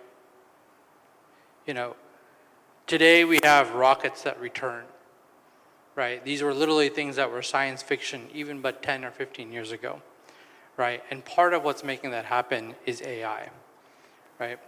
We have today self-driving cars that are on the road actually simplifying transportation. And that's actually a reality that's being tested every day right now. We have ways in which we're supercharging capacity in ways of factories, and obviously things that are maybe happening here at AMTZ. So really it's a world in which, next one. We can even augment our world, right? All of us are walking around literally with supercomputers every day. They can literally take what we see and augment that, right? And that is making our world into a transformative world. However, at the same time, we are dealing with profound inequities, right? And really challenges that are every day we hear about something new going on. So the question is, we are living in one way in a world that is amazing, and another world that is becoming increasingly challenging, right? But the exciting part of all of this, truly the exciting part of all of this, is the fact that we are literally walking around with a new world. Considering all our smartphones, considering AI, it is a world that actually enables us to do things cheaper, more efficiently, more effectively. I mean, India is an extraordinary example of that, right? We talk about Paytm, you talk about literally things going digital. It's extraordinary what can happen, right? But when we think about that, and we think about how our world has fundamentally transformed, right? A simple question, how do billions shop? And actually, most of us can actually answer that question, right? We sit there and say, well, there's Amazon or Alibaba or Flipkart, right? We all have some answer to how do we shop today, which was different than how we shopped yesterday. And it's one in which billions of people engage with literally almost every day. And then from an issue of, how do we communicate, right? I'm sure all of us have been on Zooms, all of us have been on Instagram, Facebook, WhatsApp, right? This is literally a way in which billions of people can communicate every day, right? And if I were to ask you that question, most of these would be example answers that you would give. And similarly for how do we commute? How do we get from point A to point B? How does that happen to change the game? And today now we have answers like Uber and Ola, right? These are ways in which my parents, who I at times wonder or worry about them driving, now can go over wherever they want, right? Truly enabling people a way to commute in a way that they were not possible before. But when we ask the same question, how do billions actually care? Unfortunately, we are left without having an answer today, right? I was at some previous topics earlier where people were talking about how what they were basically told is it can't be done. No, no, no.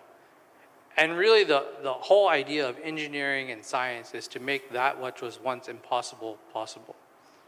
And as we think about actually impactful businesses, their purpose is fundamentally making that which was inefficient, right, actually now easy and scalable, right? And so part of what I'm hoping to do today is talk about this little company that we call Helium, which we hope to be the answer to how do billions care, right? And when we think about what we've actually done, is we've taken what has the everyday care, but actually combined that with two important things. One is sort of the recent rise of what you would basically call Gen AI. And the other part is really this notion of marketplaces, which is really how do we make efficient economies? And how do we create the technological infrastructure to making that happen? So that we can create that hybrid interface across wherever you go. You can go ahead and get the care you need, not in weeks, not in months, but hopefully in seconds and minutes. And so to show you how you would do that, part of this is you can actually just see here on this side, this is actually my data that we pulled from about 6 different EHRs and electronic health record data and combined them. And then taking that and saying, how can I go ahead and get triage to determine what is the type of care I need now and how I can go potentially accessing that. So here we're getting actually your pulse rate, your rest rate, your vitals directly off the phone. We're combining that with my past medical history and asking me questions so it can form an actual differential in acuity, right? And it's putting all that together to now say, now I need to talk to an emergency room physician, do I need to talk to a cardiologist, what happens to be there, and connecting me with those potential people, right? And so this is, in a sense, one aspect is as we combine all these multiple different capabilities that are now possible today, now making them real and accessible in literally the palm of your hand and every day, right? This next part here is, now when we're taking that, how do we have that conversation? Great. And so here what we're doing is the physician can see potential cases, accept availability, see that person's clinical history, and go through that. 46-year-old male with swollen legs. Can we jump to the middle? Review the systems, denies high blood pressure, palpitations or passing out. Right. And so what we're doing here is now taking that past history that we're talking I guess about a little bit above the ankles, and combining that with the conversation and understanding that conversation so that we're actually building that physician's note in real time. So just think of all these different pieces now coming together. It's my past medical history, it's my vitals, it's an AI conversation, and now I'm combining that with a conversation with a provider to go ahead and identify what to get done, build that note, and then make that happen, right? And the other step that we did to go from that perspective was to go ahead and do what we call a review, right? So basically every encounter is actually reviewed by a second physician, right? And what this really does is make sure that the right things happen for a patient, right? So therefore, if someone was unfamiliar with something or for something got something wrong, we can go ahead and catch it early and when something can be done about it before it actually happens, right?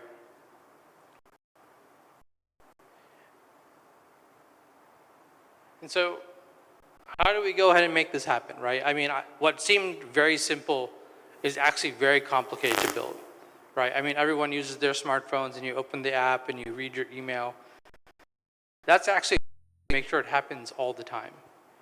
And so especially with healthcare, how do we go ahead and make these pieces of technology work on an everyday basis, right? What is the ways in which we view the world? How can we learn by how did Amazon or Flipkart support 1 billion people to shop? How did Uber and Ola go ahead and support 1 billion people to commute, right? How do WhatsApp support 1 billion people to communicate every day, all the time, right? And so part of this is where does care actually start? It actually starts with a conversation. And the tragic part is today, that is almost the hardest thing to make.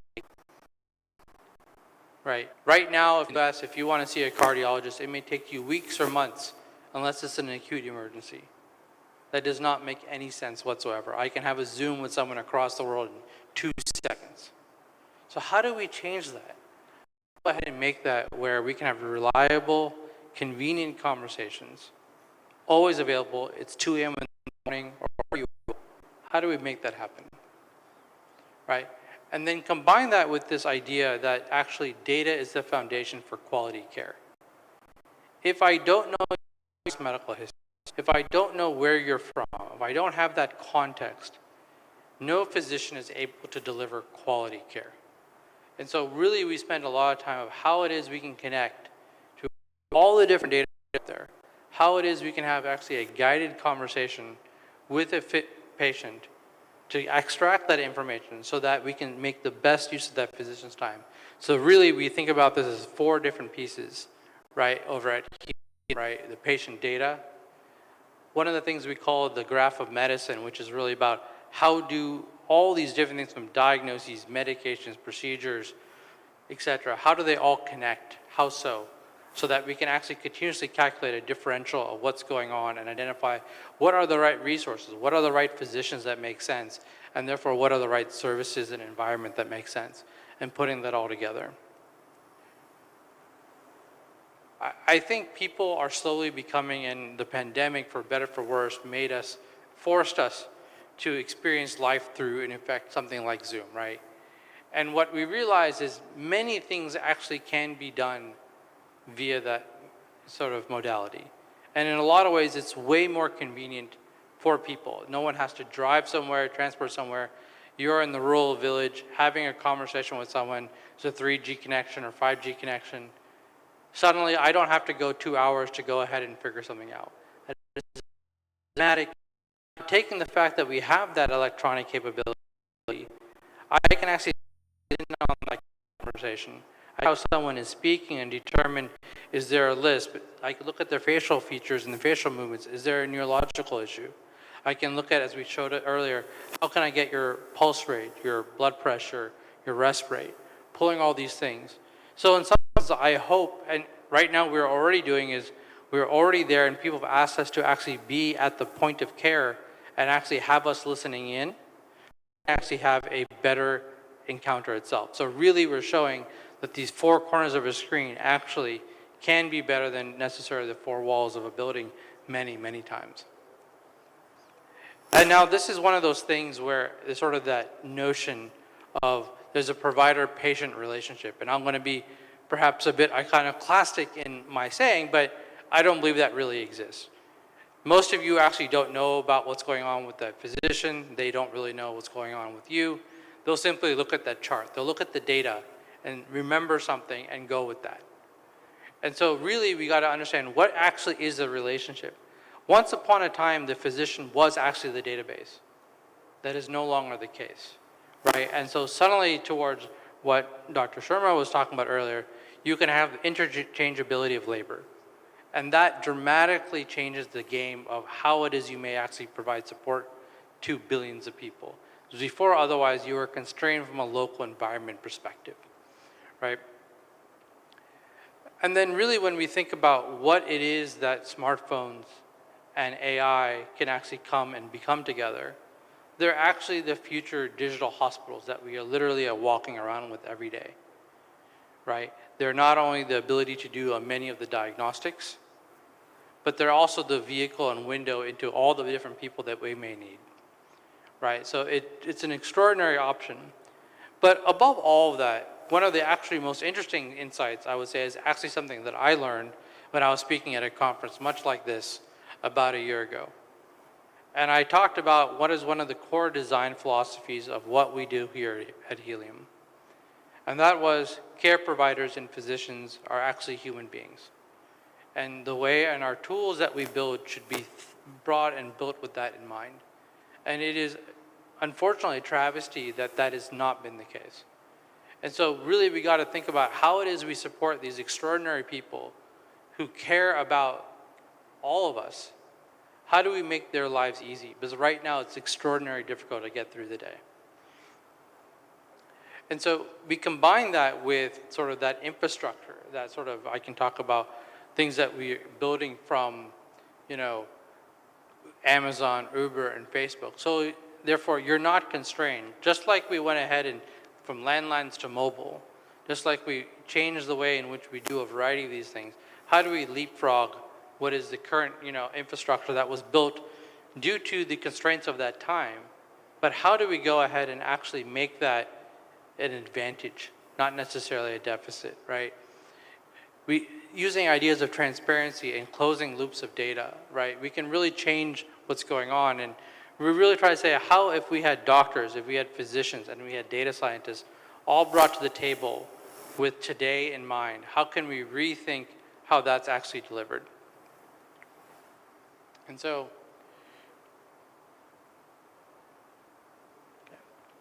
we redesigned with data and AI at the center. And so really step one, and this is kind of what I talked about before, is combining raw data sources with an AI-guided history conversation to make sure that at any moment in time we have the best clinical history of that patient, and that we can do so in an automated way that's highly scalable, so that we can actually deliver care and provide that information to a provider so they can run forward fast and be efficient, right? And this is an example actually with my data across, as I was mentioning earlier, 6 different locations across, I don't know, thousands of different data points. We went ahead and standardized that, aggregated that, and that's really where the AI for data happens to come on in. And that's one part of how we bring this to life. Step 2 is now how do we put that data to work? How do we understand what's going on in that moment? So we talked about that real-time vitals. We talked about your past medical history. And then how through AI can I be smart about asking you the right questions so I can determine the differential, the acuity, what type of doctor makes sense, right? And therefore identify, okay, how do I need to connect you? Why do I need to connect you? And really provide that insight. The next part here is really taking this notion of how do I think of doctors and care providers from an Uber-like logistics perspective? Think of it as a marketplace. So once I identify what we need and who you need to talk to, how can I find who in that person in the world can talk to you right now? because now is always better than later, right? So it's 2 a.m., you're having an issue, you have heart failure, your legs are swelling up. Great, who should you talk to, right? How can we find that person for you? And taking into people's preferences. Do you want to talk to a guy or gal? Do you want to talk to someone who obviously speaks your native language, right? That's a very, very important one, right? Each type of doctor has their strengths and weaknesses. So how can we match people with the best type of conversation so that you have the best possible outcomes? And then when people are having the conversation, what never made sense to me is a physician would tell the patient the diagnosis or the treatment plan, and then they turn around and have to go type something into the computer, which is exactly the same thing. Doing the same thing twice never makes any sense to me. So how can we change that with being able to automatically transcribe, automatically know what is actually being said because we have that graph of medicine in that context, so we know what's going on, and actually be able to generate a SOAP note that makes sense, and then have that data already done so at the most someone has to review and edit that. And that's another part of what we've done. Each of these things are very precise, but together they transform and allow us to rethink how things are going on. And finally, it's not just the determination of what needs to happen, but how do you actually make that happen? How do you actually have the logistics? How do you make that pharmacy, that medication actually get delivered to that person? How do you make sure that person is able to go ahead and get that lab and get the lab result and then actually follow through on that, right? So that back end part of the logistics also needs to be there, right? So that's sort of that communications thread that sort of interweaves and connects through everything, right? And so really what we've tried to do is build that new healthcare stack, right? And especially as a clinical engineering forum here with the, WHIF, we have to have our obligatory, process flow diagram. But, we really did that so that we can go ahead and find a physician when you need it, how you need it, and make that conversation and the follow-through happen. And really that's the idea. If you can speed up that time frame to access, speed up the time frame to care, and to be able to really support the care provider so that they can focus on what they want to do best, which is delivering care, and literally automate everything else. You start providing the foundation, the venue by which how you can actually enable billions to give and get care in a scalable fashion, right? And you say, oh, well, telehealth, and I'm like, well, it's kind of missing the data, right? It doesn't have the logistics, right? There's a lot of things that are there. It's a point piece of the solution, but it's not the whole solution, right? One of the things is we talk to folks and they're like, this is great, but how can I use this every day in my clinic? So it's not just the virtual, but actually you want the in-clinic. And it's not just the synchronous, you want the asynchronous, right? People talk about electronic health records, but they're a place in which stores data, but they're not as a way to support communication. They don't support resource optimization, right? And especially as every provider is the most precious resource you have, how do we go and do that, right? And neither from a practice management perspective, right? So neither of these major tools are actually solving the job to be done. And that's what I talked about when doctors and patients and data scientists took a step back, looked at today's world and what's actually possible. How do we put all these new pieces together to actually change the game, create that new health stack, right? And so in a lot of ways we think about what we built at Helium, it's this virtualized hybrid health system that you can deploy to any cloud. Part of why we did that is we have a lot of the data regulatory aspects, the GDPR, and other things of that nature. So we really got to say how it is we support things from the. So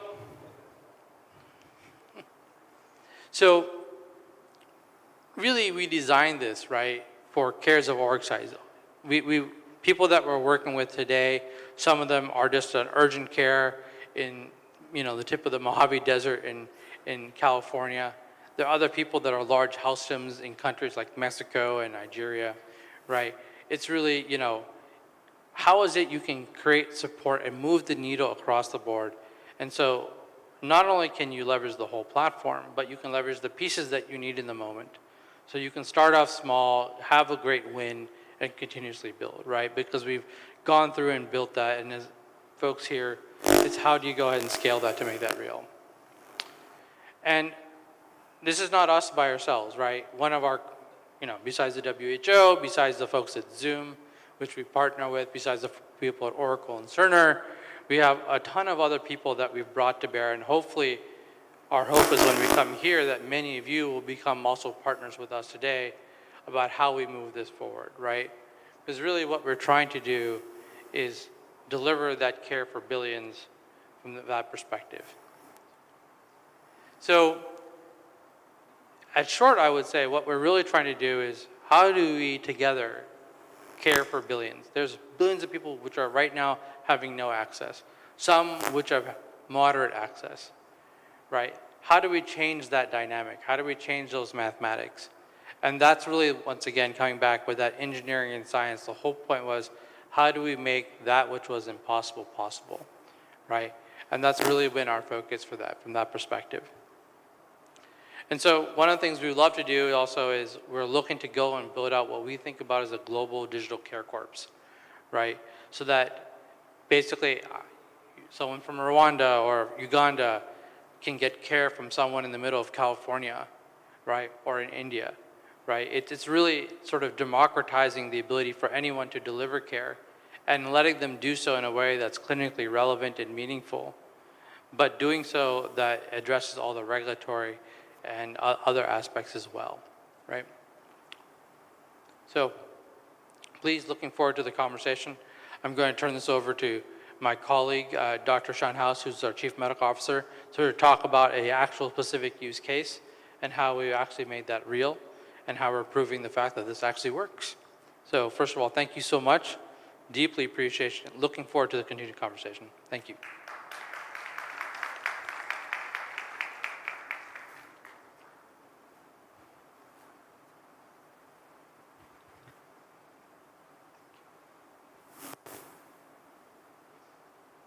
Just a second while they're pulling up the next slideshow. Just to introduce myself, I was actually not a doctor to start.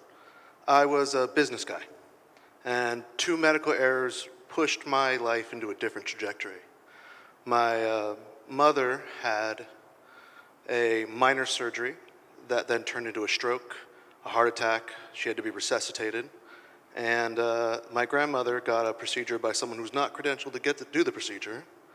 And as a consequence, she was perforated in her intestines and got into septic shock and almost died 4 times. So I was upset and I went to medical school and became a quality improvement guy. You make sure they upload the thing. Yeah. So with time, I was running multiple hospitals, urgent cares, and workers' comp facilities. And it wasn't working with the old 1950s wireframe. And so what Ash and I have tried to do in co-founding this company is to allow people to get culturally sensitive access in a timely fashion. But to a room full of scientists, you want the data, right? Does it actually work? So if you'll bear with me, we'll do 2 things. One, we'll give you an anecdotal example of how we used it in the emergency room, and then we'll show you a validation study that we did. So this case was complicated. This was a 75-year-old former trial attorney who has a history of drug seeking and still smoked a pack of cigarettes a day. He was well known in emergency rooms all over Southern California for drug seeking and for COPD. He usually came into each ER about once a month and had a COPD exacerbation. The problem for him was that he also liked his narcotics. And so the doctors, with time, as they got to know him, started ignoring him more and more. Okay, we'll give you your steroids. Okay, we'll give you your morphine. The problem is that all of a sudden, he went from being seen once a month to every other day. Something was different. Something was wrong. And this poor guy went to 3 different hospital systems and saw 12 doctors before helium got engaged. He was actually seen by one of my junior physicians who had just graduated from residency. And he goes, listen, we know this guy. He's a drug seeker. Yeah, he's got a COPD exacerbation. You know, we're not going to do much, but, you know, He faints every once in a while. He's done that a couple times. He's done that 3 times when I've seen him over the last couple years as a resident. So he fainted today. No big deal. So his complaints, when the junior doctor presented them to me, was chest pain, cough, difficulty breathing, syncope, and tactile fever, right? So the junior resident's plan was do what we always do. Smack him with some steroids, give him some magnesium, either give him a nebulizer treatment or give him some terbutaline. If we have to, give him a dose of narcotics so he's happy and send him on his way. What the junior resident could not explain to me was why all of a sudden, yes, he was a frequent flyer, but why all of a sudden he's going to 3 different hospital systems being seen every 24 to 36 hours. And so I asked for the junior resident to consider using helium to broaden their differential. So with helium, we were able to do vital signs, and our AI bot clarified a couple questions. These are all the questions that we did. That's it, right? We pulled his past medical history from the EHRs that he had touched, and we asked the following questions. Now, part of it is HIPAA protected, and that's great out there. So excuse me, but I do have to protect him. But you'll notice the vital signs in green, and that the most likely diagnosis was COPD, also in green. That being, and yellow as well. That being said, on the differential of significance were both a pulmonary embolism and an aortic aneurysm. So what did we do differently? The junior resident had wanted to send this guy home. Give him some nebs, give him some pain meds, and send him home. We ordered a CT angio. This changed how the case was done. The CT angio showed 2 very different things of significant concern. 1, the patient had a pulmonary embolism. That's why the patient was representing. 2, he had, as a former 2-pack-a-day smoker and currently a 1-pack-a-day smoker, he also had an ascending aortic aneurysm that needed to be repaired. Okay? So we called the pulmonary team, and they said, listen, he's got an aneurysm that big that it needs an operation. We're not doing anticoagulants, we're doing a thrombectomy. Then we called cardiothoracics and said, as soon as we have cardiology and pulmonology clearance, we're happy to do the stent, do the repair, and fix him right up. So ultimately, this young man, or this older man, who had come in frequently, had been missed by 12 different physicians. And it was a multifactorial issue, but by just plugging him into helium, we were able to fix him. Now, this wasn't an isolated case. To date, in the emergency rooms that we've trialed helium in, we have currently saved 16 people's lives. And we've done that by changing the course of the management. Another interesting case, just to let you know, we had a patient who they thought had a non-STEMI. He actually had an aortic dissection. The plan had been to give him anticoagulants, which would have killed the person with the dissection. And so we have 14 other cases just like that, where we've actually done life-saving modulation of care. So as Ash has mentioned, there are a lot of components that we're doing, right? As you'll see here, the starred parts show where we're utilizing AI, right? But we're not just using AI. We are formalizing multiple processes, and our goal is to allow providers to actually do what they are paying $250,000 in education to do, right? Engage with patients and take everything off their plate that doesn't involve that. So we have now used this in over 60,000 lives, and we did a 10,000 person study. For those of you who are familiar with triage algorithms, in community hospitals, the average triage assessment is between 53% and 78% accurate. It goes up a little bit in ivory tower facilities where they have education, and it can go up to 83%. We are 98% accurate in triaging a patient when we pull their medical data.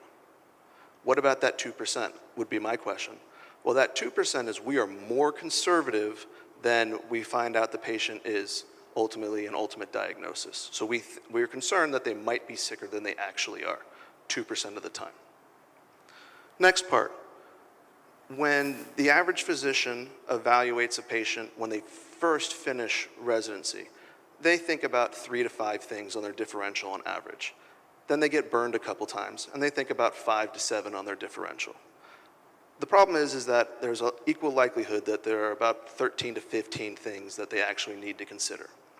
As you've seen, what we do is we put it up there in black and white so that they consider it. And then we recommend certain tests to modify that algorithm for them. When you use our AI currently, the ultimate diagnosis is in the top 5 of that differential that we present to you 94% of the time. In the United States, there's an error rate of 1 out of 5 in ultimate diagnosis.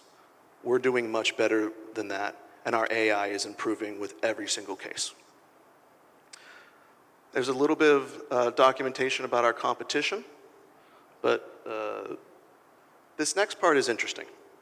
For those of you who work at larger institutions where you have to route people from primary care or specialty offices to urgent cares to emergency rooms, there is often a routing problem, right? Patient can't get in with their primary care doctor, so the office goes, sounds okay, why don't you go to an urgent care? Urgent care says, yeah, a little bit too complicated for us, go to the emergency room. And then the patient who's now paid 3 times to see providers comes to the emergency room, and what happens 80% of the time? And this is documented. 80% of the time, the emergency room physician says, sorry, it's not an emergency, you don't need to be here. The patient's now spent their entire day trying to get care, and nothing actually transpires. What this part of the clinical trial says is that we were 5 times more accurate in sending the patients where they needed to go. If you needed to go to an emergency room, we set you there right away. If we thought that you could wait for a couple weeks and follow up on a non-scheduled basis, we allowed that and promoted that. If we thought that you could be treated in urgent care or a low acuity clinic, we recommended that. And we were 5 times more accurate than the competition. Now this part's really interesting. For most providers, when they're doing a review of systems, right, they ask a couple questions based on the algorithm that they've developed during their training, right? Now, AI has started doing some of those for us, and there's, as you'll see, there's several different companies that are starting to consider it, right? Because we are pulling in the past medical history from multiple EHRs, and then we're automatizing that data and then aggregating it and basically giving you a snapshot of what that patient's clinical history is, how they trend, we are able to give a provider an assessment that's different than what normally happens, right? Typically, when you've never seen a provider before, the provider compares that individual patient to the general bell curve, right? For their A1C, for their anemia, for their lipid panel. What our system allows you to do is it allows you to compare, as a provider, the patient to where the patient has historically been. And we are able to do that with significantly less questions and more accuracy than anything else that is out there. So thank you for listening to us talk, and we're open to any questions or follow-up.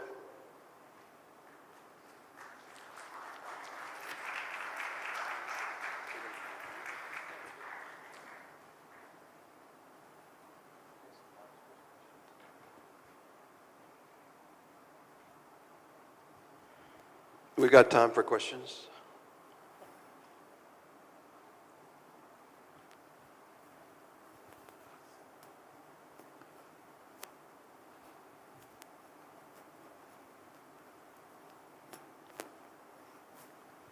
Hi, thank you for a fantastic presentation. I think it's a wonderful, innovative product.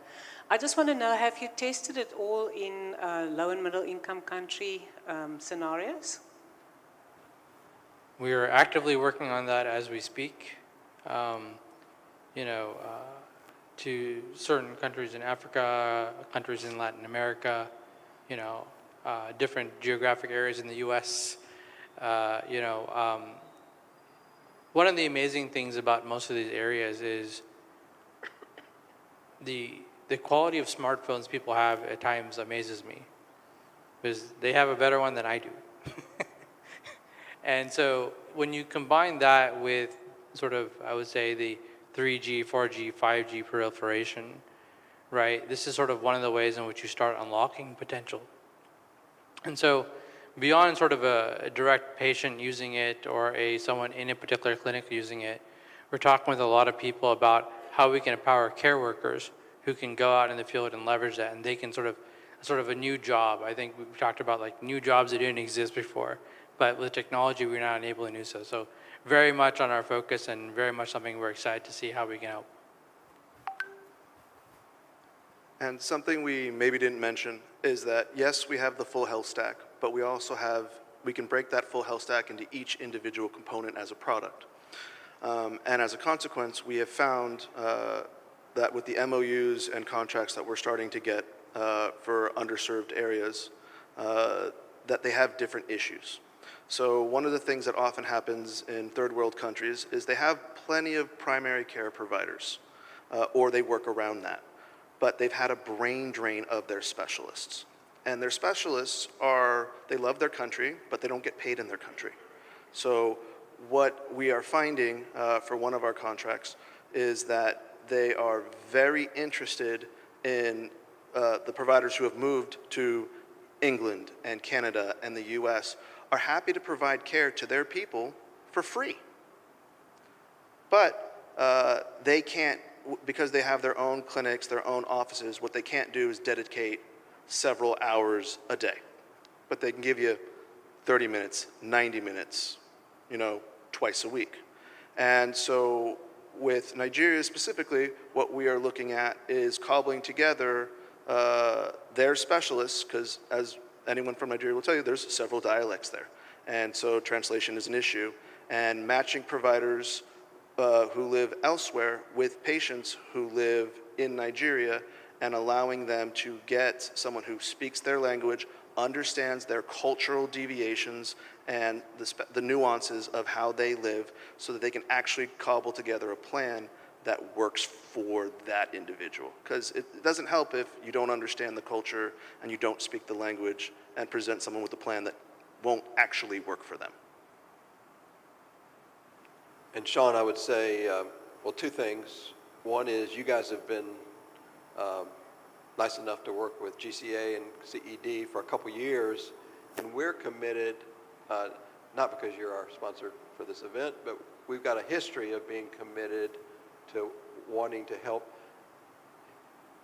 Your product is access. And many of the places, I'm from the USA, I'm from a rich country, I got that. But I care, and a lot of folks in the room are from hard places. I'm, 2 rows behind me. I mean, Kenya's not a terribly hard place, but it's hard enough to get access, right, Millicent? Chad and Democratic Republic of Congo, WHO physician right here, I think he would say it's hard to get access. My point is, in our network and how we can influence folks, we want to find solutions with you to get care to these places. Ilana, I mean, I'm saying that lovingly. So we want to work hard on that because it's about access. And of course, that's one of the WHO key indicators of improving health. I mean, duh. So anyway, so that's one thing. I appreciate that. I would also add, we have kind of a multifactorial component. Access is the principal. Unfortunately, during the pandemic, I had 7 friends and colleagues who I had met either trained with in medical school or residency or as an attending who killed themselves, all because of the stress that was unique during the pandemic, right? But we're in a situation now where, in the US at least, we had 1.4 million providers before the pandemic. Now we're down to 1 million. In a couple specialties, ER, ICU, and primary care specifically, depending on what you read, 20 to 50% of those providers are looking to leave the field in the next couple of years. And every year in the US, basically a med school class number of physicians kill themselves. And it's at a disproportionate rate relative to the regular population. So my personal goal is to not only allow access, but to make it easy for the doctors and the nurses and the mid-levels and anybody providing care so that they can actually just do what they're supposed to do and take everything off possible their plate that doesn't have to do with that. Because I don't know about the rest of you, but I didn't go to medical school to spend 50% of my time doing documentation on an EMR. Yeah, I commend you on the presentation and the vision of what you put together. And we are in partnership and looking at how we create a digitally connected distributed model of care. Because some of these sites we work with in Ecuador, Colombia, Lebanon, Zambia, we have providers in desperate need for a number of conditions, for a number of reasons. And to be able to leverage a platform that can bring in physicians and nurses from a global pool, even if they can give fractional time, it goes a long way. Absolutely, and thank you. And just to remark, we're super excited by that, right? It's that option and opportunity where 1 + 1 can equal 10. And that's what I feel with all the conversations that I've had with people here so far at the conference, and obviously looking for more. So. Well, thank you very much. I hope you guys can continue. Oh, there's a question. Good. India. Should work. Yeah, it's on. Hello. Yeah. So my question is that your product, do any standard you are following it, like IEC or ISO? Well, from an issue of there are basic standards from a software, from a UX perspective, and otherwise, so we follow those standards, right? So, but in 2022, ISO IEC standards related to AI guidelines and yes, some of the standards came into picture. Yeah, so all those we do follow, and especially the ones from the FDA. Yep. Good question. So risk assessment all done? Risk assessment is done from that perspective. So all the different pieces we've checked. Some are right now in the middle of clearance, I would say. Okay, fine. Yeah. Because in the website it's not put it right. Fair enough. And AMTZ is in active discussion with Helium about things, and maybe you can be a part of that.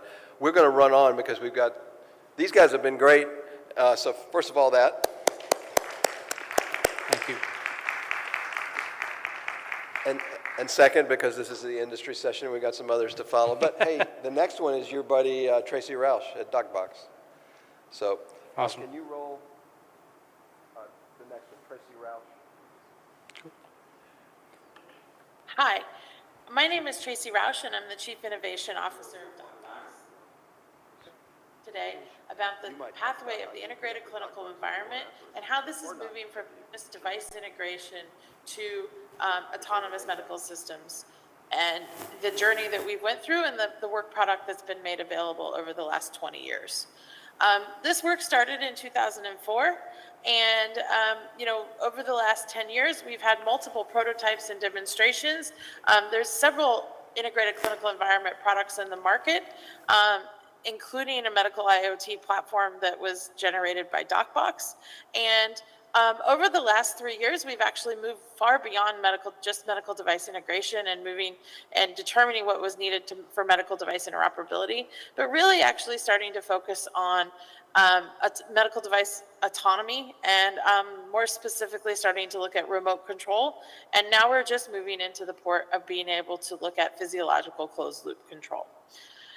The Integrated Clinical Environment Standard was written and first published in 2009, and now is an AAMI standard, with the most release in 2019 and a second version for 2023.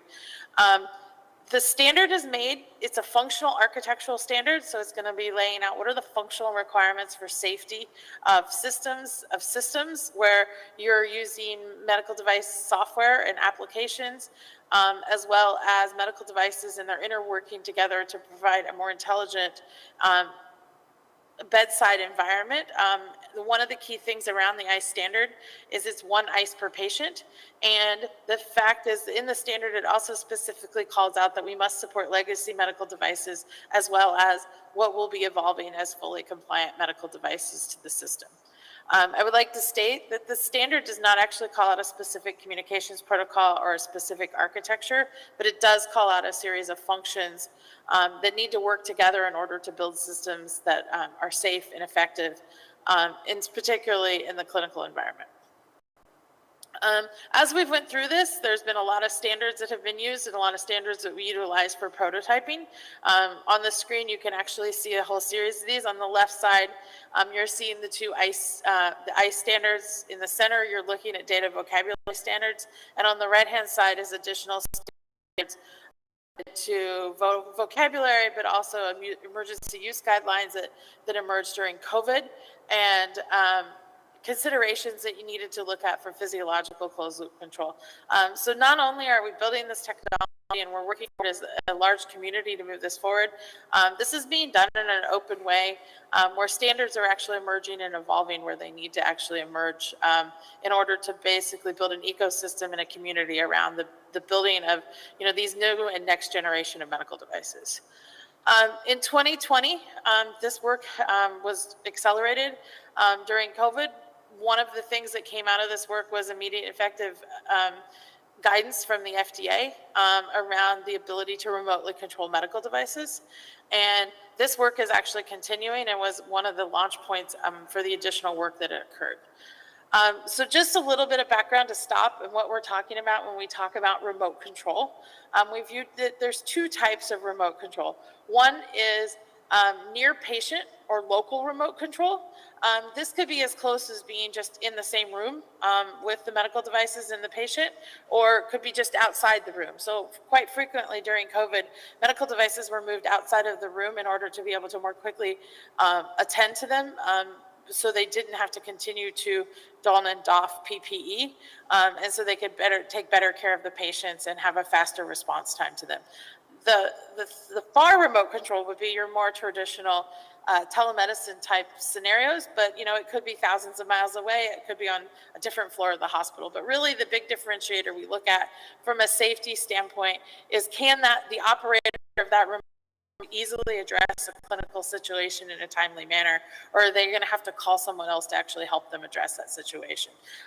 So we actually do multiple demonstrations during this scenario, both remote control, far remote control, and I'll go through some of those demonstrations next.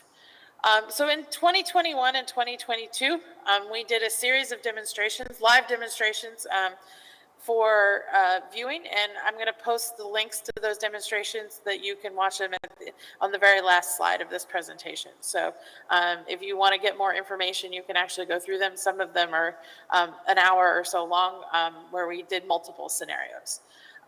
So through the Device Interoperability and Autonomy Coordinating Center that was stood up and funded by the Telemedicine Advanced Technology Research Center for the Defense Department, we were able to bring together multi-vendor collaboration of medical device manufacturers and hospital systems in order to start to actually build these systems. So this wasn't, we're going to build a system with what we currently have, but vendors were asked to actually software to actually build these systems and to in an open way and an open communication on how do we build these systems, what should the interfaces look like, what should the user interfaces look like, so not only the ability of the system.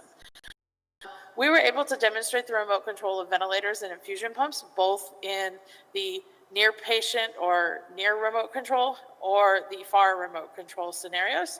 And we were able to be, we did a lot of analysis and work on reviewing and collaboration on what does the risk management look like, how would you implement safety in these systems, and what are the risks that needed to be implemented. And furthermore of that, we worked very closely with MITRE, who was a member of the DIAC, in order to be able to do a STRIDE framework analysis of the system to basically also look at the cybersecurity of the system. So this is a picture of the first demonstration that would demonstrate near remote control. And that near remote control is the DocBox platform is actually operating an application on that platform, as you can see here, that would allow us to remotely control the ventilator itself through its network connection to the system. So this was one of the demonstrations we did. And the second demonstration we did was actually a far remote demonstration where we were actually demonstrating 4,300 kilometers away that we had a remote DocBox platform was actually operating on a ventilator at a simulated tier 2, role 2 hospital in a military scenario. Colonel Colombo, critical care. How may I help you, sir, ma'am? I'm first class turner here. I've got a ventilator alarm that's going off. I checked the system and I don't know what's going on. Okay. Are you your patient hooked up to the DocBox apiary? Yes, he's hooked up to the DocBox apiary and he's also hooked up to NKB 550 vents. Okay. Let me just log in and I'll see if I can take a look and find him. Appreciate it. Okay, I see 2 patients in your hooked up to your DocBox. Just make sure we have the right patient here. Should be a Randall Jones. Roger. Date of birth 11 July 2000. Correct. Okay, let's check in on that vent, see if we can't figure out what's going on for you. I'd appreciate it, Doc. All right, I see you have a high patient tidal volume to kilogram alarm. Is that what you're seeing as well? Yes, that is. All right, tell me a little bit about your patient. What's happened to Mr. Jones? Mr. Jones is suffering from blast injuries, so we have him on a vent. Roger. Okay, I see he's on a pressure control mode, so that's going to give a variable tidal volume. And for our blast patients, we suspect blast lung. Probably best to use what we call lung protective strategy, so we want to control the tidal volume primarily. So I'm going to put him on an assist control volume mode. And then how big is he? How much does he weigh approximately? He weighs approximately 70 kilograms. Okay, we're going to use a 6 cc per kilogram tidal volume, so entering 420, so it should be on assist control volume control mode, and your tidal volume should be 420 now.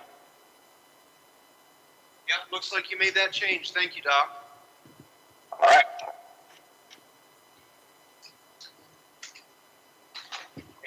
One of the things now I'm going to discuss a little bit is what is the different levels of autonomy and what are we looking at from a medical situation and a medical autonomous systems. Autonomy has been addressed in multiple other industries, but we're just starting to move this to healthcare. And I would view that this remote control would be demonstrated as what is called task autonomy, where the caregiver initiates a task and has discrete control over the technology that executes it. So if they're going in, they're actually making a change to the ventilation through an application that's running on the IoT platform as it moves forward. But we want to actually move to the point of where we get to full autonomy. And this is the work that's going to be continuing is not just what is the technology that needs to do this or what are the algorithms along to do this, but what is the risk management strategy that's required to do this? What are the steps we need to go through? What are the policy statements that need to be put in place? And how does our technology need to actually be altered in order to work in an open environment, knowing that our bedside environments are basically a multi-vendor environment. Just hot off the press, right at the end of September of this year, the Food and Drug Administration released technical guidance for physiological closed-loop control. So this would be what would be considered full autonomy. And it has a couple of things that it specifies and calls out. One, that it can be designed in a platform-based or distributed loosely coupled system of components that exchange information with each other. This means it doesn't have to be an all-in-one solution in a single box running in a single location, but it can be from multiple vendors and multiple information. And that they recommend that manufacturers follow the AAMI 2700-1 standard, which is the Integrated Clinical Environment Standard, in order to move forward to be able to do that design. So what is this implication for clinical engineers? What does this do to the environment? What does this do to the world we're doing to? One, this means that clinical engineering is going to have to start to maintain platforms. It's no longer going to be one-off standalone devices where you're able to, if you do have enterprise solutions or gateway servers, your data's information is siloed, but you're actually going to start to look at an environment where the systems are actually more tightly coupled together, but multiple vendors come over to make that through open communications. Medical devices will be an interoperable set of sensors, software, and actuators, which means even a single medical device may not come in a single box. It could be multiple medical devices running on a platform like you would your phone with a set of sensors that plug into that software and that devices. What does this do? Basically enables technology to become a lot lower cost. And the availability of this is going to go beyond the walls of a hospital, but you could essentially set up a critical care bed anywhere in the world with a bag of sensors and some software at this point as you're looking at this going forward. And this is actually very exciting. Advances in medical safety and quality are going to become attainable because we're going to be able to rapidly iterate on algorithms and decision making and decision support, which has not been able to be done in the past couple of decades as we've moved through this work. One of the other key things that has also come out was that the FDA has also released cybersecurity guidance. And one of the key factors of that document is that it must be designed into the system and not just added upon installation. It shouldn't be an afterthought, and these systems need to be maintainable. This is going to be another thing that the ICE architecture and other pieces will actually be able to help and enable this to move forward. And really, the smart and autonomous medical systems based on ICE are the next evolution that's going forward. So I want to thank everyone for their time. And if you have any questions, please don't hesitate to reach out to me. Here's my contact information as well as websites that will provide more information. And as I said before, if you want to see the remote demos or the longer term demos, the links are actually provided here. Thank you, Tracy. And Alana Robertson, come on up. And while she's doing that, the DocBox and Helium are actually close professionally and personally. And I know, Sean, you had a comment.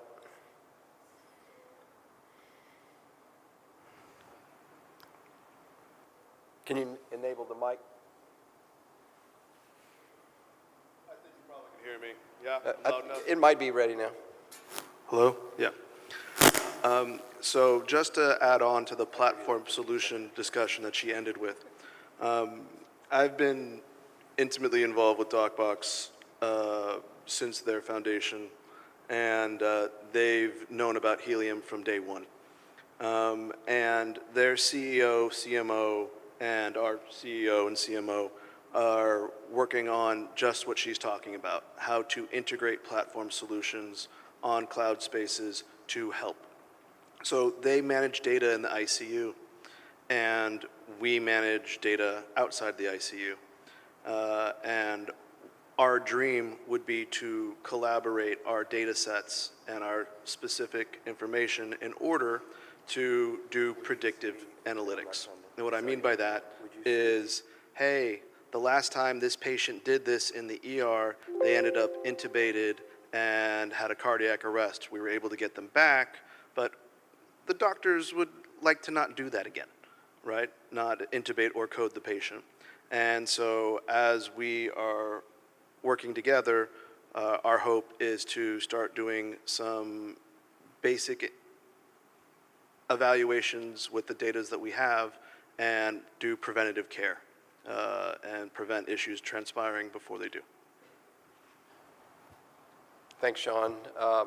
We're going to move on now to Alana Robertson and the Global Health Innovation Exchange. And she was just saying, hey, these are the kind of innovations she needs in her exchange. Go ahead.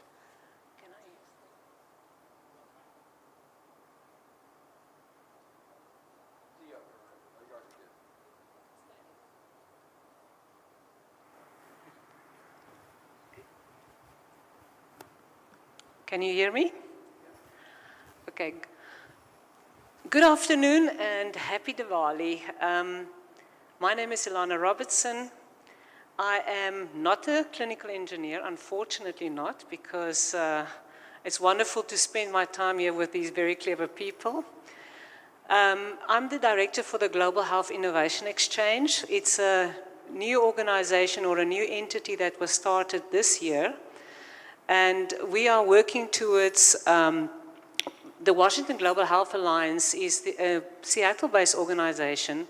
And they decided that they wanted to set up an innovation exchange that we can all work together collectively towards global health innovation. Okay, I have to mention this. I am very blessed to be here today because there's nothing more innovative than what we've seen at AMTZ.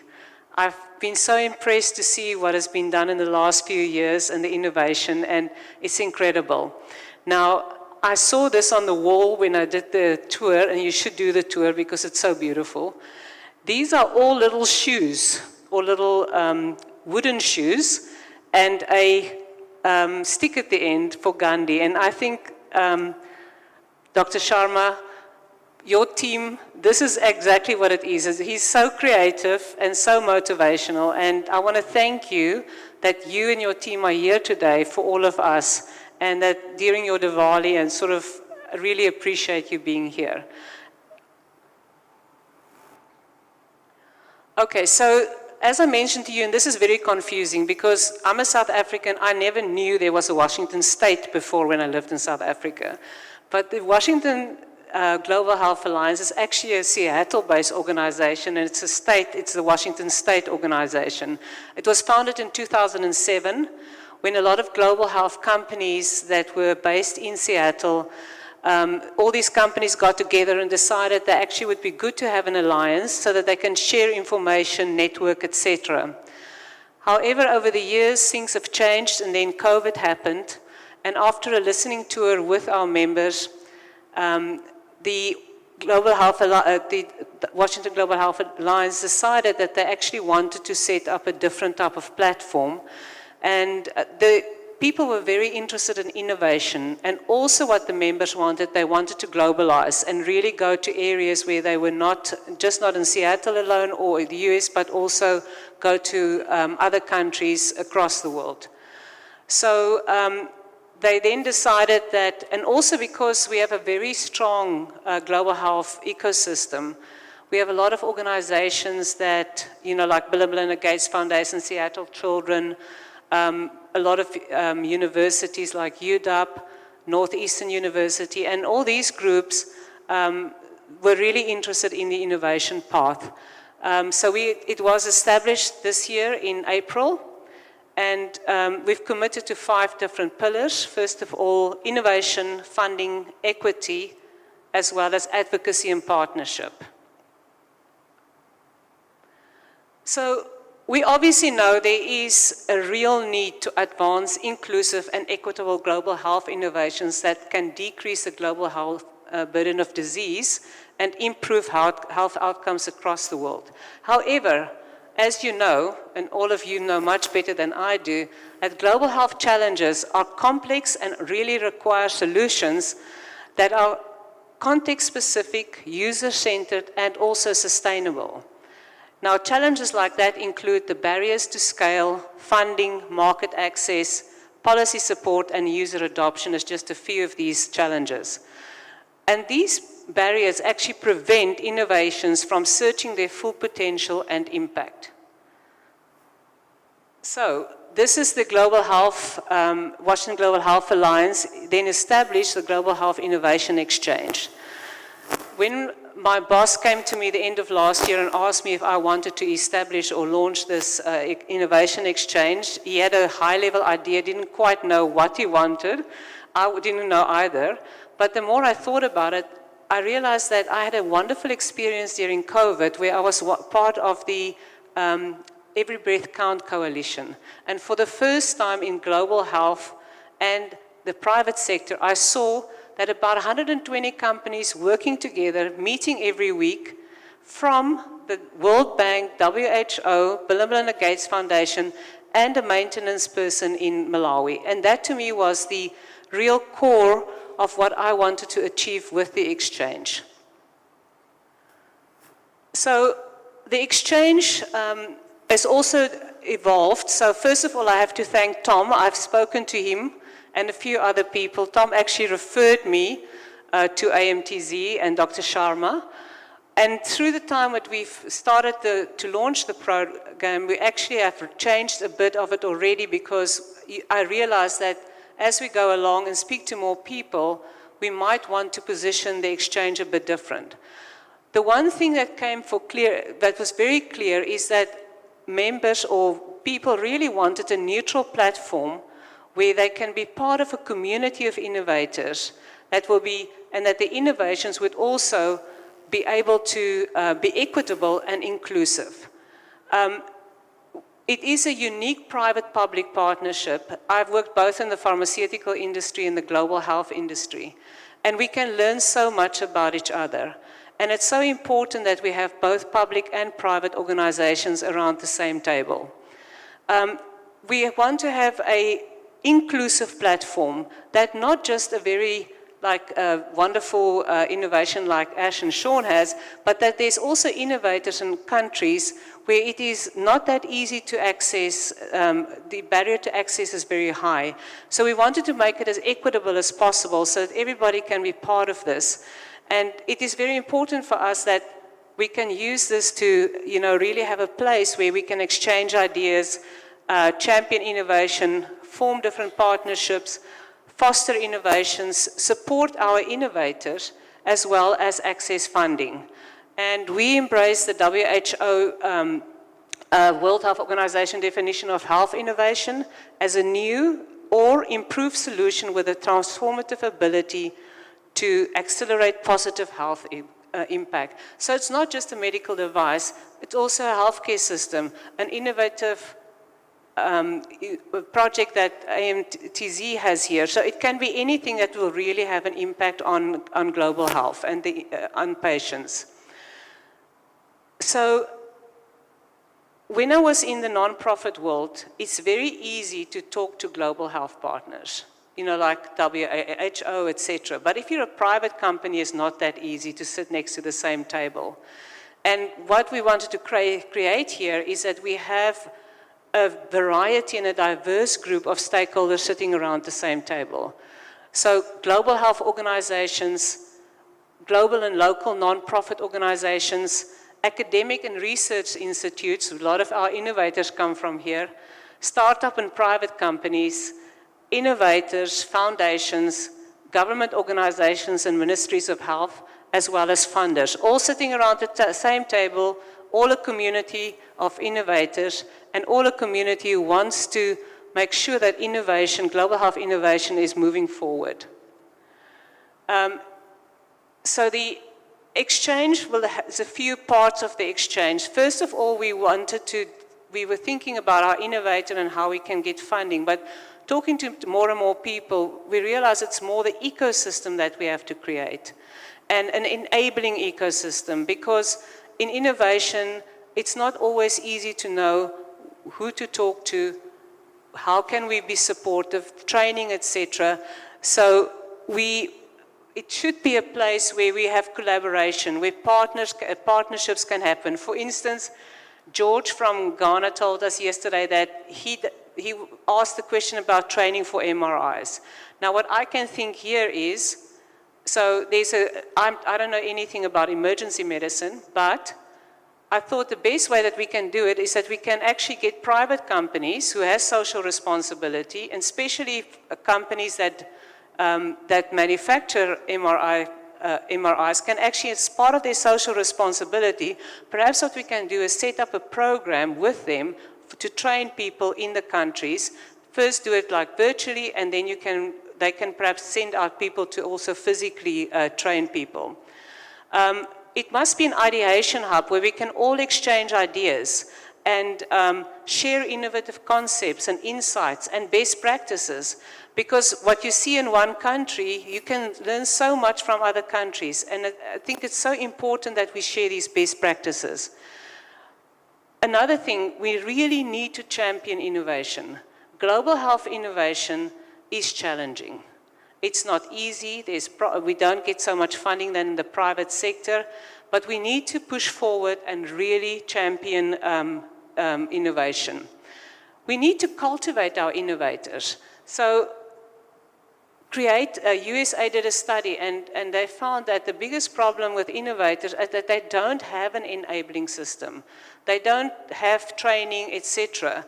And often with innovators, and not, I'm a marketer, but innovators don't always know how to bring a product to market. So how do you get all of these people around the same table and actually put training courses together that they can have guidance, mentorship, as also access to funding? Then we want to accelerate innovations that are really scalable, as well as innovations that are inclusive and equitable. And then we want to facilitate funding opportunities. So this is the core of what the ecosystem of the Innovation Exchange is. So we've put it is a membership organization, so we have a few different groups. First of all, we have the Global Health Partners. This is like CDC, WHO, etc. The first Global Health Partner who joined us was the CDC Foundation, for instance, so they're a Global Health Partner. Then we have strategic partners. Now, these are global health innovation leaders. These are groups of organizations that really want to help us also define our strategic direction. And AMTZ is one of our strategic partners. And all the strategic partners are part of an advisory council, and they will help us with what we want to do in the future and what our strategic direction would be. Then we will have innovation organizations, basically. So these can be anything from non-profits to startups, social enterprises, and also consultants, because I think it's important for consultants that we know that in our innovation community, there's consultants that we can really trust. We will have individual innovators, which can be anything from entrepreneurs, researchers, engineers, and students. We will have private funders that will join the exchange, we will also recruit private funders as we go along to find out, when we found out there's a specific need, we get funders for specific areas as well. Oh, sorry. Just to tell you that what is important for us is that we have a strategic direction. Our advisory council is responsible for the strategic direction. We will have a membership innovator committee, because we want the innovators in the group also to help us be the voice of innovation. We will have an innovation selection committee, and then also very important is the innovation champion committee. There's a lot of students, young entrepreneurs, etc., that has got fantastic skills, and that we can use, that they can also be used to really advocate for global health innovations. I see it often with a Peace Corps. These people from a very young age actually become real, very inspiring, and they also become champions for low and middle income countries. Ilana, about 1 minute. Okay. So this is the innovator path to accelerating innovation. This is different than an accelerator. With the accelerator, what often happens is that a lot of people apply for the accelerator, and a lot of them do not get chosen. Here it's a membership group. So an innovator can become a member, and they have access to mentorship, training, etc. Their innovations will be selected if we have specific funding. However, if they don't get selected this time, they go back into the system, and it becomes a whole process. These are the current members of the exchange. Very interesting for us is the Washington State Department of Health. They're very interested in data, so they've joined us, African Public Health Foundation, and we are now going to the next step where we will start recruiting our innovators, because it only started in April, so we need to recruit our innovators going further. Thank you very much.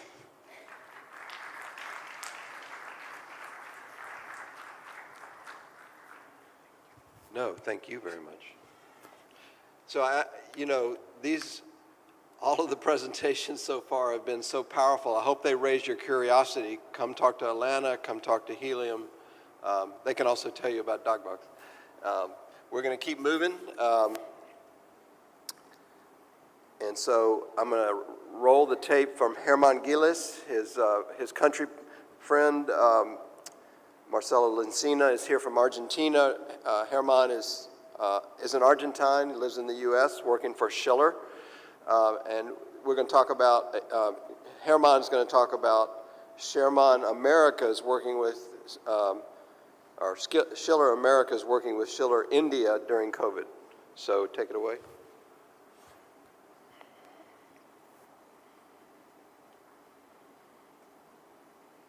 Hello, how are you? My name is Herman Giles. I'm the Director of Technology for Schiller Americas. Thank you for approving our presentation. That was a very nice project that we had in those difficult times during COVID. And we really appreciate the help from our colleague and friend there, Jitendra Sharma. Well, I will explain how was the process in those days. The name of the project, as you can see, is a collaboration case for a new medical device factory in India during the peak of COVID-19 pandemic.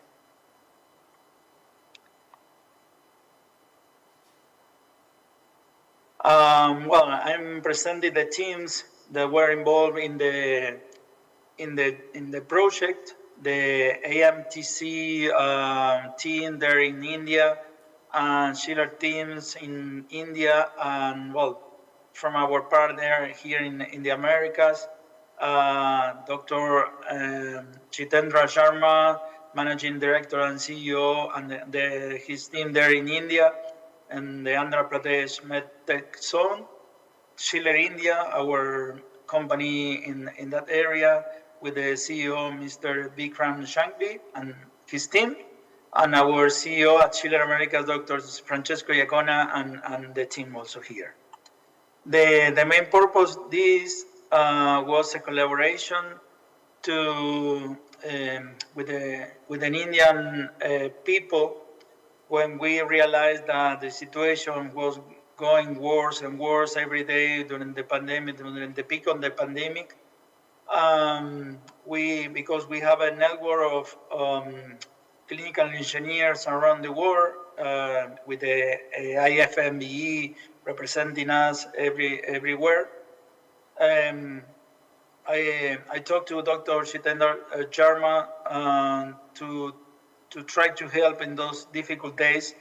We identified that India has a very large population. They didn't have enough medical devices to treat the patient those days. So we encouraged the country to develop strategies to manufacture more devices. So we found a way to and work together all the time as a real team to try to help in those difficult times. So Schiller, I will present Schiller in a moment,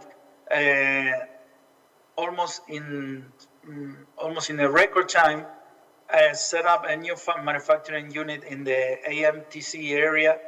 And after a simple chat with the Dr. Jitendra Sharma, we started working together.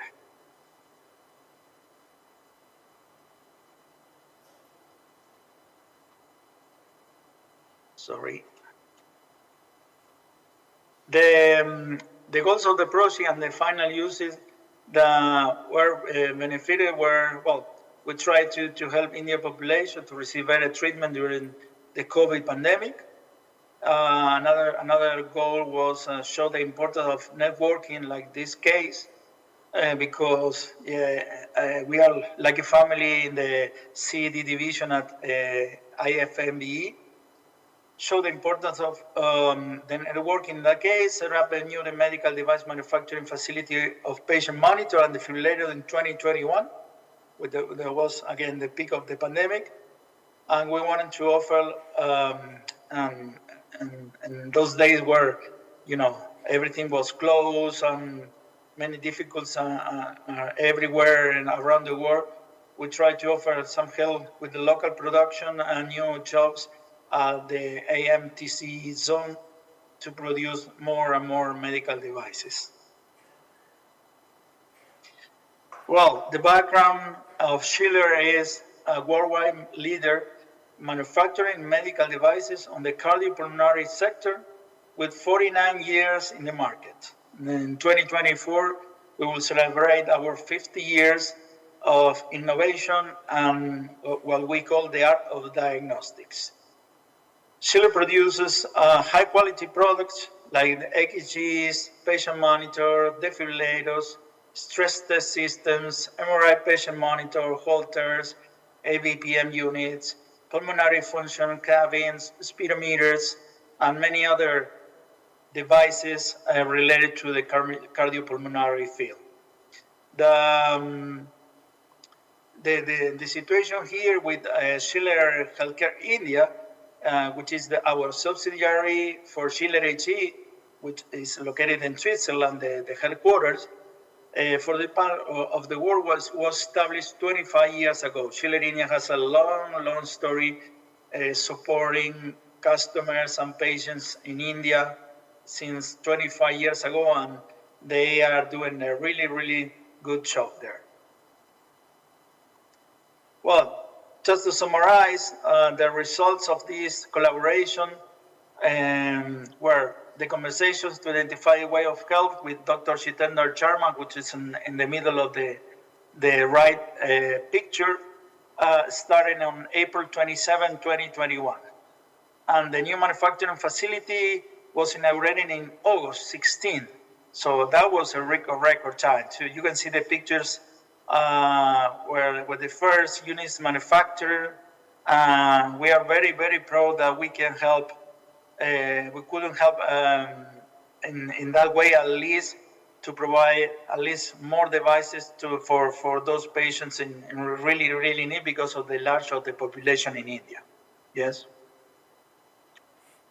These are some numbers of the units produced there, how many people was at the beginning of the project. We are still producing some units there. Well, 4 people started the facility, working at the facilities, one in production, one in IQC, quality control, and one branch manager.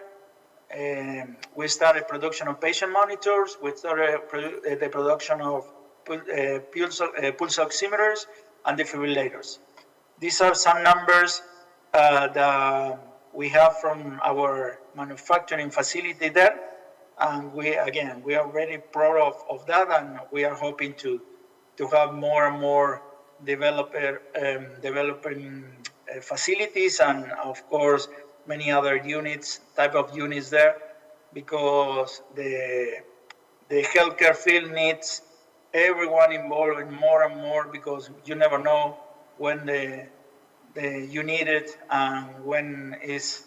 Since our experience on the COVID-19, you never know when the next pandemic is coming. So Schiller is always trying to help everyone in the field.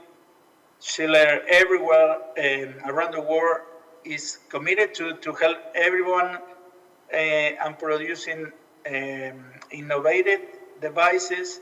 We have manufacturing facilities in Switzerland, in France, in India, in China, in Germany, and Austria also. So you know, quality products, better diagnostics. Well, in this particular case, it's a short presentation, but in this particular case, again, we are very proud of our team over there. We are proud that the Amtz zone open us the place to produce, and they facilitate everything so we can start working together to solve any needs. Well, this is our presentation. Thank you very much. We are open to collaborate anyway. This is my email address at Schiller Americas, but many of you will be there in India, so you can have direct contact with our subsidiary in the field. Thank you so much, and all the best and the best success for this Congress there in India. Thank you so much. Bye. So I understand, Dr. Sharma, you've got some insights into this product line. And tell us about that.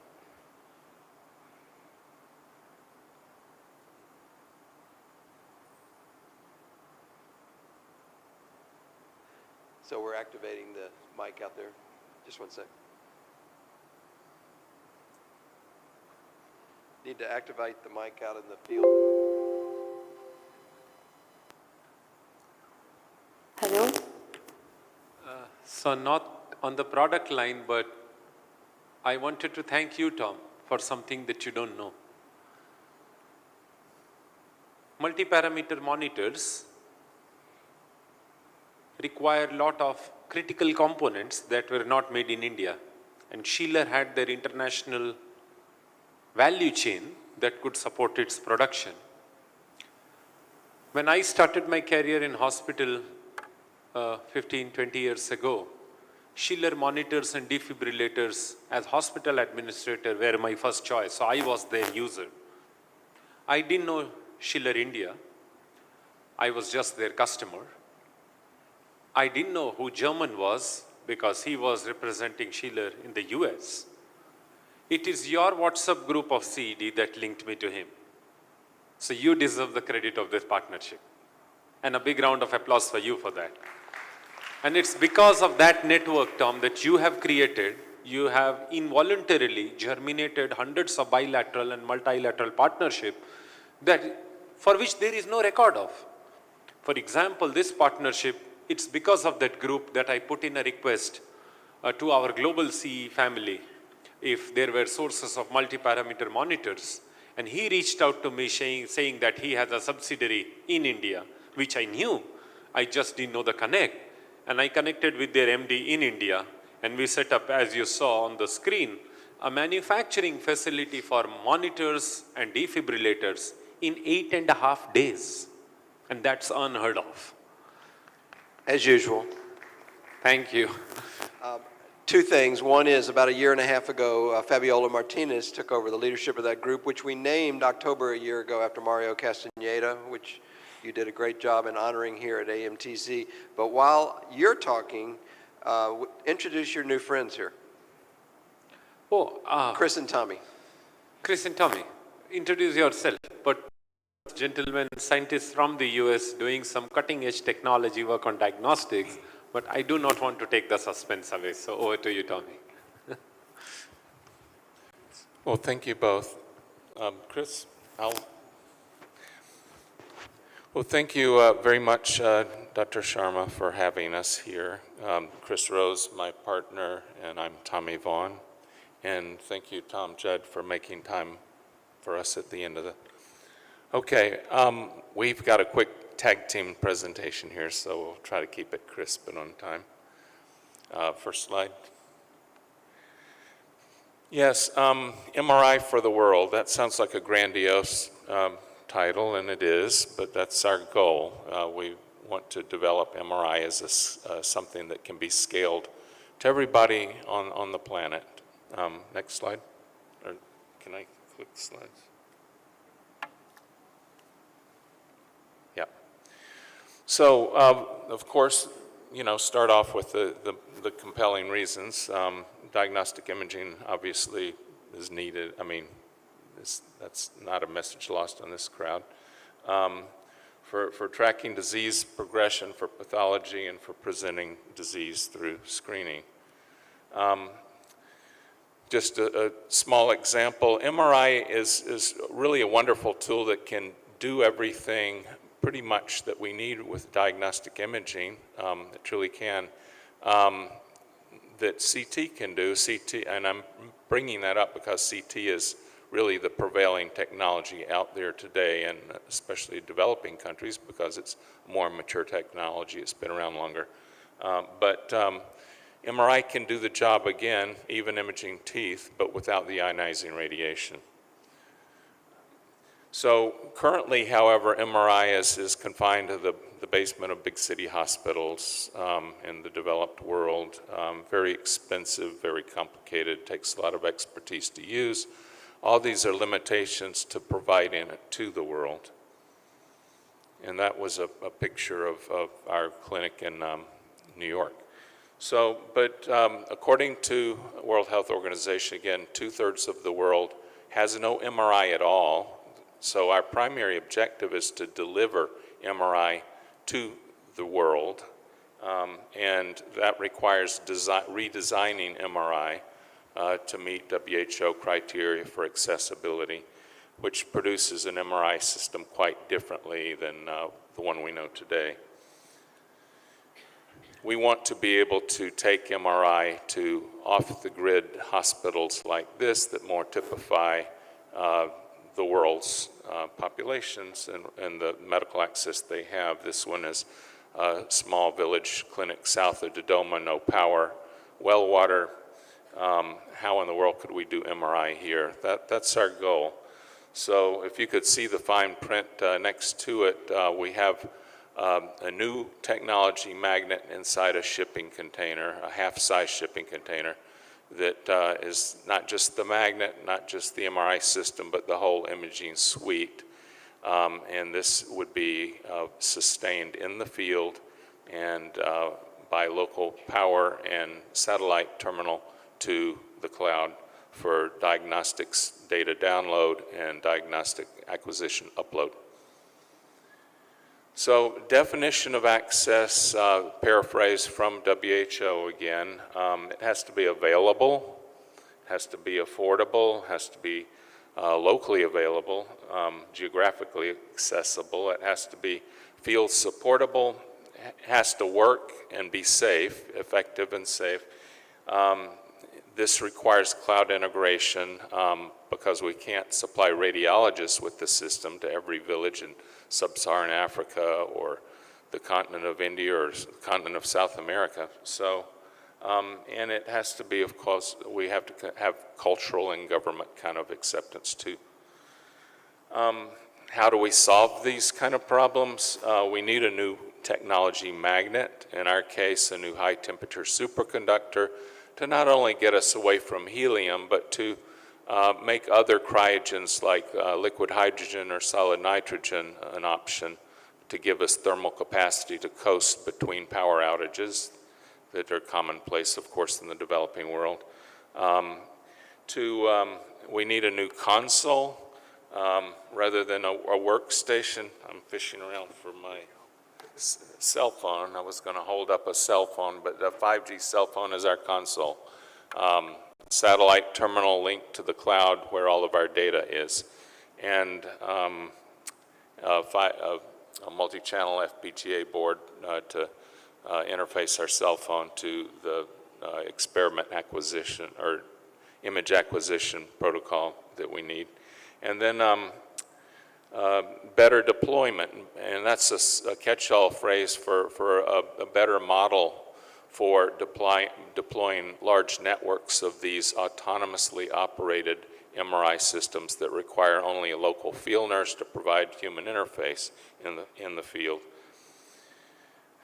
And it would look something like this. This is the whole imaging suite, the whole installation in one turnkey shipping, half-size shipping container that could be manufactured in mass on a factory floor like mobile homes. So the MR Access system, okay, this is where my tag team starts. Chris, it's yours. Advance it all the way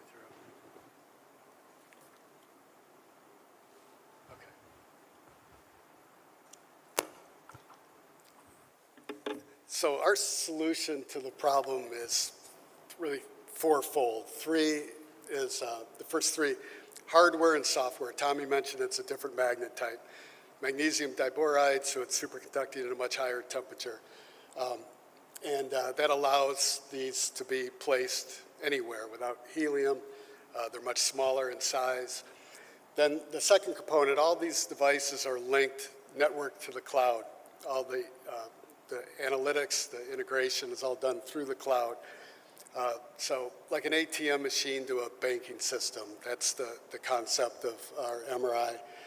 And then we'll develop the devices, the scanners themselves are engineered to work very well with AI.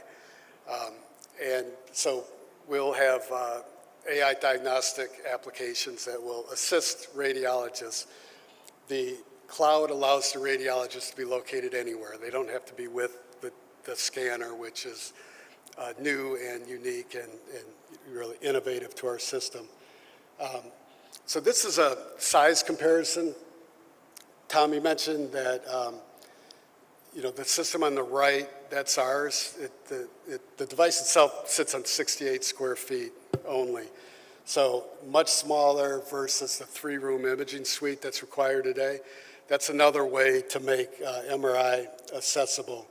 So, at the end of the day, we'll have the device itself, the cost is substantially lower, and we'll be able to, the fourth part of this is an innovative business model, and that allows us to charge as low as $20 for an MRI scan and radiology interpretation, as high as $150 in the US. But we're providing basically MRI scan and radiology diagnostics or interpretation as a service. That's our business model. And I should say the team, you met Tommy, he's in our research center at Columbia University. I'll talk about him since he doesn't brag about himself very much, but he's 60-some patents, professor, 2 different departments, including biomedical engineering at Columbia. And we also have his counterpart from Yale, from Harvard, and Johns Hopkins. So it's a program of elite research scientists and radiologists that have been thinking about this problem for decades. How do we make MRI accessible to the world? We asked a class from Thunderbird School of Global Management to help us define what is a total addressable market for this system. They came back with a whopping $500 billion is the addressable market. 5.5 billion people don't have access to MRI anywhere, and so there's a market growth servicing that latent demand, and then providing the radiology services for that new business. The perspective I like to use is I haven't found any citizen of the world that's entirely happy with their healthcare system, but Japan may come the closest. In Japan, you can their citizens do have regular access to MRI. If you provided that same level, what that's measured is the WHO measures it in number of devices per million of people. If you use that same ratio that Japan has, provide the same level of access to MRI imaging that the citizens of Japan have, we need over 400,000 more MRI scanners around the world. And that's just the current access. MRI could be used for everything.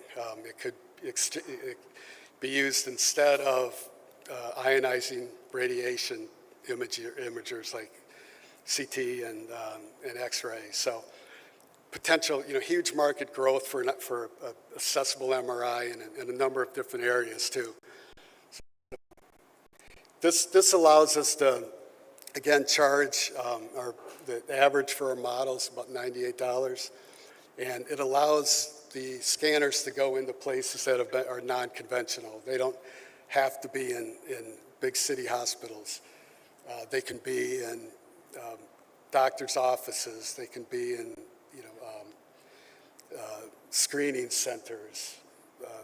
They can be in dental offices. There's just a number of places that this can go because of the size and the scale of this. So we're real happy to be here. AMTC, we consider Dr. Sharma a good friend and colleague, and the AMTC allows us a real unique opportunity with the team to basically, sketch and scale. So we're, completing our the R&D for this concept here, and then we'll quickly scale into manufacturing.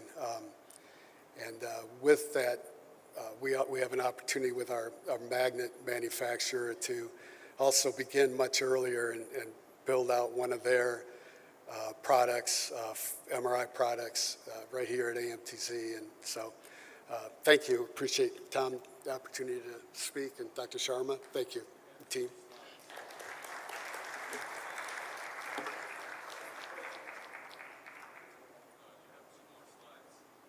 I do?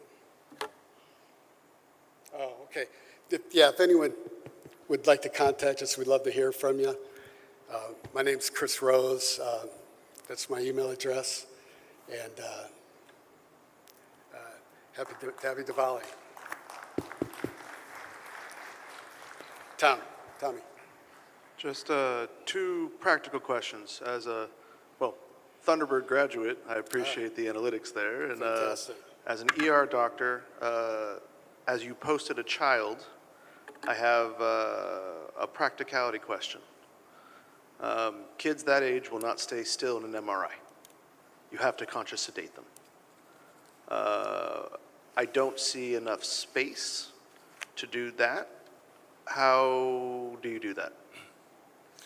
Quick answer that we're actually actively considering now is the same company that we would be buying wire from, this magnesium diboride high temperature superconductor, manufactures an open 0.5 T magnet, vertical upright. This is ASG, and we're looking at the possibility of using that for exactly this application, where a mother could sit in a chair and hold her infant or her child in her lap to comfort it and to steady it, for a better shot at that.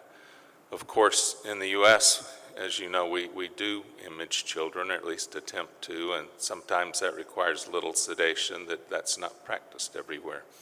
But those are two approaches. But we do image infants, even in utero in the U.S., and I know standards are different in different countries, including India. But that's why we're looking at this MR open system. And then my second question, thank you for that answer, I appreciate it. My second question is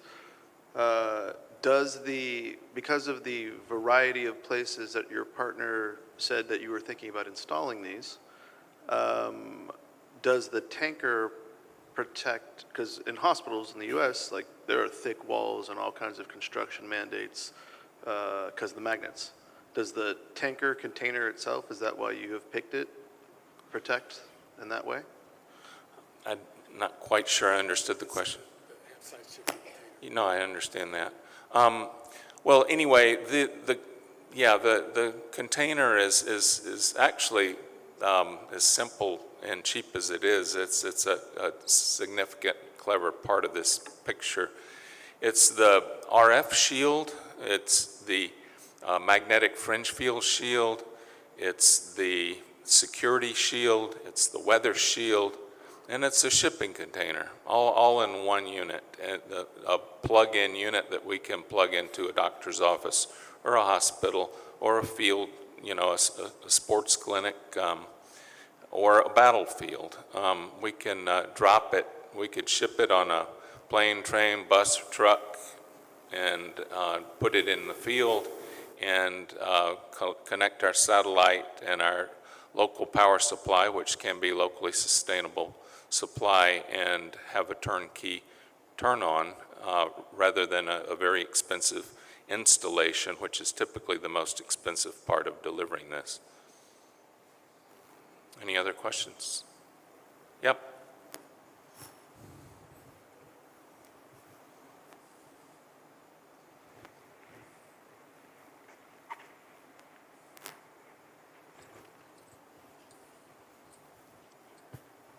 Hi, thank you very much for your presentation. It's really a very interesting product.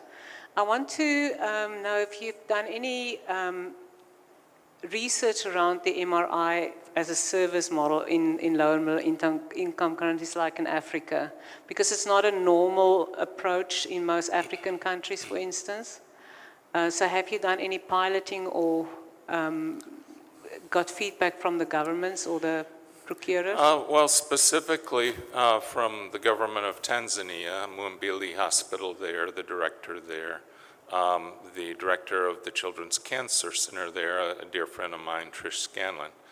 One of the women in one of the slides I showed was, well, too much information, I won't name names, but she's suffering stage 4 breast cancer as she tries to help children in Tanzania. But in Tanzania alone, I remember stats like the top 2 killers are uterine cancer and breast cancer, and they're born by half the population. So what a tragedy. You can see long lines of women standing forever waiting to just be blindly point and shoot radiology or radiological therapy that it's with little help at all, because usually the time these people even make it to the clinic, they're already in fatal situations. So we need these systems, not 1 or 2 in a government hospital, but we need these at the village level, and that's what we are striving for. Just before we ask other questions, I don't know if there's any representatives of the Chalopathy Institute, which was our last presentation in this session, and none of us have heard from them lately, although they were eager to be a part of this. That being true, we have time for Q&A, and I'd love to invite Helium up and you guys, and maybe pass the mic if you want, and take some of the chairs on the stage. I don't believe there's any other presenters, live presenters here. Oh, Ilana's very much alive, and we're very thankful for that. Please come up, Ilana. Very alive. So you guys are welcome to take some chairs, and we can just continue questions from the group and pass the mic. And relax a little bit. So, yep, questions are starting to come.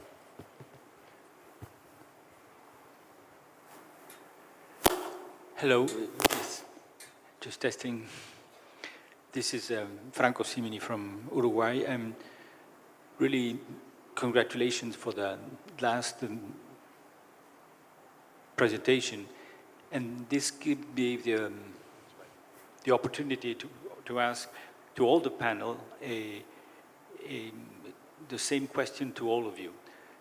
Do you think time is ripe for a different and sort of not exactly homemade, but low-profile development of medical equipment, in the sense that the plethora, the great availability of sensors and parts for medical equipment may be the dawn of a new era of do-it-yourself, maybe, medical equipment. Or certainly point of care, yeah. Yes, and what are the consequence on the quality of the equipment, and try to avoid to fail one of those Hippocrates commandments of not doing harm, because unsafe or not accurate medical equipment can really be worse than nothing. Is there a new era coming up? I would think so. I think one of the things that we have to understand with the just wide-scale distribution of smartphones is the computing power that people actually have in their hands on an everyday basis, right? And second of all, the things that I would posit is, do I really care if someone's blood pressure is 140/90 or 141/90? Probably not, right? So to what extent does the sensor or piece of information, what range do I actually need to actually be of value, right? And I think when you sort of take those two things into account, as you said, the ability to get components that you may need, I think there's maybe a lot of very interesting things that can be done that have value. Now, I think from the other aspect, there needs to be some way to validate those things have been assembled appropriately.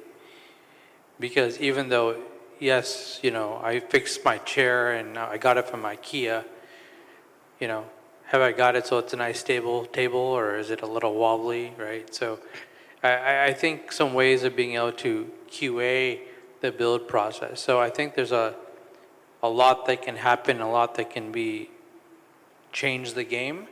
But at the same time, I think people also need to be provided the tools not only to build, but to QA as well, just to make sure things are on point. I don't know. Thank you.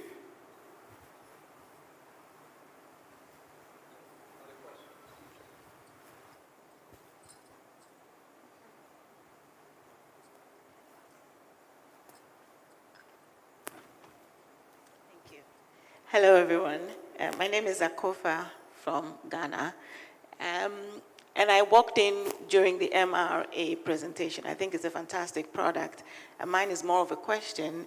I'm conducting a study. I'm a research student, a PhD student, and I'm looking at geographical access to imaging equipment for road traffic crash injuries in my country, one region of Ghana. And it's the largest region, on about 4 million inhabitants. And I was quite surprised, preliminary data, to find that there were only 2 MRI machines in the entire region for MRI access, and not to talk of CT and X-ray. And so I think there's a very, very timely product you're designing. I don't know if it is out yet. I didn't quite get that. If it's still under research, when is it going to be ready? Are you willing to meet governments of countries to try and pitch this to them, and so on and so forth? And your contact details, they shared it in a flash, and we couldn't even take a shot. So if that can be put up there, we greatly appreciate it. Thank you. I'm going to ask them to answer that, but also for you to follow up individually so that we might move on to some other questions in a moment as well. But Tommy, I know you want to answer. We're still putting together the prototype of that product, in fairness. We're beginning with proven materials. You know, the superconductor's proven. It's used in other kinds of MR magnets. We've got a cell phone. We've got the satellite link. We've got the cloud. Those are our key ingredients. We just working with AMTZ, that's exactly right. So, and that's extremely important, obviously, to everybody here, because we need that level of support to make this work and implement it. Without that, we don't get anywhere. So, and this is why we're here in India for what it's worth. We see greater opportunity to start here. But yes, anyway, starting with proven technologies, but we don't have the working prototype together yet. So. Hi, my name is Somnath. I am from AMTZ. My question is that, is there any potential for refurbished MRI in the LMICs? Because MRI is a costly machine, but it is good, it is beneficial rather than CT scan. It acts on the fat and water and soft tissues very well. So what is the potential of refurbished machines in LMICs? And also, is there any guideline framed for that, for apt use of refurbished MRI in the countries where the budget cannot provide from the government budget newer machines to be purchased?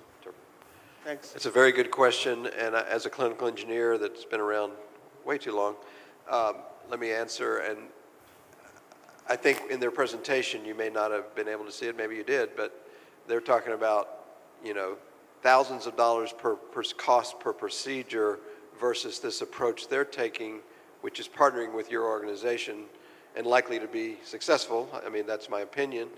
And so refurbishing the existing technology, which is really wonderful, but it's typically, as was said, in the basement of teaching hospitals and just doesn't proliferate very well. I don't think refurbishing MRIs that are already too high a cost is a way to get a lot of access to it in LMICs. So I'm not personally excited about that idea. A real quick example, a lot of companies in the US for tax write-offs unload their used and broken systems to the developing. This group knows that. Yeah, okay. And I'm thinking of I collaborate, or actually I'm on director of advisors for an engineering school in Vietnam. They've had 4 broken, used MR systems sitting in crates in the parking lot because there's nobody there to put them, install them and use them and fix them and maintain them. And it may not be cost effective either. Oh, that's correct. So it's a bad idea, I think, to even think towards refurbished, technology systems. Next question.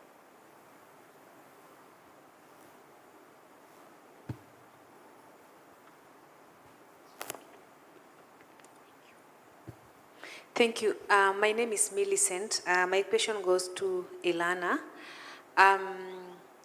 Thank you so much for the good presentation, and I really like what the team is doing.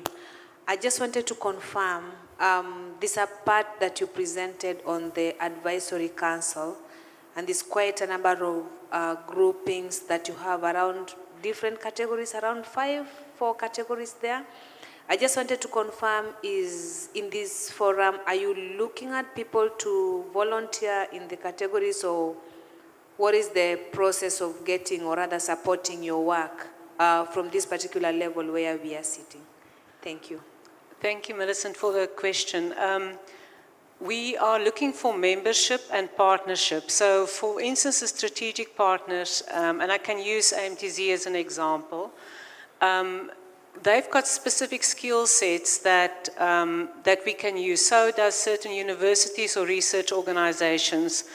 What we're looking for is strategic partners that is prepared to go with us all the way and support our innovators.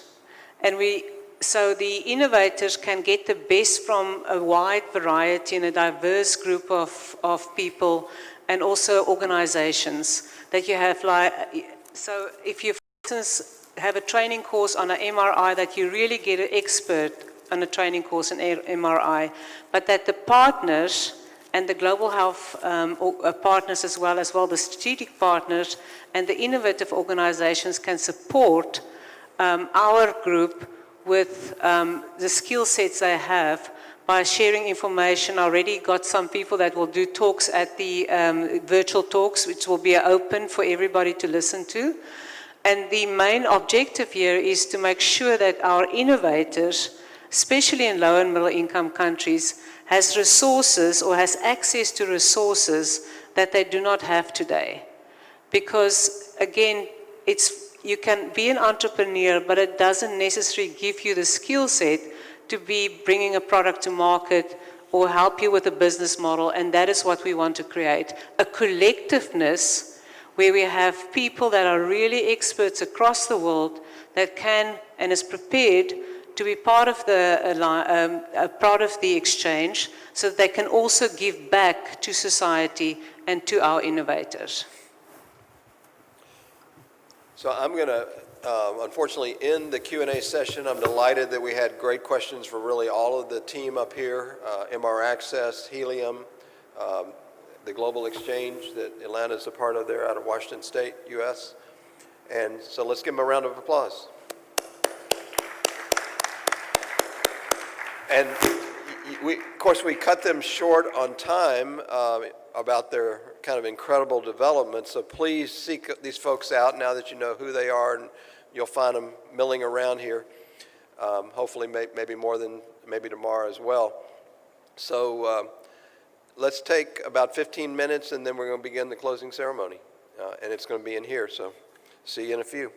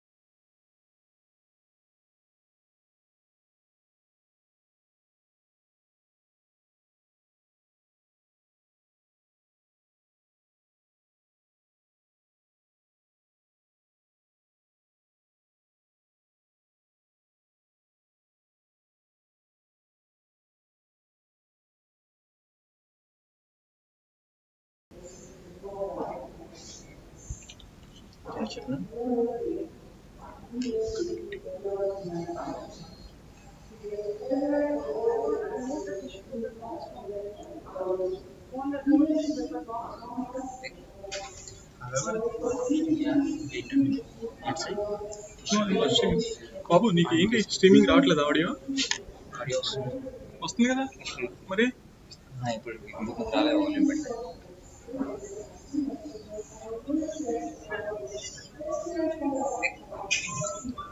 నువ్వు అది చూసుకోవాలి నీకు దీంట్లోంచి వస్తుంది నువ్వు mute చేసేది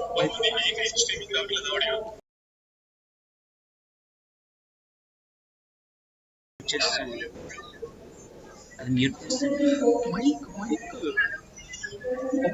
mic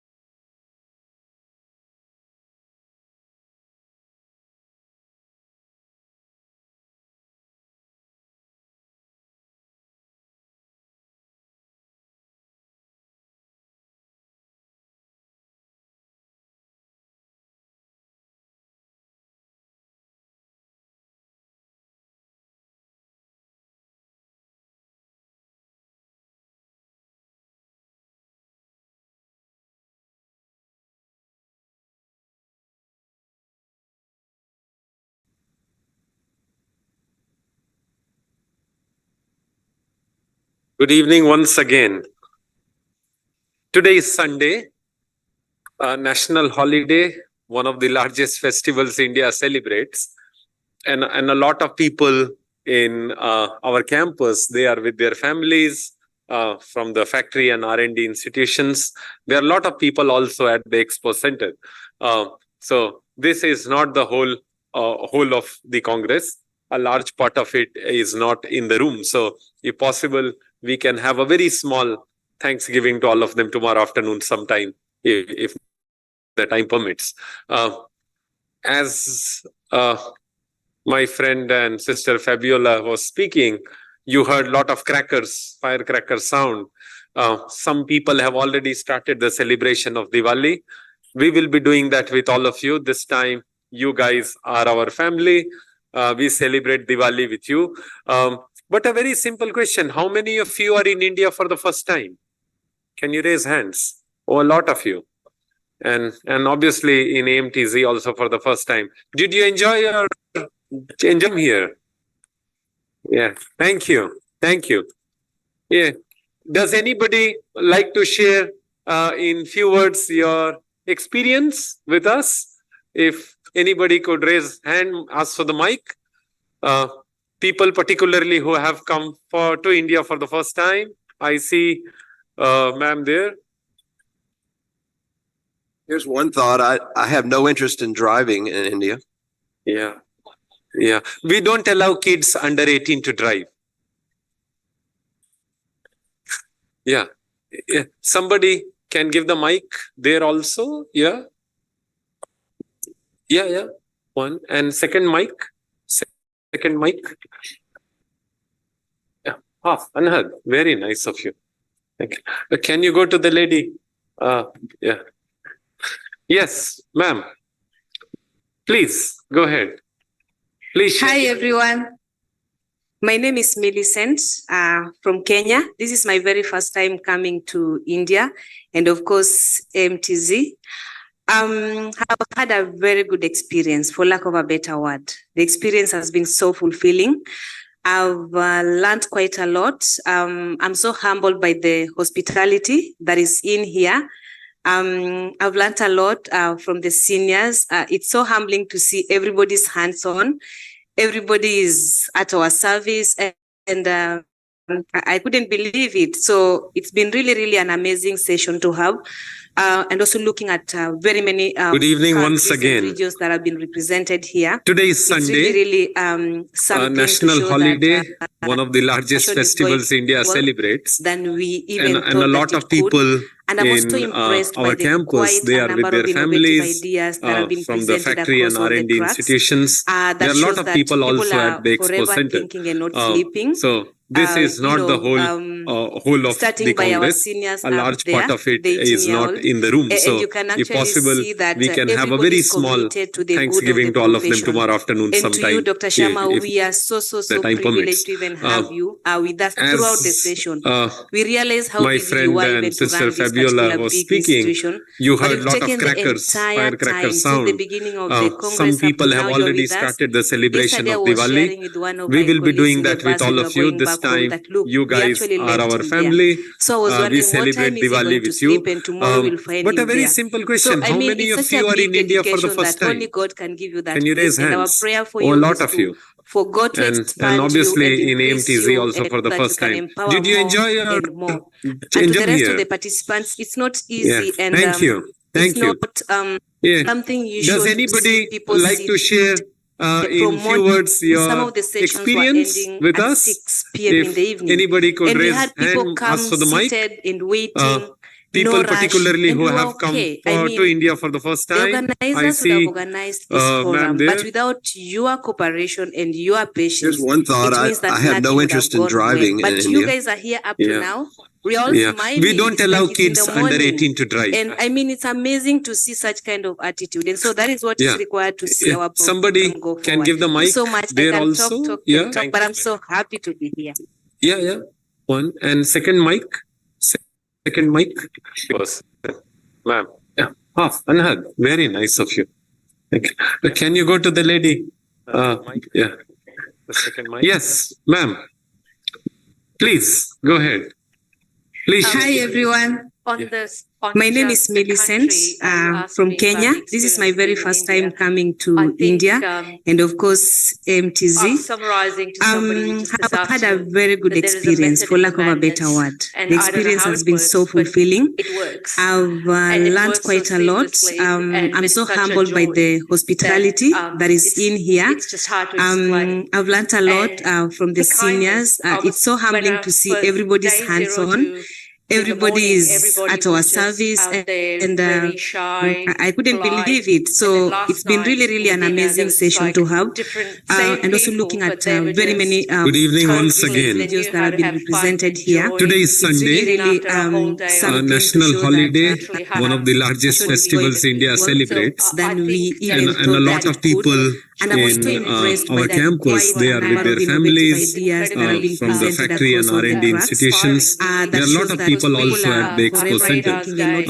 So this is not the whole of the Congress. A large part of it is not in the room. So if possible, we can have a very small Thanksgiving to all of them tomorrow afternoon sometime. Dr. Sharma, we are so privileged to even have you with us throughout the session.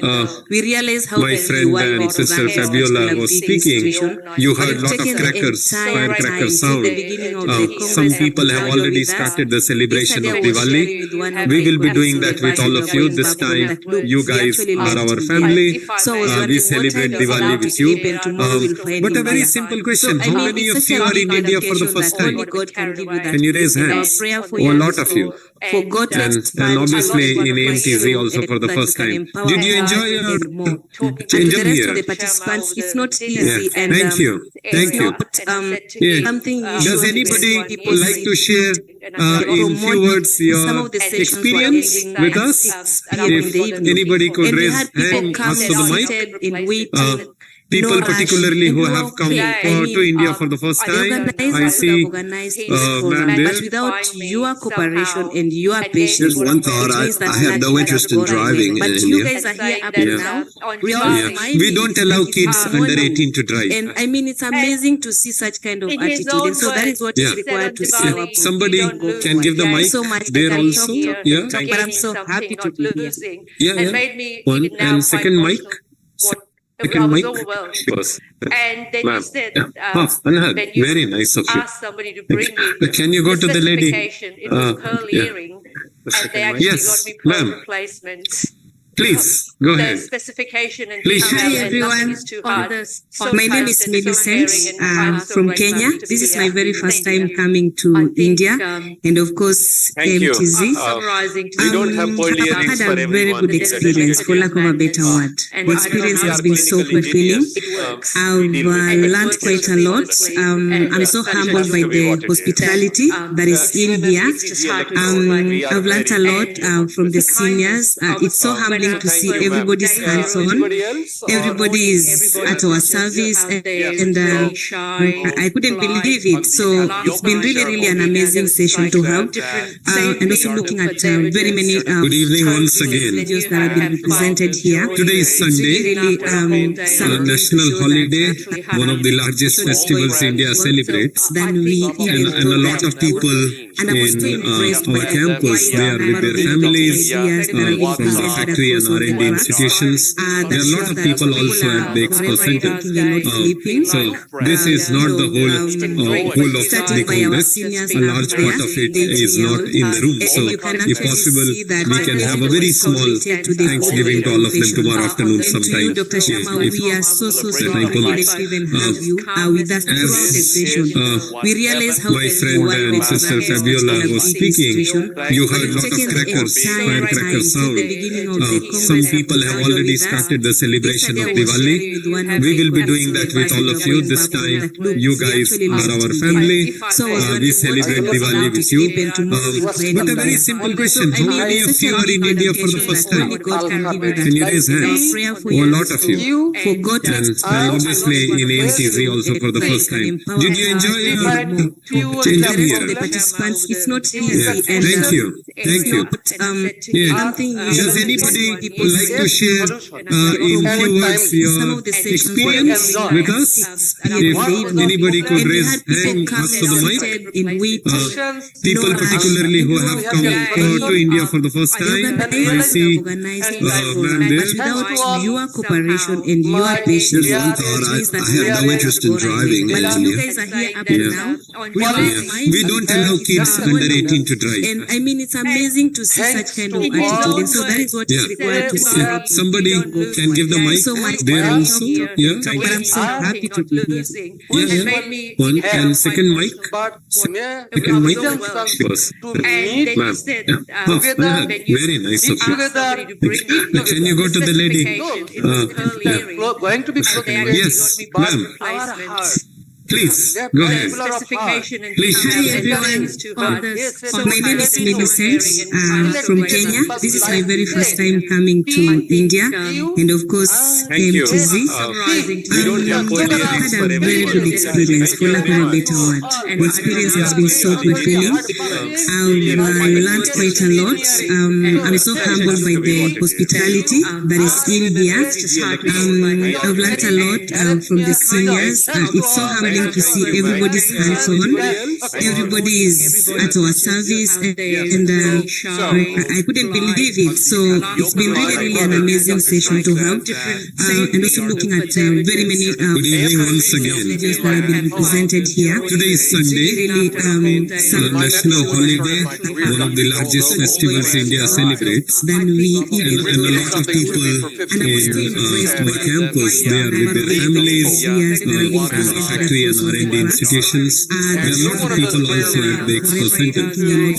So this is not the whole of the Congress. A large part of it is not in the room. So if possible, we can have a very small Thanksgiving to all of them tomorrow afternoon sometime. We are so honored to even have you with us in this session.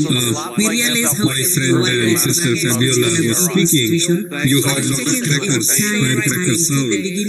Some people have already started the celebration of Diwali. We will be doing that with all of you this time. You guys are our family. We celebrate Diwali with you. But a very simple question. How many of you are in India for the first time? Can you raise hands? A lot of you. And obviously in AMTZ also for the first time. Did you enjoy it? Participants, it's not easy. Thank you. Thank you.